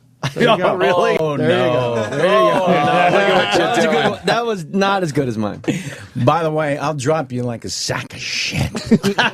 Let's hear the disclaimer. All right, What here's is this. I want to hear the disclaimer. How are you? Welcome back to episode two of Talkin' Walkin'. It's me, your host. This is a disclaimer. This is not the show. I'm so sorry. I have bad news. I have good news, bad news. I always hate that. What do you want first? You know, because the bad news first, second, it's going to suck. It's going to ruin everything. This is bad news. Episode 2, the sound quality is crap. Yeah, it's shit. I got to warn you. It's with apologies. We did it live in front of an audience at Caroline's on Broadway in New York. Just as I was launching the first one, working in the hotel room and, you know, preparing everything, the website. It's all very exciting. Thank you for listening, tuning in, making us a top 10 comedy podcast on iTunes. That's exciting. In 5 days, we cracked the top 10. Thank you. It's your fault. And I give you all the credit for that. So that's why I wanted to apologize. Because the sound is such shit on this episode, what happens is with the live audience, recording was not set up correctly. So the conversation spikes. That's the word all the technicians are using around me because I don't understand. Spikes. They spike. Okay.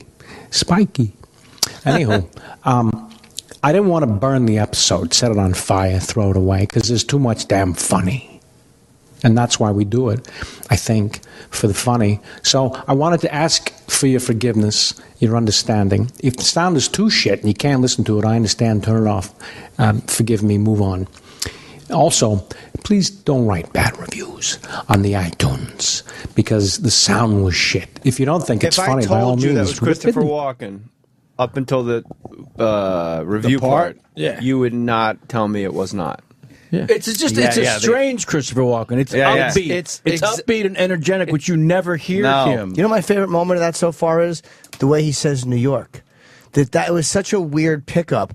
New York. It was such a weird. It's all the tiny Jimmy, little inflections. again, you got it. It's them tiny inflections. Jimmy does impressions, man. Oh, Take him to the zoo, Rock. I'll do. Hey, here's Johnny. That's Nicholson. Not bad. But the way he says New York was such a great grab. And of course you do Robert Shaw. Yep. Yeah. Those eyes. Is anybody going to do a fucking impression of this? Okay. Nazis, Jesus Christ. No Christopher Walken impression had been sent. What the fuck are you here for? I don't know. Do your fucking walking already. No. Well, because I know whatever It's a goddamn tweet it's fucking gonna be, festival. It's going to be followed by the crazy fucking Stone Vedder. What I say? There's no goddamn walk-ins in this room, are there? What, Eddie Vedder just introing songs, man. Yeah. All right. All right. I love Christopher Walken the most. Eddie, tell us what when you wrote these songs, how high were you? It's a state of mind, it's a state of love and trust. I don't find those things go well together, love and trust, because you can't have one without the other, quite frankly. To me, if you're in a relationship and there's love, there's no trust for the man. The man looks through her eyes. Jay Moore's got to do a few different impressions now. Time for Norm MacDonald to get real hot, Hey, Norm, hey, why do you want to get arrested or something? They chop someone's head off.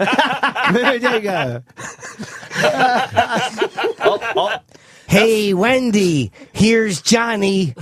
That's fucking good, man. Kevin just did a spit take from that one. Onto my own book. On his own book. Yeah. I spewed on my own face just now. You guys know Patty at work, right? Patty, that girl, I just chopped her head off. I took her out in the woods. She thought it was a date because she's dumb. I'm like, hey, Patty, let's go out in the woods. It would be like a date. That's crazy great. That was really good. It was like the second day we're camping. Second day, she's hey, let's get some red wine, and, she's like, she thinks it's a date, because she's dumb, And I go, let's have some red wine, And she goes, oh my God, I love red wine, The exact fucking delivery. It's crazy. I chopped her head off. I don't even know why I did it, And it's just, she really lights up a room, that girl. That's what they always say when you die. On that date, those shows, all your friends come in, and they sit in your chair in your house, and there's like a picture over their shoulder of you not lighting up a room at all. It's just like some shot where your eyes are half closed. Like you're drunk at a bar, like, oh my God, I'm not lighting up a room at all right now.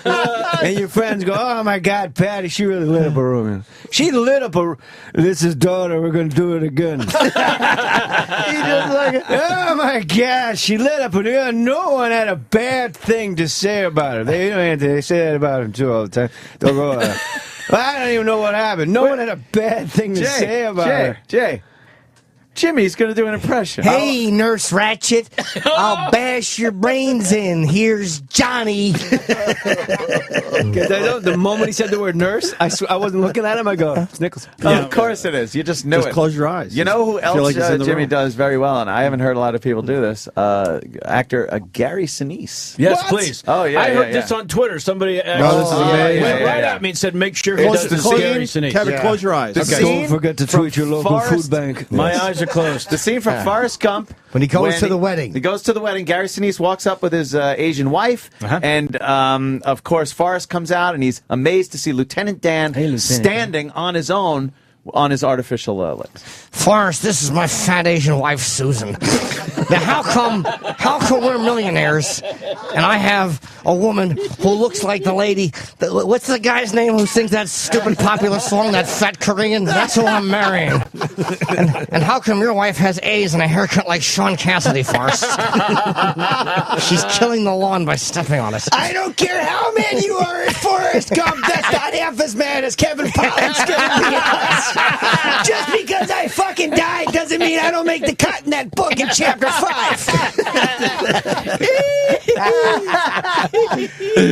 I may have lost walking, but I'm going down with the ship on this one. Dad, Larry, stop pointing that gun at my dad.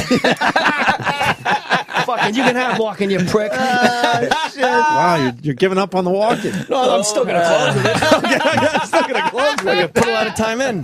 There's no goddamn jobs in this town, are there? We're sitting around waiting for radio gigs. You rat fuck! Jimmy's gonna be okay!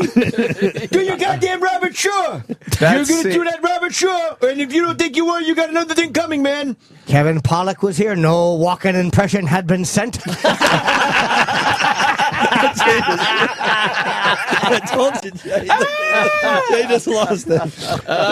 Just laughed like somebody at the Apollo. You get your whole body up and running. That bad lieutenant. Sit back down in the wrong seat. That bad lieutenant when he's cursing and crying in the car. Come on, Daniels. Good eyes. Ball two to Cal Daniels. Good eyes. Good eyes. Take a picture. He drops an N-bomb in his car and shoots his radio. Shoots the radio. Nothing Not worse. to be confused with Danny Aiello. I just killed your fucking radio. Oh, this is a song we used to hear on the radio. It's Bubba O'Reilly. And I'm just fucking spinning the wheel of insecurity because Kevin's walking. Look what else I can do, Kevin. Nothing worse than a Harvey Keitel crying. Where the fuck were you? He should have been Forrest, how come you and I aren't crying like that? I'm married to a fat Asian and you're married to a woman with AIDS. Why are we smiling? Robin Wright pen? Really? Yes. Do you remember? Jenny had AIDS. I have titanium legs like the space shuttle. And you're marrying a woman who slept with everybody but you. And then she has AIDS and she's a waitress and now she loves you. Don't you ever call him stupid. She tastes like cigarettes. You're not supposed to kiss a hooker on the mouth, you fucking retard. That was latex and semen, not cigarettes. Dummy.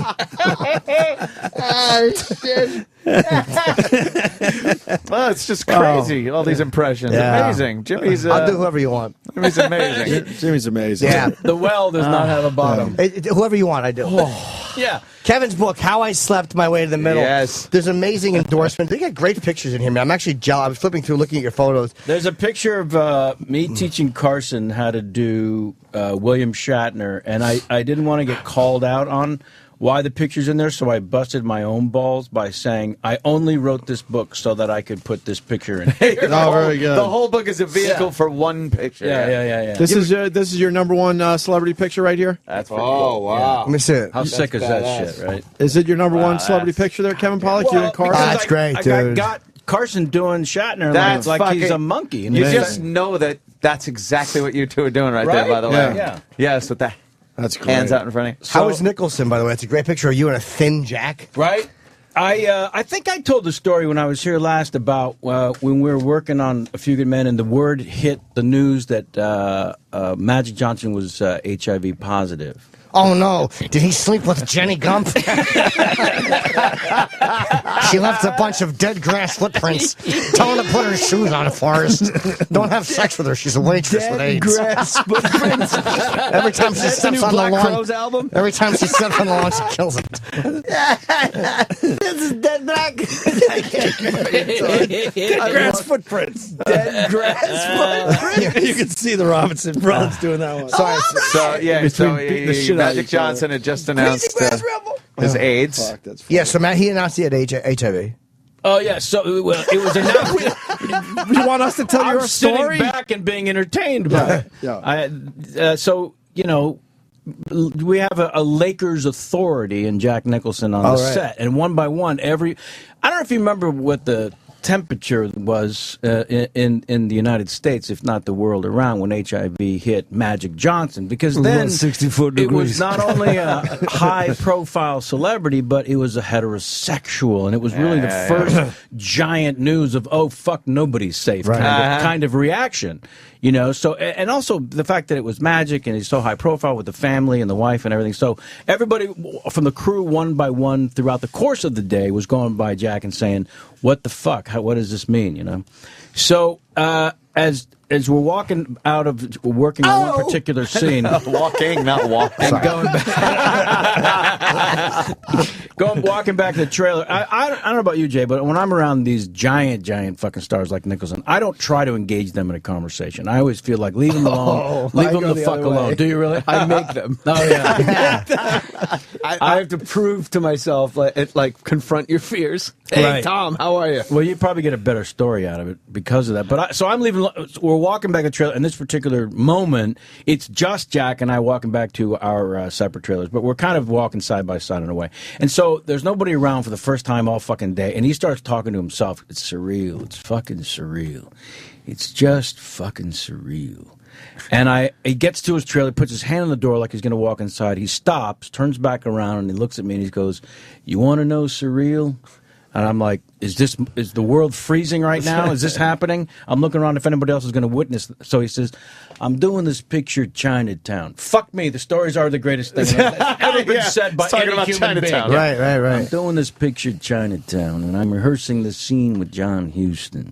And you have to understand the man was more important to me than my own father at that point. I would have put a bullet in my dad's eye if that's what John wanted me to do.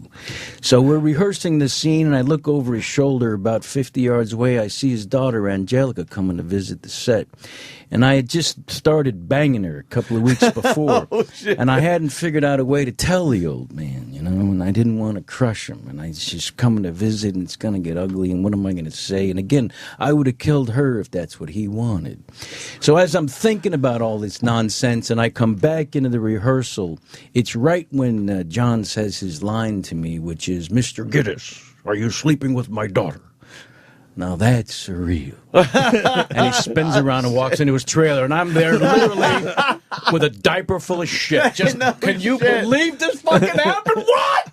Wow. So that's a chilling Nicholson. That's an amazing. That's really incredible. And that's the real thing. That's the second best I've ever seen. That isn't the Dana Carvey version. Hey. So I'm on the set, and he comes over, and I go, here's Johnny, and I hit him with an axe. Dude, that was That's the best Nicholson I've ever heard. That's one of the best things Nicholson I've ever heard anybody do. The relaxed one, what I mean? If you're going to do it, get into the best is when comics, like shitty guys, do it, and if they're bald, and they still pull back their hair. God damn, yes. Jesus Christ, man. That's pretty good. That's Barry Katz Nicholson. Yes. What the fuck is going on? That's if Jack Torrance was losing clients. You gotta be. See, now the weird thing for me is that's Jack's fucking story, and I don't think he's told many people, and I felt weird at first putting it in the book, and I went, fuck that. That happened to me. Yeah, of course. So I have to fucking. When's the last time Jack called you? Exactly. Good point. Imagine, though, if that's the story he tells everyone that he gets alone for a second to make them go, holy shit. That'd be awesome. Because that is an awesome fucking story. That's ridiculous. It's ridiculous. Yeah, you should have said to him, I got another one. When he went back into the trailer, you should have said, come on, Jack, just give me one. Here's Johnny. But he should have said it as who? Here's Johnny. Hey, maybe you could take that axe and chop the AIDS out of your wife first. You're almost slipping into a Johnny Carson with that. Yeah, I know. I'll take Mondays off. That's Rich Little doing Johnny Carson. None of them sound like anybody. I just said that to somebody.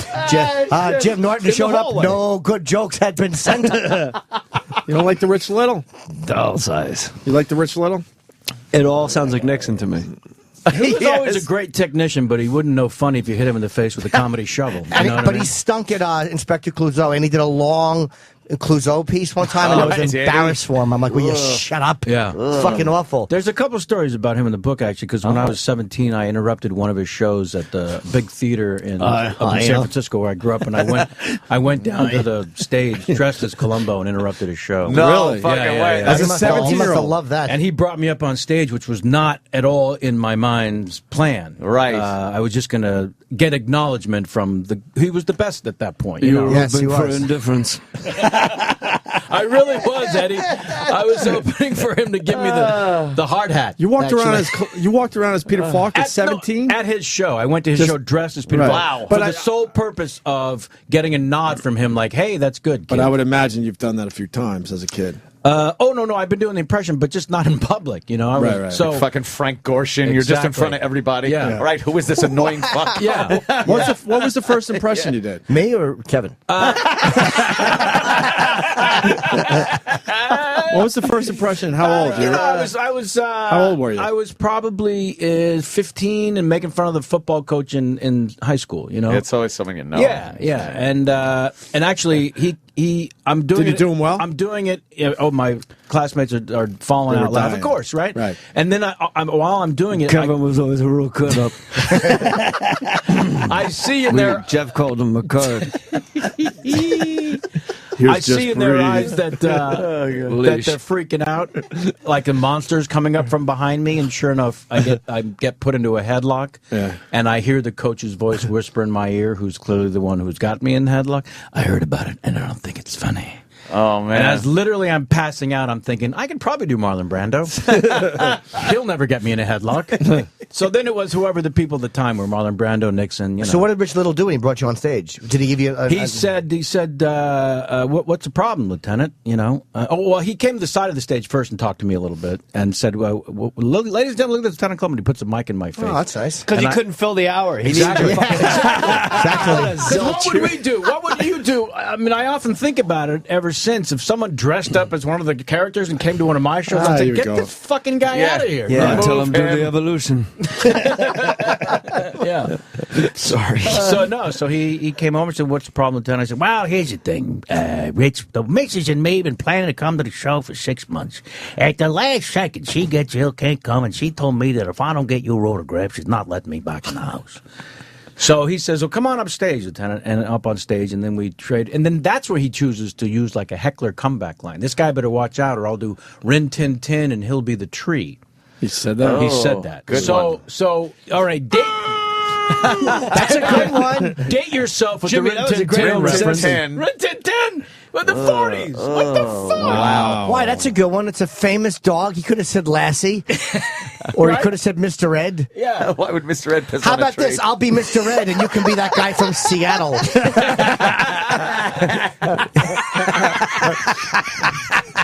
I'll be Mr. Ed, you be Kenneth Pinion.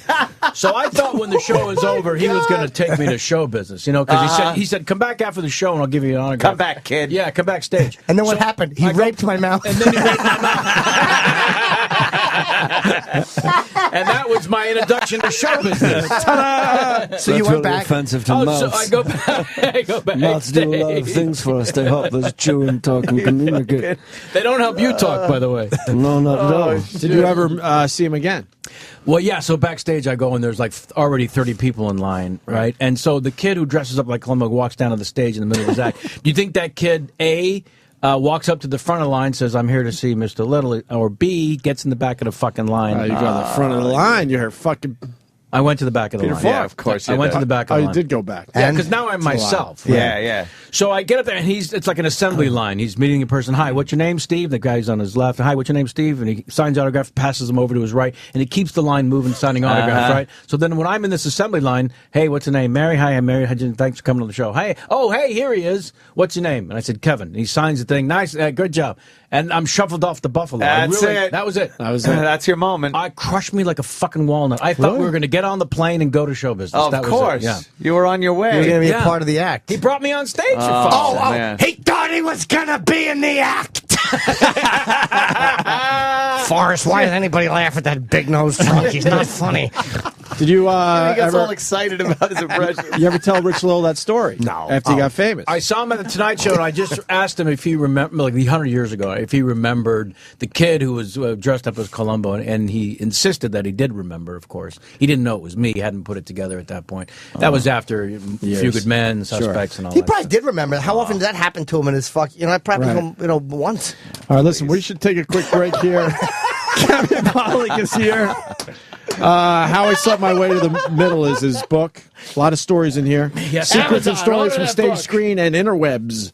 And look, you got Hanks and Martin and Cruz praising your book right on the Order front that cover. book, you earned it. And Jay Moore, where you governors next weekend, right? No, this weekend. This weekend. I'm going to make the Italians laugh. Yeah, out there. Jay governors. Moore's. Jay Across the Moore's. street from Balls. Jay Moore's. Over in Levittown. Jay Moss is legendary. He got me pregnant. I'm building an ark with my cousin Pancake and Ruby G. We're doing a little break, and we'll continue with Jay Moore and Peter Falk. Wait, I gotta go Peter on. Falk, hello. Jesus. Kevin Pollock. Peter Falk, Also dead. was he fucking Columbo or something? Fucking take us out, you piece of shit. Do you want to get off to the world's #1 cyber star? What's up, baby? You want to get some dirty talk going? Then log on to Chipperson's cybersexchatandstuff.com. Yeah, get it. I'm gonna give some cyber sex. When once we have all your credit card information, we'll connect you directly to Chip himself for your very own private video chat. Oh, that's a nice dark nipple. I wouldn't mind getting some milk out of that. Watch and listen as Chip tells you his innermost desires and things. I'm gonna lay you back or something, and I'm gonna lick all the way down your neck like this. I'm gonna take my tongue and just go like, He knows what you want. I'm gonna get down there and just start licking your fucking cooter really good. You're gonna come so much that your shoes are gonna make sloshy noises. He'll tease you. I'll open up your cooter. I got like long nails on my middle fingers, so I'll dig my nails into your cooter lips and I'll open them up and I'll just go like, explore you. And I'll get in there until you come so many times or whatever. Dominate you. I'll stick it right in you too. I'm gonna climb on like you're a tree or something and just cram my oats in you. Maybe if you were feeding a horse or something. Visit Chipperson's Cyber6 chatandstuff.com. Yeah, I'm good. This is the Opie and Anthony Show. I'd rather be with an animal.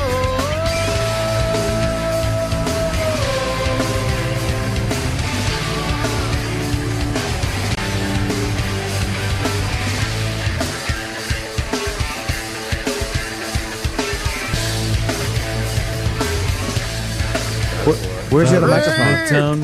Hey, Eddie, you're missing your song here. I didn't hear it. Did you guys watch the final table of the World Series of Poker main event? I didn't see it. No, why would we do that? I know you were doing very well at one point. Oh, you were weren't you? I Yes. didn't finish the final because it's the final 9, but I Yeah. out of 6,598, I made it to 134. That's really good. Which was deeper than any Those are a celeb, lot of- celeb those are jag numbers. offs We're starting to get these I've ever delusions done. like, I could go all the way here. No, I knew I couldn't, actually, but I was shocked that I was still fucking there. But I went in for the final 9 for like a half hour to call some hands in the announcer's booth. With, Oh, that's cool. Can I ask a poker question? Please. What if you just sit there and fold for 3 straight days? Wouldn't that ensure that you'd make it? You'd probably get a lot of laundry done. Almost the third spit take of the morning. Kevin really loves Chipper. They take your blinds. As it goes around in orbit, you have to put in like an ante. They call it a blind. So they would just keep blinding you off until. And even if you lasted for you a had while, nothing you wouldn't left. have a stack left to even get But in what one about a hand. day? Just the first day? The first day you could get Some through. people do kind of. If you did fold the first day, you would guarantee yourself making it to day 2. Yeah. With such a short stack, though, you're right. that- Yeah, you stack shit. up. You got to play the game. What about Valley?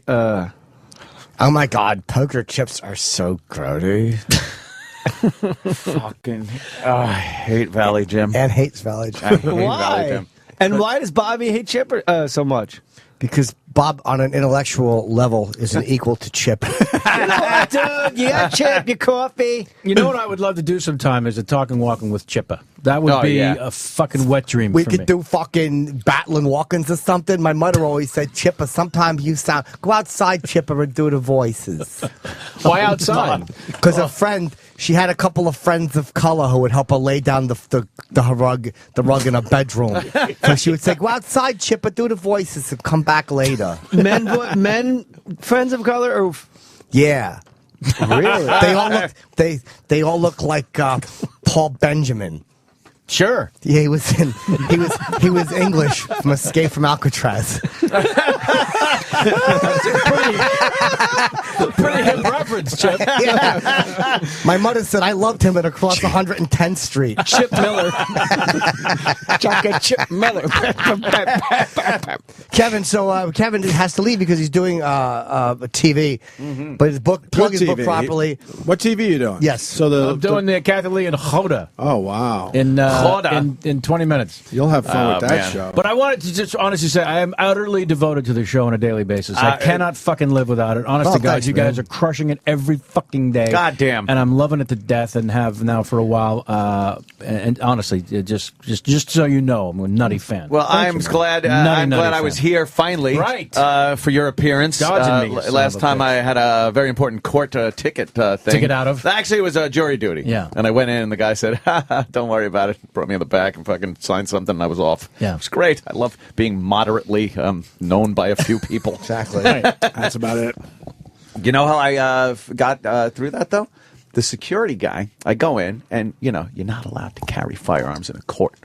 So you got to go up to the court guy and go, I'm packing heat. You have a license to carry? And then the guy goes, no, I carry it legal. But the way you got to say it? No, of course I am. It's 3 years in prison if you're not. The way you got to say it is you walk up to it and you go, I got a gun.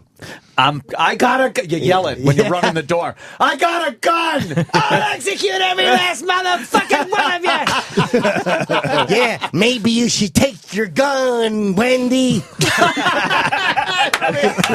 Oh, God damn, you're terrible. Fucking Kevin and I. Johnny's got a gun. Jimmy running away with the last fucking 3 years. Not even close. The impressions just fly out of him. What was that? You said I was. Here's me. Is that right? Oh. Chip gets real nervous around. I don't nervous around Carson. He doesn't know Johnny died. It got a little meta. Fucking my mother used to watch him.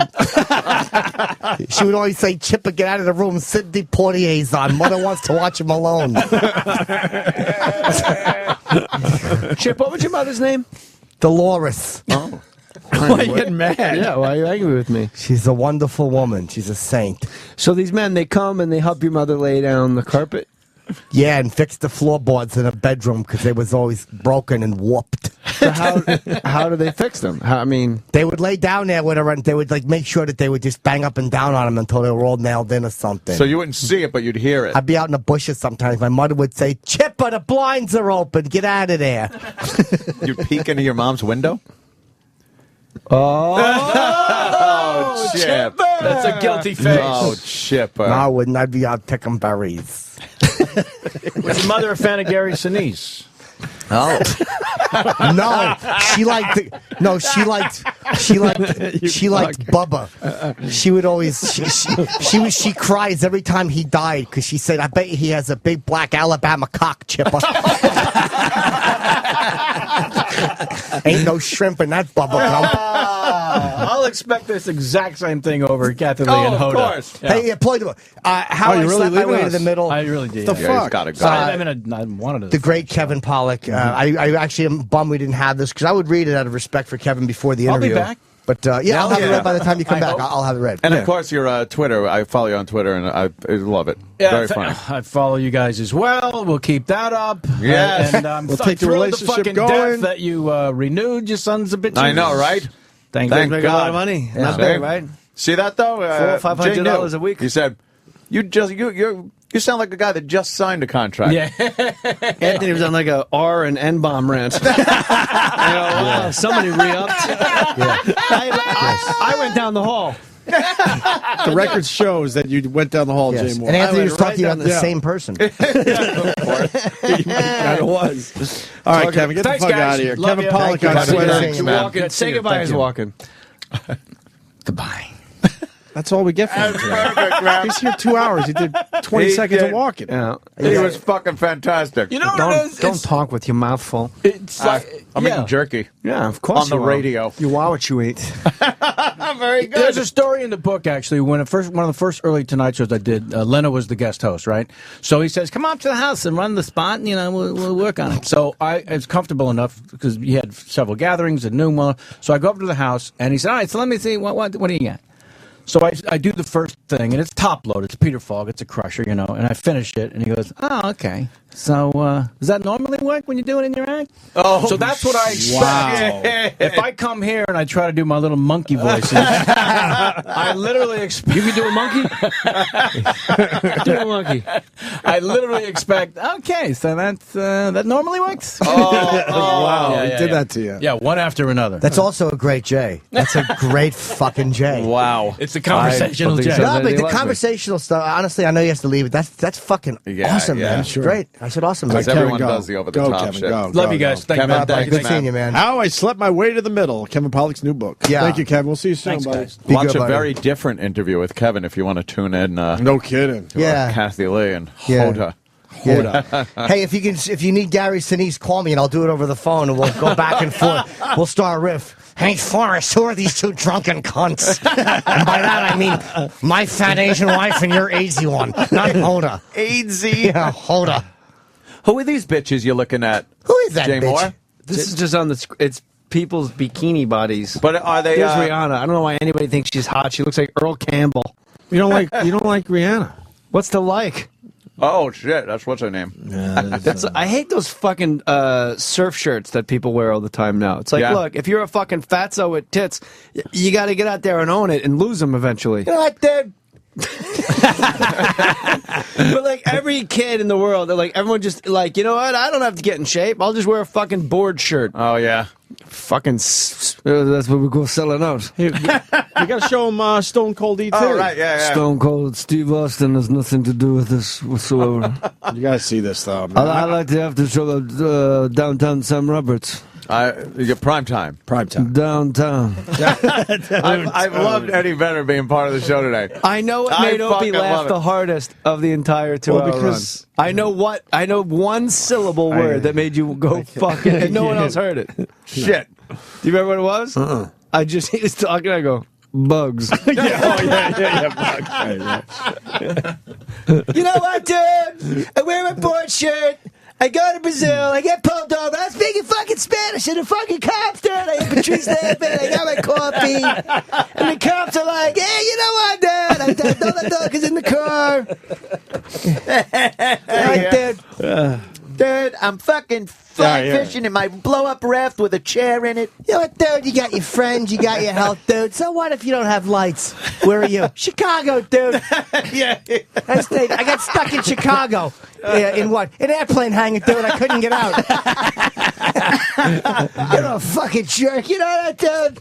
Oh, yeah. You're a fucking jerk.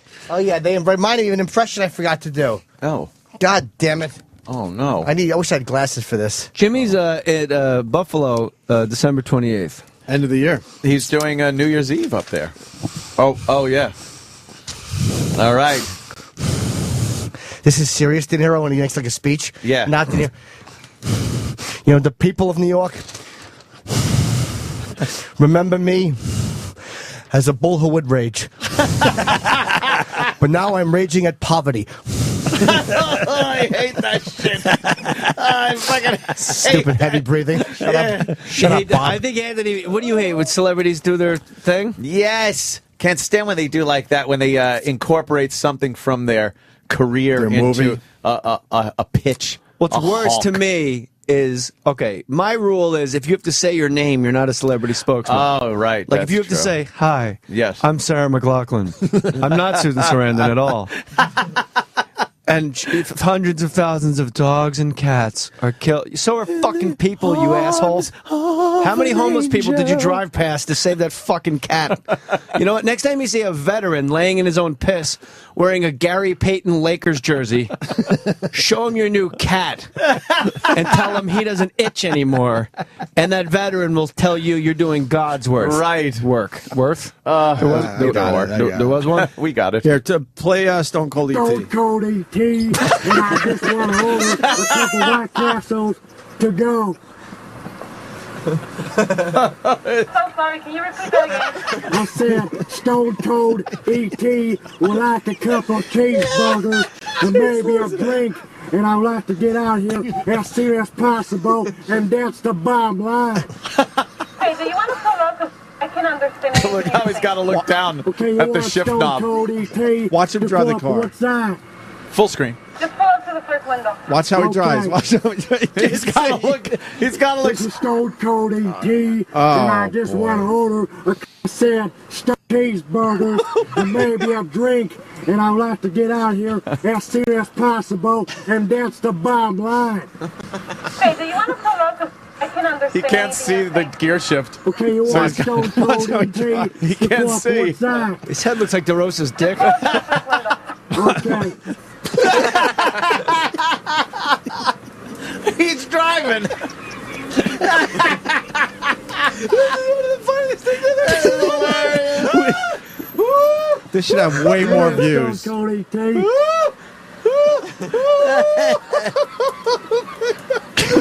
Why E.T.? He's got the wrong window. Everything. There's nothing not amazing. Every fucking moment. Holy shit. He's doing the E.T. finger. Oh my god. Oh my God! Please go to Stone Cold ET if you're listening to this right now. Please, if you can hear my voice. Fuck gas and water.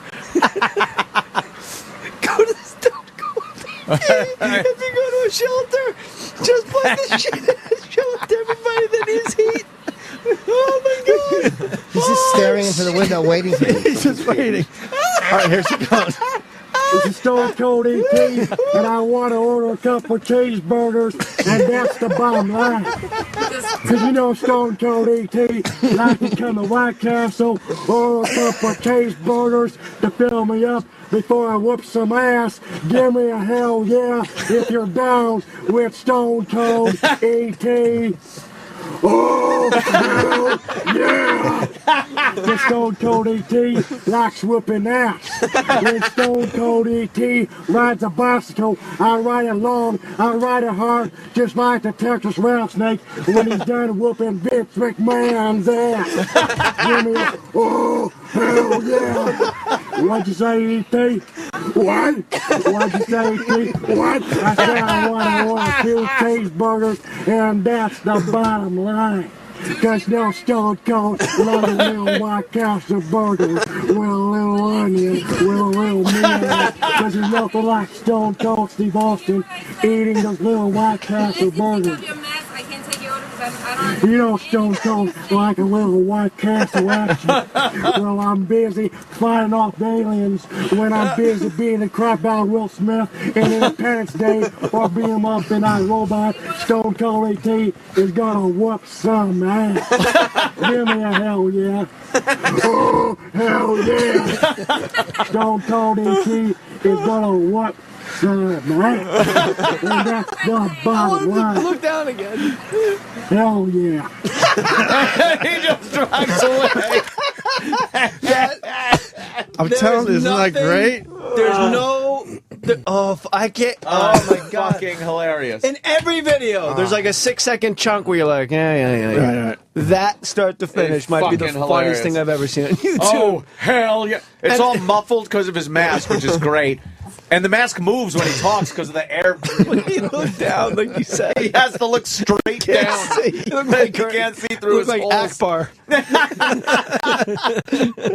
Fucking great, man. This is dissident.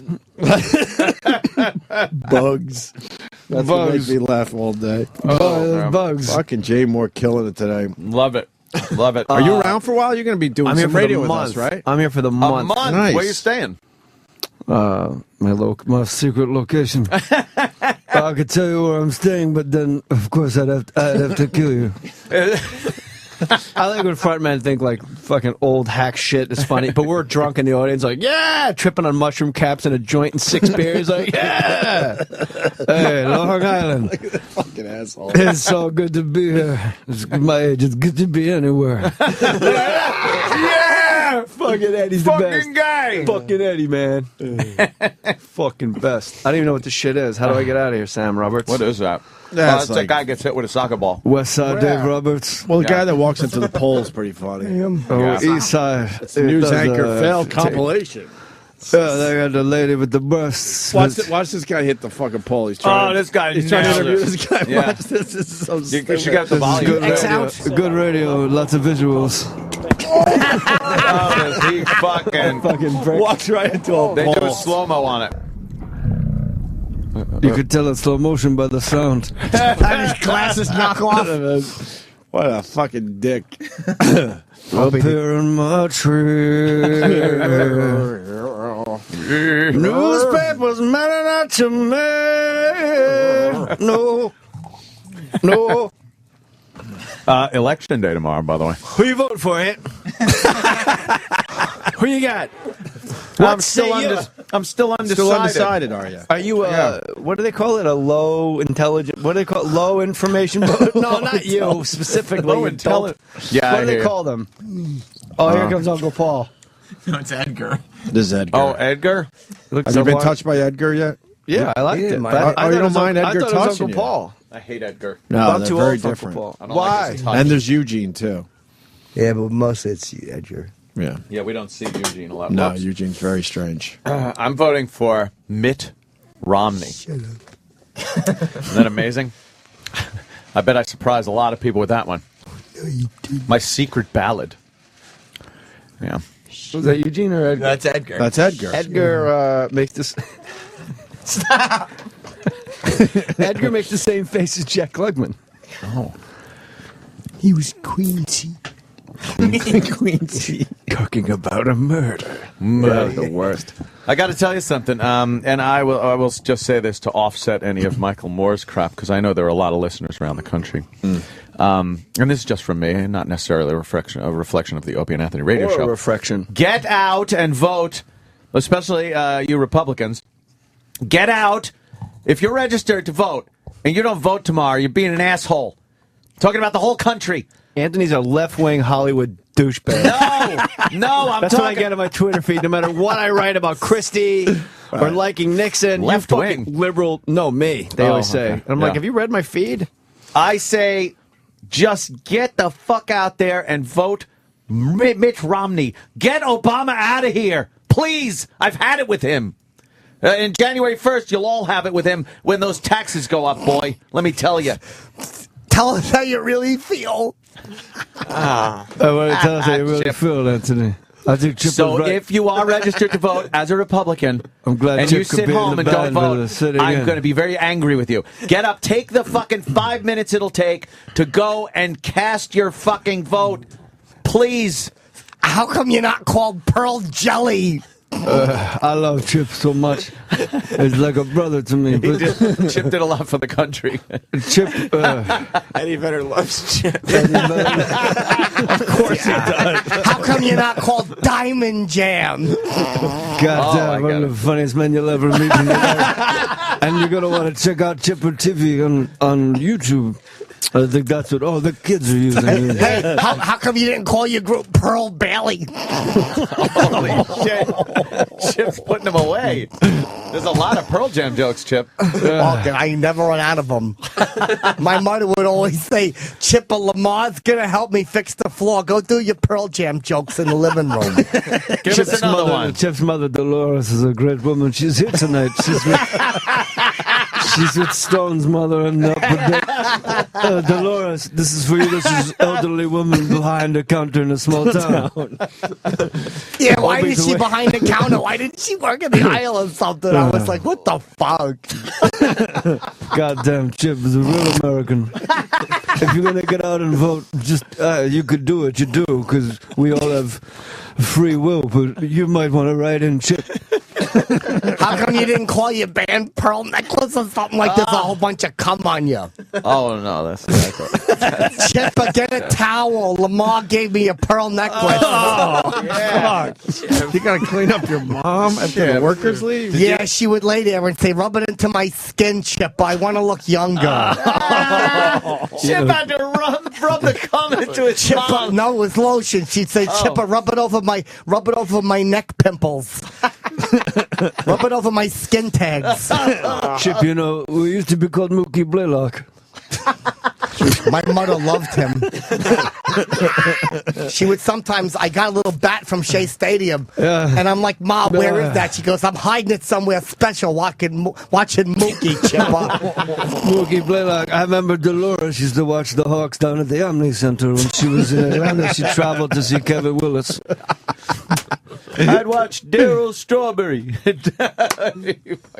Dolores did not like Daryl Strawberry. I remember diehard Red Sox fan. We never could bring her over to the dark side. My mother liked Patrick Ewing. She'd always say, look at the hands on that guy, Chipper. You know what that means? I'd go, big gloves, Ma? Oh, that's a funny one. I wasn't kidding. Oh. See, because your mom probably meant something else. No, she didn't. I saw Patrick Ewing. I saw 9 turnovers a game, but that's just me. That's just me. My mother would This always is say Donna. that. When they would say there's a turnover, she'd go, he could turn me over any day, Chipper. We love Dolores so much. Well, we got a brand new song that we want to debut for you guys on Opie and Anthony show for Chipper's mother, Dolores. How come your name's not Eddie Gourmet? You lost me, Chip. I'm sorry. I swear to God, sometimes when you're up all night with this guy, he's got so many. Yeah, fucking Pearl Jam. Why gourmet, Chip? You want to explain to other people at Long Island why? Because if you took one D out, it would be Edie, cocksucker. Whoa. Relax. That escalated. Why the anger? That escalated quickly. Relax. Chip, I think you killed the man with the trident. Now I'm doing Eddie Vedder doing Will Ferrell and Anchorman. That's good. You might want to get what they call a safe house and lay low. Hey, how come you're not going to listen to this song or something? I'm fucking Chippy Vedder. Dolores is here. Earth, Wind, and Fire is our opening act. Dolores insisted she comes on board and join us. Chip, she's going to do Earth, Wind, and Fire. My mother loved them. Earth couldn't be here, so it's Earth. Fucking Jay. What happened? It's Earth, Wind, and Fire. We couldn't. Steve Gorman of the Black Crowes told me, him on the podcast, told me that they went to a blues club with Robert Plant, and in the blues club, it was Checkerboard Lounge in Chicago. It's the Black Crowes and Robert Plant. And they go, ladies and gentlemen, we got a very special guest in the house tonight. Please welcome, all the way from England, Led Zeppelin. Stand up, Led. Holy shit. The man that brought blues to America. Come on, Led, stand up, Led. Stand up, Led. Are you kidding? Wow. He just stood up and waved, and they're like, this is the fucking craziest moment.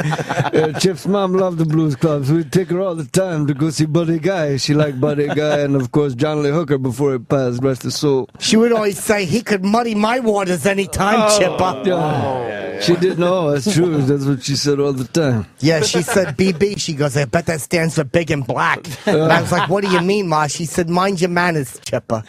I never understood that because you were just asking her a regular question. And she'd always sometimes, well, I don't want it's family business.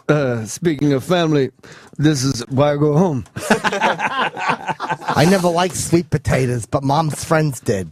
Oh, boy. Oh. The type of food that they... Collard greens. Yeah. There's nothing wrong with the floor. Yes, there was. It was broken. Yeah, it's always broken. Well, it's got to go find gas. I got some. Yeah. I'll fart in your car. See you tomorrow. No. You got to get your plug in there, Chipper. Gonna be performing. How could anyone not like this, Bobby? Fucking. You know what, dude? I'll be in Buffalo. What am I fucking riding to Buffalo on a plane or something? Oh God, it doesn't make sense, Jim. Yeah, I'll be in Buffalo like I'm a piece of Buffalo shit. December 28, 29, 30, and 31 in Buffalo. What's the name of the room, Chip? Let them know. It's the Helium Comedy Club. Everybody talks like that or something. All right. That's a good room. Use the space. Everybody's zooted about comedy. And I'll be in Addison, Texas, November 15th, 16th, and 17th. That's when JFK got shot. Who's got the brain in JFK with the middle now? Jay Moore's going to be at the Governor's on Long Island this weekend. Yeah, come on out, and if it takes all night, well, that's all right. We'll do it. We'll cross some balls. I want to thank Earth, Zephyr, and Heat for joining us because the original band members couldn't be here. We have Earth, Wind, and Heat. Oh, Obama's still campaigning. Yeah. You never can be too sure, Anthony. Please get out to vote. Don't forget to cast your ballots and write in Chippers, and if you're undecided, just make it a real democracy. But tonight is not a democracy. It's a dictatorship, a benevolent one, and I'm your leader, Ed. Oh my God. This is even flow, and we'll leave you with this. We should play some fucking Pearl Jam out here. Ed, what do you want to play? Play Up Here in My Tree. Up here in my tree. I don't give it. No, you know what? If I could really request one, why am I shouting? Play whatever fucking song you want, Jay Moore. I would love Moore. to hear Habit. Habit. That's the fucking real deal. Right. You know what, Chipper? All right, we're going to play that. Habit. Get out of here. Did your mother have any habits? That's all right. We only have the live version, but that's fine. So that means you got to fucking intro the song because we're playing the live version. Jay Moore will be back on the show in and out in the next few weeks, so we're looking forward to that. Look, sometimes something's so good you can't put it down, you know? Like this red wine, or Chipper's mother's affinity for a man named Lamar. She had a habit already. Like, what is she, a nun or something? Or Chipper's affinity for great jokes. One of the great American storytellers of all time. I can't quit you, Chipper. I wish I could. This is habit.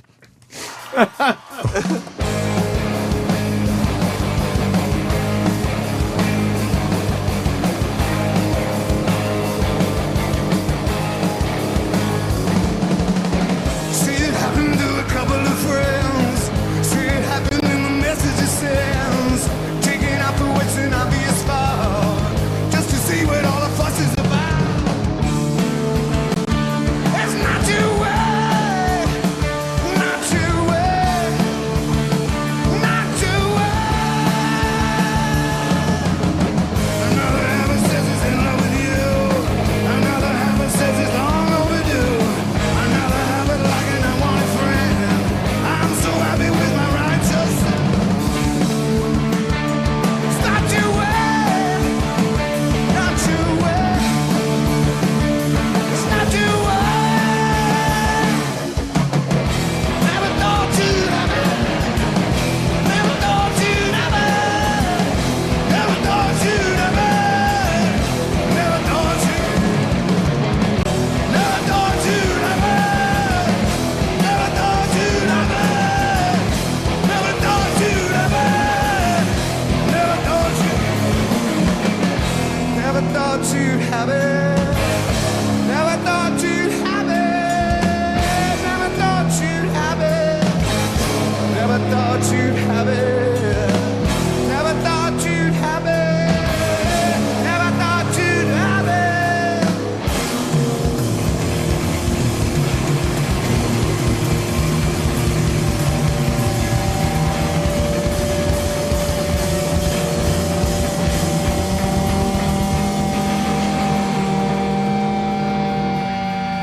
Speaking as a child of the 90s.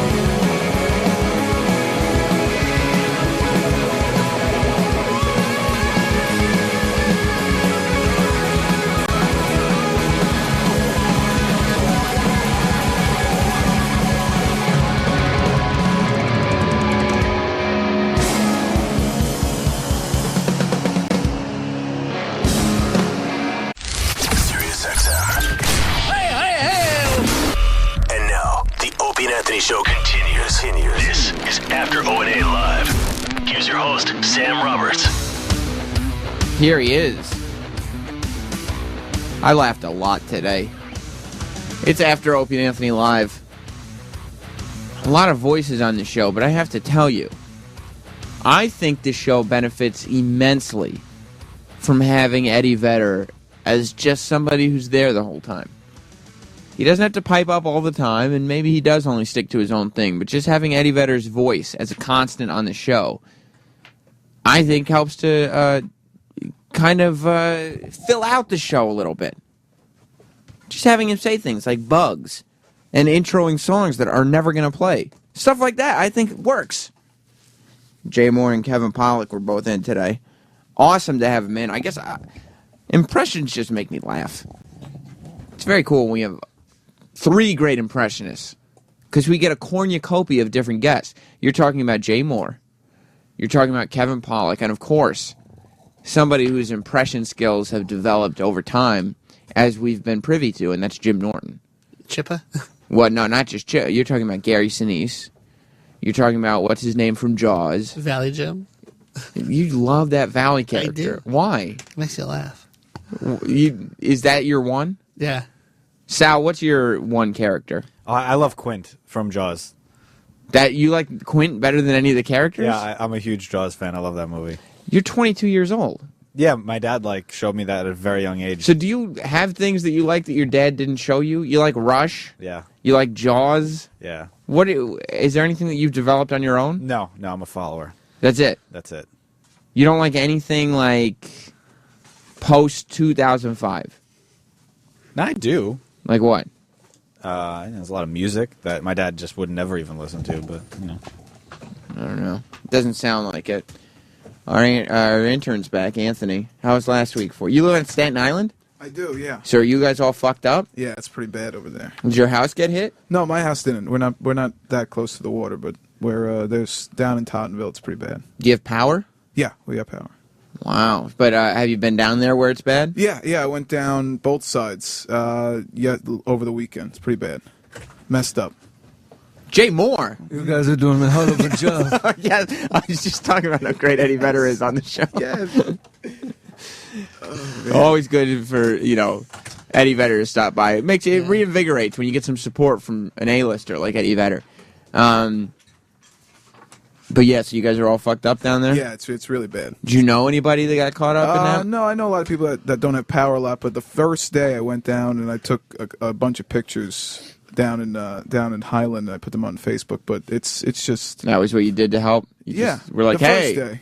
Look at this. Yeah. Get some Facebook hits out of this. Right. That's all you why did. Not? You just brought out the digital camera and nothing else. Why not? You didn't bring any food? The second day I did. Because he got you all those Facebook friends. Yeah. Then I figured I'll help out. I'll give back a little bit where I took so selfishly originally. I see. I donated. I did my part. How much did you donate? $30. $30. What's that going to help? Well, he's an intern. But I was there. What were you doing? I was helping out. Dropping off the 30? Exactly. That's but then not a lot. I would transport stuff from the lower side to up to where it was getting really bad. So you were there for muscle. Exactly. And they needed a lot of muscle. A lot. Too much. Did your girlfriend go with you? She did not, no. What was she doing? She was... hanging out with the guys who work at Foot Locker? Probably. Or the fireman. Or the... Sexy firemen? Yeah. Or they had robberies for firemen. They robbed them at gunpoint. What do you mean? What happened? In Staten Island. Firemen? Who did the firemen rob? No. Some crooks tried to rob the firemen at gunpoint. Crooks is what you call them? Yes. Crooks. Yes. With those glasses, you're going to call people crooks. You really are right out of the 1950s. Crooks. Some crooks. So they held up firemen at gunpoint for their uniforms and for different stuff, so they could go around knocking as firemen and try to get in. What a bunch of scumbags! Yeah, it's bad. Like, why don't you just go rob people at gunpoint? I know. If you have guns, you don't need to pretend you're firemen. Yeah. The first was the Con Edison people. That was like the first thing, but then they went and they just held them up. So they hold up these people and steal their uniforms. If you have a gun, just knock on the door and be like, "I have a gun. Open the door." Exactly. Especially people with no power and there's no, you could easily get in there, but no, they had to do the firemen. Let the firemen do their jobs. Yeah. That's some of the stuff that people aren't they're really not reporting about a lot of stuff because I guess it really hasn't. I don't know. Maybe it hasn't happened as much. Yeah, maybe they're trying to not report so that they're copycats. They don't want to encourage anybody. Yeah, but they got to not pretend it's not happening. I know it's crazy when I was hearing those stories and just along the whole. And that's there in beach. Staten Island. That's in Staten Island. Yeah, absolutely. Wow. Bad. Did they steal the trucks? I don't know about the trucks or just the uniforms because I'd imagine it'd be very difficult to drive a fire truck. I just wouldn't hold up. Well, you're a nice boy. You probably wouldn't hold up anybody. No. You're a guy who you just want to intern at Disney World and the Opie and Anthony show and that's it. Have happiness in your life. Exactly. With other people out there, Anthony, and this is the most important lesson that you need to learn, intern Anthony. Right. Other people just want destruction. Yeah. Roland, would you ever hold up a fireman? No. At gunpoint? No. You're just giving up completely on any sort of moral anything at that point. Yeah, you just have to realize, this is the path I've decided to take. I'm a scumbag. Mm-hmm. And there was supposedly a bunch of them, so. They were they heard, this is a great idea. Yeah, we should keep doing this. Yeah, and the fire station that got robbed at gunpoint is my fire station, like the one that's closest to me. What a bunch of so animals. That's why. But I would think you would, if I was a crook. Right, a crook is as you call it. If I was a criminal, right? If you had a Tommy gun, yeah. If I had a Tommy gun, but I guess you would do it along where the affected areas were. But they did it more inland to, I guess, get people that were without power into more nicer neighborhoods or something. Yeah, but you had power. Well, not the first 3 or 4 days. Oh, okay. You just got it back. We were out for a while. When did you get it back? A couple days ago. Oh, okay. Days ago. But my friend just got his. The person who got me into this show. He just got his power back yesterday. That's crazy. I can't believe, but it's weird that they're not reporting it because so there's no gas. No gas. And not only gas is the worst. Yeah. I went to Pennsylvania. You did? I did. How far of a drive is that? It was. I knew one of the casinos over there, and it's 60 miles away. So you're talking. So I had like 70, 80 miles. I drove. Wow. I got a full tank. I filled up 2 things, and then I came back. That's when it was really bad. Like now, I wouldn't do it because I go to Jersey. But like you'd have to that fireman scheme can't last much longer. No, it can't. I really. I think that's it was like the downfall days. of society. Yeah. That's like pure anarchy and chaos. Yeah. Yeah, that was definitely the worst. But then you got just gas and people with no power, and then there's, all this, like even the first day, because like you can't even notify people that there's fake firemen out there. We've been robbed. Blah blah blah. The first day when I went down to really see the bad part, because my friend was right a block away from Zone A, and we went down to see the bad part. There was this girl like brushing off CDs to kind of see what they were. So I guess if she wanted to take them. Okay. Like she was looking at the titles of them to see if she wanted to take them. Like there were some CDs that were washed up. Yeah. And she was like, "Oh, some CDs." Exactly. Like, why would you? Even if they were brand new, you wouldn't want a CD. What are you going to do with it? It was there, and she would be like washing them off. Meanwhile, there's people moving like full houses, and FEMA, And she's like, "Oh, this is Menudo's best album right here. This is actually a pretty good record. I'm going to keep this for myself." Or the Pearl Jam album, right? Out there. Oh, this Ice Cube actually. This is the edited version. I'm looking for parental advisory. I'm going to throw this back in the water. But it's bad. It's still very bad. The one good thing about this storm is that the last person to have a CD collection lost it. So we can finally move on with our lives and get into 2012. Yeah, there is a. I know Jim was asking before about where he could donate or where people could donate. There is a good site that's not the Red Cross. It's just dealing with Staten Island. I think it's called helpingstatenisland.com. Something like that. And it's a good site. It's not going to help people who rob firemen. No, that's not going to help. It's not. What if those people don't have power? Exactly. No. What if the people robbing the firemen don't have power? You mean the crooks? Criminals. What if the crooks? The bad cats. What if the fat cats? What if the bad cats don't have power? Right. Then might some of those funds go to the crooks? That's true. That's those son of a bitches. I didn't think of that. Somebody make sure then. That's smart. Before anybody donates any money, look in houses. If anybody's got like a fireman uniform in there and no fire truck in the driveway, realize that's not a real fireman, and they're crooks. They're I crooks. didn't even think of that. It's wild. We have to think of everything from every angle. The crooks are always thinking. You know what I mean? You have to think like a crook to get past a crook. I wouldn't imagine that in my life. I wouldn't imagine that Staten Island would become 1955 just because of one storm, but apparently that's what happened. There's all these speakeasies popping up. Is that's what's happening? And there's a lot of hooch being passed around. Well, people saw what was going on in Atlantic City, and they saw this place getting torn up, and they were like, listen, if Nucky Thompson was still in charge, this never would have happened. Yeah, exactly. You know what I mean? If Nucky Thompson, he held Atlantic City to its best. And if he were in charge, and so Staten Island's going like, well, that's what we got to do. We got to go back. And they're going to go even further. These crooks and criminals from 1955 are running around. Wait till the robber barons start coming. You know what I mean? Wait till this starts to become the roaring 20s. Yeah. And then speakeasies. Then shit's going to go wild. Shit is going to go wild. You know why? Because in the 20s, they did not give a fuck. Because there were no, like, computers. There were no registries. You could be a sex offender and be in any neighborhood you want. Yeah. Like, you could be a sex offender. You could get caught. You could go to jail and move right back next door to that little girl. You're fine.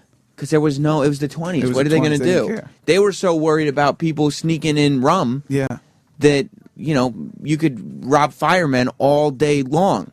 as long as you didn't have any booze. Yeah, that's why my grandfather, he was doing the best during all this because he was born, he was 94. He's 94, so he was born during that era. So he's okay with no power. Mid-20s? He's used to it. Well, in the Great Depression. Yeah. So he lived through the Depression. Oh, yeah. So he he's lived sitting there. now, too. What do you say, Roland? Everything's cash now. Everything's cash. Yeah. We talked about this. We're going to move to gold bricks, then ammo. Yeah.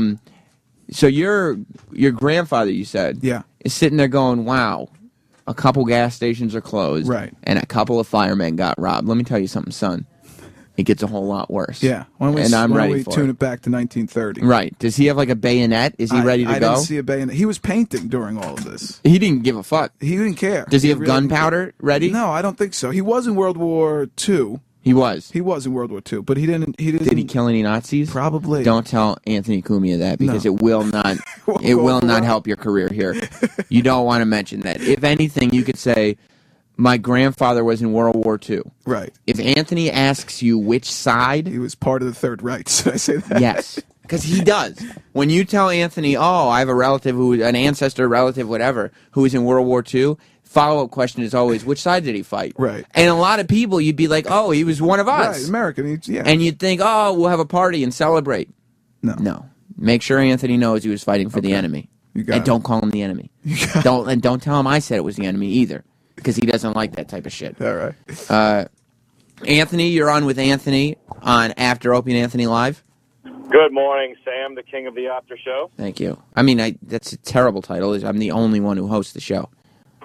I have to say that Anthony Cumia does the best generator impressions ever. That's true, Anthony. Good point. Anthony Cumia was doing an impression of a generator earlier today. So we had a generator. We had 150 Christopher Walkens. We had Eddie Vedder. We had what are some of those other impressions we had? Harvey Keitel. Harvey Keitel. Alan Arkin. All over the place today. It was amazing. Call me up, 866-WOW-1-WOW, 866-969-1969, and let me know what you learned.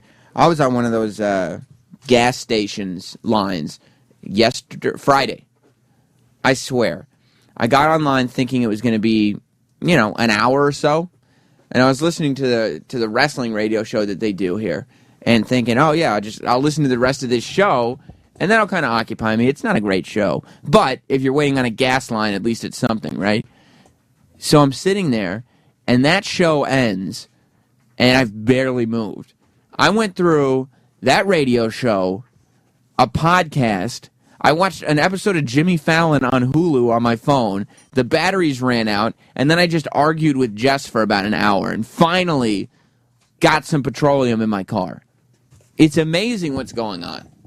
And this is not even in an affected area. This is in Westchester, where the sun's out, and there's cars everywhere, and power was coming back on everywhere. I can't imagine what it must be like in these areas like, Staten Island, where everything's gone to shit.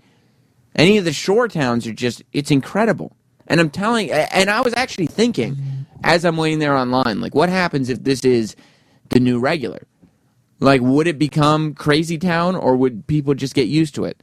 Like, if from now on you have to wait 3 hours to get gas, like if that's just the thing now, would you go crazy? Or I think people would probably just deal with it. Like, I think people would like to think that we'd all go crazy, but we'd probably just be like, oh, it's Friday, I got to do my 3-hour gas thing. Like, you'd leave work and that would be your ritual. You'd probably use less gas, but people are dumb. Nobody actually wants chaos. There'd probably be some people trying to cheat it or whatever, but no more than there are now. And most people would probably just, as long as gas stations didn't really run out, people would wait for 3 hours for gas because I gotta go somewhere. And what's the alternative? Riding a bicycle? Sal, you've been riding a bicycle to work. Yes, I did. You wouldn't do that every day, though, especially through the winter. No, like my entire body was frozen this morning. My lungs hurt. And there's a nor'easter coming. Yeah. Wednesday, I think. Yeah, my bike would not be able to handle that at all. So you'd wait out. So you had a car, though. You used to. Yeah, I love driving. So why don't you drive? I sold my car. For what? How much did you get for it? I got a good amount for it. You got any of that left? No. Why? What'd you do with it? I actually bought audio gear with it. What? Yeah. You're terrible at production, though. Ah, that's not funny. Play the panda thing, just to illustrate this.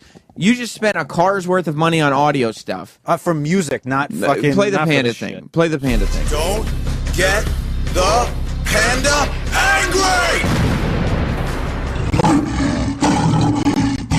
You had to be a better driver than a guy who knows how to use audio stuff. Yeah, the stuff I bought for audio was for music-related stuff that I do outside of the show. This is something that was show. You should have kept the car. You really should have kept the car. No, you're trying to make a point that. So how has the bike ride been?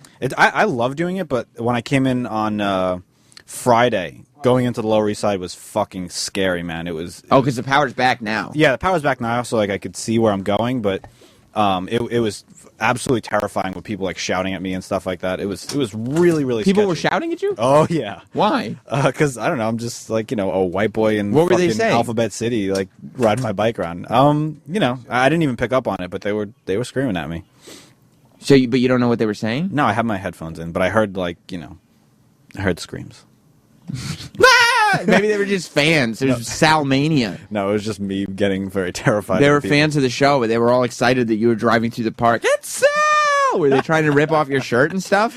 Yeah. What an exciting bike ride. I would take that bike ride every single day. It was pretty cool going over the bridge, but literally halfway through the bridge, there's no power. So it's like you're riding into complete darkness, and I have a road bike, and if you hit a fucking pebble, you're going to eat shit. You know? And why would you get a bike where if you hit a pebble, you eat shit? It's a road bike. It's not really meant for, off-roading or like heavy curbs or anything like that. Why don't you just get a bike? I do have a bike. Like a bike. Yeah, I have one. Ride. But this, you can go much longer distances. How many bikes do you have? I have 2. You really are a rich kid.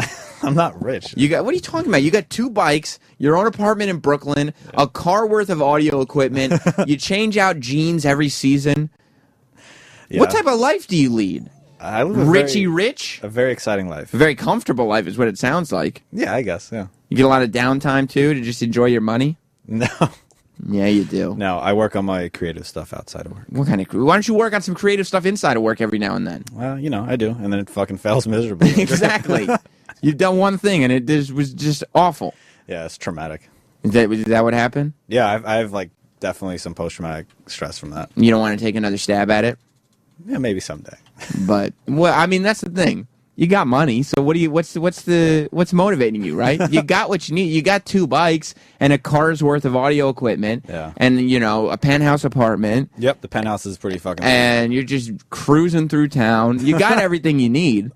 If you needed a car, if this kept up and you were like, Mom and Dad, I really need a car, would they be like, okay, Sal, we'll get you a car? Yeah. They what? Yeah. They would buy you a car? I mean, I'm sure I'd have to help out in some way. What, take out the garbage? Clean up after dinner? Your parents would buy you a car? I think so, yeah. You know what my dad would say if I was like, look, if I didn't have a car, if I lived in the city, and I was like, oh, I don't know when this transit stuff is going to come back. My dad would be like, yeah, me neither. I'd be like, yeah, I could really use a car. My dad would be like, thank God you have a job. You could save your money for it. Yeah, I mean, I think it wouldn't be like, a next day sort of thing, but it would be something I can allude to and then eventually maybe work on. Oh, my God. At your age, you should be ashamed. You should be ashamed that your parents would still buy you a car. You need to leave the nest. Well, I'm an only child. It's just me. You need to leave the nest. I've left the nest. You haven't left the nest. You're staying in an apartment that you got on a deal through a family friend. Yeah. Your parents are buying you bicycles. No, I bought every bicycle with my own money. How many bicycles have you purchased? 2. I have 2. All right. Yeah. You have 2 bikes. Yep. You're obviously still very well taken care of. Yeah, but I was set off in the right path, You were not set off in the right path. Your parents are still paying your cell phone bill. They are paying my cell phone bill. Well, you have no sense of personal responsibility. I have plenty of... What are you talking about? I can take care of myself just fine. No, you couldn't. I'm responsible with my spending. I don't spend like I used to spend anymore. You just bought 2 bikes. No, I bought... And a car's worth of audio equipment, and you can't even do production. I bought my 2 bikes a while ago. It was... How long ago? My bike I'm riding now, I bought... I don't know, about 8 months ago, and the other bike years ago. Why would you buy another bike if you already had a bike? Well, one's meant for road and one's meant for mountain. How many mountains do you ride on? Lots. There are no mountains in Brooklyn. No, when I was in Staten Island, and I used to take my bike upstate. What mountains into in Westchester. Staten Island? There's a lot of really good off-road. There's mountains in Staten Island. Not mountains, but there's hills. Because I was just talking to Anthony about Staten Island, and he never mentioned one mountain. He mentioned some firemen that got robbed. He mentioned some people who lost their homes, and he mentioned that he didn't have power. Never once did he mention any mountains. Staten Island, I think it's like the second highest elevation on the eastern seaboard. So you're saying there are mountains in Staten Island? There's not mountains, but there's hills. Well, you said before there were mountains. I said I mountain bike. I have a mountain bike that you can use on mountains. I never said there are mountains in Staten Island. You don't need a mountain bike because why? There are no mountains.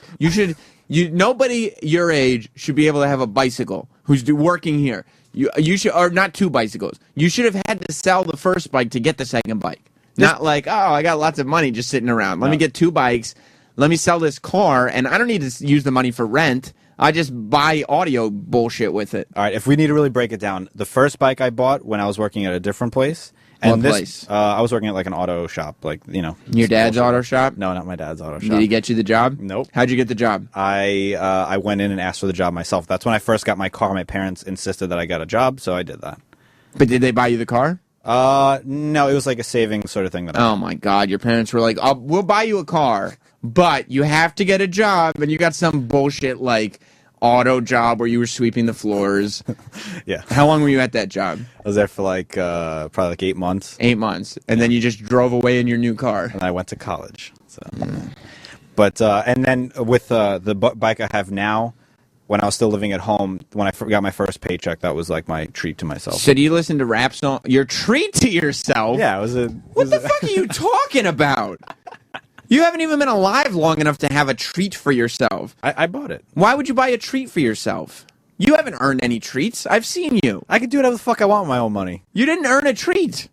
Like, what did you say? What was it that made you say, I deserve a treat?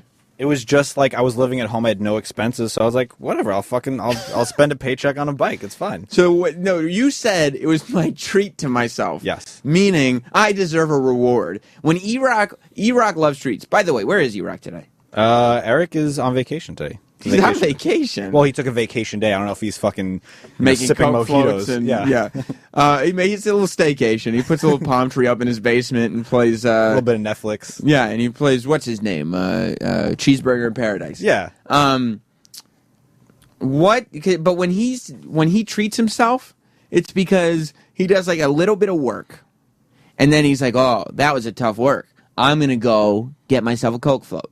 Like he'll edit one little bit of audio. Like he'll take a 5-minute piece of audio and he'll edit it down to 2 minutes. And then he'll be like, I'm going to go get some Wendy's to treat myself because he feels he deserves a reward. That's how the mind works. Right. And when somebody says that they're treating themselves, it's because they feel like they deserve a reward. So what did you do that you felt, I need to buy myself a bicycle? I don't know. I just really wanted a bike, and I had no expense. Another bike, you mean? I wanted another bike. I really wanted another bike. I wanted another one. Oh, Sal. You should try to do without for a period of time and see what happens. You could come in, Nicole. You know you're always welcome in here. Who's missing you today? We were just talking to Sal. Sal. He's that idiot in there. Yeah. What's up, Sal? He's got Nicole, how are you? 2 bikes. Like bicycles He's got or 2 motorbikes? He's got 2 bicycles. Yeah. He's got an apartment that's in Brooklyn that he lives in by himself. Cool. Yes. He sold a car and spent all the money on audio shit, and he's terrible at production. Mm-hmm. And Sal, you are terrible at You're production. not being very nice to him. Well, listen, all right, you need to have it, play the panda thing. You can play. Is a piece of his production This work? is Sal's production work. This is him being creative and funny. Get the panda angry! What was that for? Is anything work? First of all, panda doesn't make that noise. No. Second that's of all, like a grizzly bear. Right. Or like a tiger, a lion, or something. It could be a variety of animals. Not a panda. None of it panda. Second, his voice doesn't. It's a terrible, awful use of his voice. That was your voice? Yeah, I know, right? It's terrible. It didn't sound like an angry. Wait, so he at least admits that he is not good. No, let me explain this to you, Nicole. He walked in here with that production piece as if, wait till you hear what Sal's created now. Oh, he was excited at the beginning. The reason he's saying it's terrible is because the rest of us said it was terrible, and now he says it's terrible. Okay. All right. It's called denial. Because if he thought it was terrible when he made it, he probably wouldn't have given it to the Opester. Perhaps. And Ope was real. Was he like, did he just really come down on him? Well, the whole room was just like, what the fuck was that? Well, what was that in regard to? Why did you need a panda piece of production? It was just fucking stupid. It was intended for Roland. Oh, okay. Because Roland. I think I've paid my fucking penance on this. Okay, so you want to move on, maybe? What you paid for was 2 bikes and a carload of audio equipment. Yes. His parents pay his cell phone bill. They do? How old are you, dude? I'm 22. Exactly. I was paying for it all through college. He bought a bicycle to treat himself. A second bicycle. Because he was a good boy. Exactly. He was Right. like, this is He's a a treat good to myself. boy. And I'm trying to tell him. He has no idea, and his parents have no idea, the damage that they're doing to him. He thinks, like, he fully acknowledges that his generation is very sort of entitled. Oh, we say that all the time. And everything's handed to them. Yeah. Participation trophy, all this stuff. Right. He acknowledges that that's his generation, but he fully believes in his sane mind that Sal, this boy right here, This boy. Sweet, sweet boy. is not.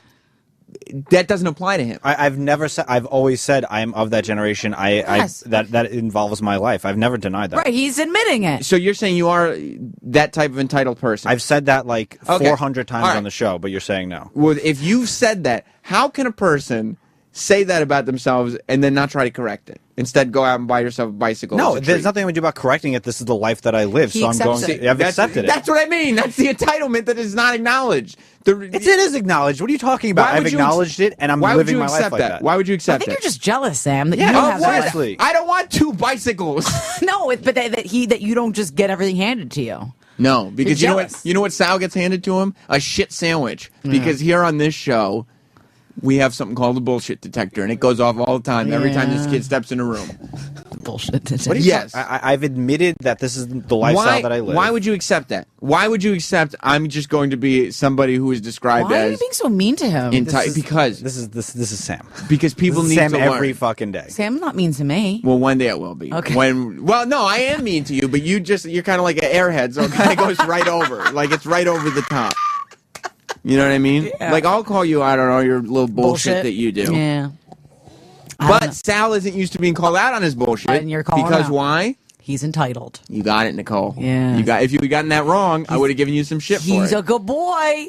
Why? I am a good boy. You are a good boy. You deserve a bicycle. I do. But why is that the thing that you chose to get? That's my question. A bicycle? And go get like a new, I don't know, TV or a something. prostitute. Yeah, maybe get laid. Get blown, you know? Yeah. I don't need to pay for that. Or some wrestler. Oh, Nicole. I'm surprised. Didn't you notice your panties get sopping wet when you walked in this room and saw Sal? I'm juicing everywhere. Why, Yeah. why would he need to pay for that? Sal, Yes, Sam. here's my question to you. Go ahead. And I don't mean to get violent with you. Yeah, okay. And upset and loud. I don't mean to get loud But with you. you're gonna. But why would you say, yes, I know that I'm described as an entitled douchebag, and that's sort of the personality that I'm fitting, and that's my life, and I'm going to live it. Instead of saying, you know what? I don't want to be an entitled douchebag. I should do some things to change that. Like, why Maybe he doesn't think it's a problem. do you not see those as negative qualities? I mean, I don't really see how I come off as I guess I come off as an entitled person, but I do a lot of things that, you know, giving back to other people. Like I don't fucking only, you know, do things for myself or spend only money on myself. Have you helped with the Sandy efforts? No, not yet. They could use some Because bikes, I've had Sal, to and be- you got 2. You know So how many I'll people donate a could bike. donate one of your bikes to Sandy? I will. Then Because he'll she leave you- needs it. She does. That bitch. You know why? Because those guys are stuck. You wake up in the morning and you're like, oh, the subway's not working. I need to decide which of my 2 bikes to take to work. No, I never said that. I mean, it's how I got to work. This is how I chose to drive. That's the decision of the day, though. Yeah. Can you imagine leaving college? You're handed a cushy job. Because this job that he's got for himself Pretty is cushy. cushy. That's why he gets so much shit from me. Because somebody's got to give it to Do you him. have a in his life. girlfriend, Sal? Currently, no. Wow. Currently, and whose choice is that? Mine.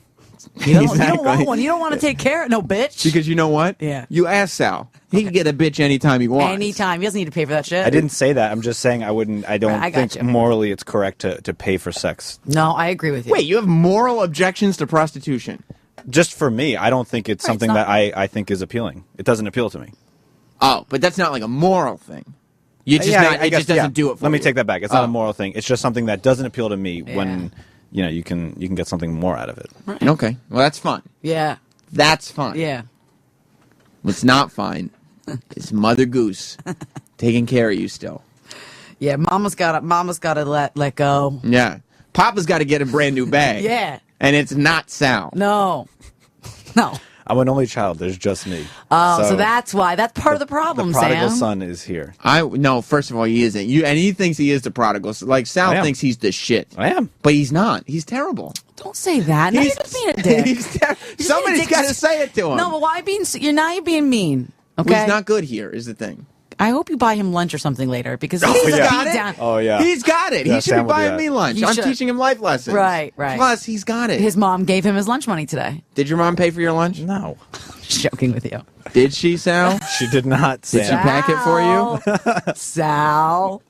Jess packs me lunch. Yeah. It's going to be delivered. Actually. I don't pack Matt lunch. Well, you're not a good wife. No, I'm a very good wife. I'm such a good wife that I got a midnight raping the other day, and I just let it happen. You got a midnight rape? I was Sal, sleeping. Enough of you. Explain to me about this. That's being a good wife.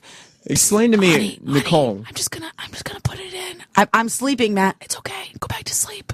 What? Okay. You don't care if I'm coherent? This is Nicole from the Morning Mashup, by the way. Yeah, I let him do it too because I'm a good wife. So you're sitting there sleeping. Sleeping. It's midnight. You got a morning show. Yeah, dude, I'm sleeping, honey. Just like. And your husband just says, I'm going to put it in. I'm just going to put it in. And I said, but not now. I'm sleeping. And he said, it's okay. He didn't care that I was sleeping. Don't even worry about it. Don't worry about it. I'll take care of everything. And I let myself stay in that state of sleep, and I let him do it. And then I woke up and I was like, what the fuck? Did you feel taken advantage of? Not really. I mean, he's my husband. Did he have sex with you to completion? Yeah.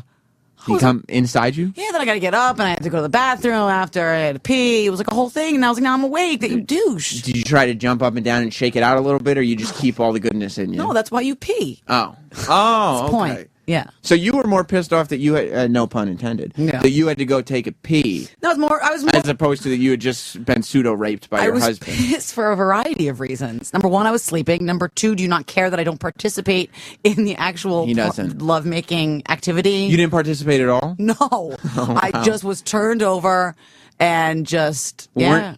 Weren't you very dry down there? He took care of that too. I mean, With saliva? I don't know what, I was sleeping, Sam. I don't really know what happened. Did But he poke around down there at all first? yeah. He did? Yeah. Just to try to at Yeah. least, even if the rest of you was sleeping, try to get yeah. your And vagina. It must have worked. I don't know. I was still really half asleep. So don't ever call me a bad wife because I don't pack him lunch, because I think that's a very good wife who just lets her husband use her body. You allow rapes. I allowed a rape. Yeah. Hence, I'm a good wife. So you have brought to After Opie and Anthony Live that your husband is a rapist who uses the N-word regularly. Yeah, man. Yeah. You love him, though. I love him so much. You He's love the him best. He's actually very good to me, and I, in turn, am very good to him. I let him midnight rape. You wouldn't and you decided, I'm not going to wake up and try to participate. No, I couldn't. I was so cozy. I mean, he uncozied me because I was like, blam, bam, bam, bam, bam. But what are you gonna do? You got to make sacrifices in marriage. What turned him on to the point that he had to have you at that moment? I think he just woke up with a chub and he was ready to go, and he didn't care that I wasn't. Yeah, he just woke. You wake up in the morning sometimes. Usually, guys are erect. Yeah, it's part of just waking up in the morning for a guy. I know, but usually you could piss and it goes away. No, not rape your wife. No, he went for the latter. Did you enjoy the raping part? Nope. Not at all. No, there wasn't something thrilling. Like you didn't say to yourself, "I'm being taken advantage of." No, I was more annoyed than excited. You were just annoyed, like, "Oh, I'm trying to sleep and there's a penis in me." Yeah, and I was annoyed that he didn't care that I wasn't part of the process, because isn't that like you want to do it together? Is he well endowed? Yeah. So this was not something No, like... it wasn't like easy. It didn't like go. It didn't like slip on in. Right. It's awful. And I mean, you've been around, so Yeah. even a medium one would fit in you very easily. Shut up, Sam. I'm just saying, I'm assuming, and you could say I'm wrong, right or wrong. Well, if you're not, I mean, if you're dry as the Sahara, nothing's going to go in that easily. And you weren't having a sexual dream or anything like that. Nothing. I was sleeping, holding my dog. And you know what? You were holding your dog? I was holding Phoebe. I don't even think, now that I'm thinking back about it, that I put Phoebe on the ground because I was sleeping. I was cozy holding my dog. So that's even gross. So it's almost like he raped her, too. You held your dog while your husband raped you? Brian in Chicago? Yeah, he didn't rape her. No? I don't mean to throw that word around, but I mean, I didn't say... All he did was use you to jack off. That's all it was. That's true. He did. He used you as a fleshlight. You were a human fleshlight for him. Yeah. Have you seen a fleshlight? I have. It's actually very cool. It's a vagina in a tube, and that's basically you were a human fleshlight. I was a human fleshlight. He was actually a little annoyed that your legs were in the way and there were parts he had to move. Don't worry, he moved them. He did. Oh, yeah. He didn't mind. Nope. What do you think about just being used as I mean, that is I believe... maybe the most objectifying thing somebody could do to a person. No, it's probably way worse. I mean, using you as a sexual object. He literally used you as a masturbation tool. No, but it was like I know he loves me, and it's not like we don't have a good sex life on other days. It was just a moment of weakness for him. Yeah. He didn't want me to fully wake up because he knew I was sleeping, so he thought he'd just get in and out, get his needs taken care of, and we wouldn't worry about me. Andrew? Yep, I'm here, Sam. How you doing, bud? What's up, buddy? That was Mr. Cumia flying around doing his dream raping. That wasn't her husband. Well, you know what? We always wonder if what's going on in your dreams is happening in somebody else's dreams at the same time. Like the people in your dreams, if they're dreaming that you're in, you know what I mean? Right. Anthony rapes in his dreams. Like he rapes women. Are you joking? No. Like for real, like holds them down and they're saying, no, please? He told us one day that he sometimes comes to an actualization that he is dreaming, and once he does that, he finds whatever girls he can and he rapes them. What? So maybe that was him in your bedroom raping you, but it was your dream. Perhaps. That's the sickest thing I've ever heard in my life. Well, you know what's worse? I can never look at him the same. You know what's worse? Your husband raping you in real life. That's probably a little worse. Because at least I'm his wife. At least I'm his wife. It's not some random chick that he did it to. I saw the chick on Mad Men get raped by her husband, and she didn't like it at all. Really? We have to go. Okay. Ron and Fez are coming up. Right. Next, Nicole, thank you for stopping by. Anytime. Sal. Yes. Thank We you for love being you, Sal. here. Don't say we, Nicole. Oh, sorry. I love you, Sal. Wrong pronoun. Stay tuned for Ron and Fez. Goodbye. The Opie and Anthony show is now over. For real this time.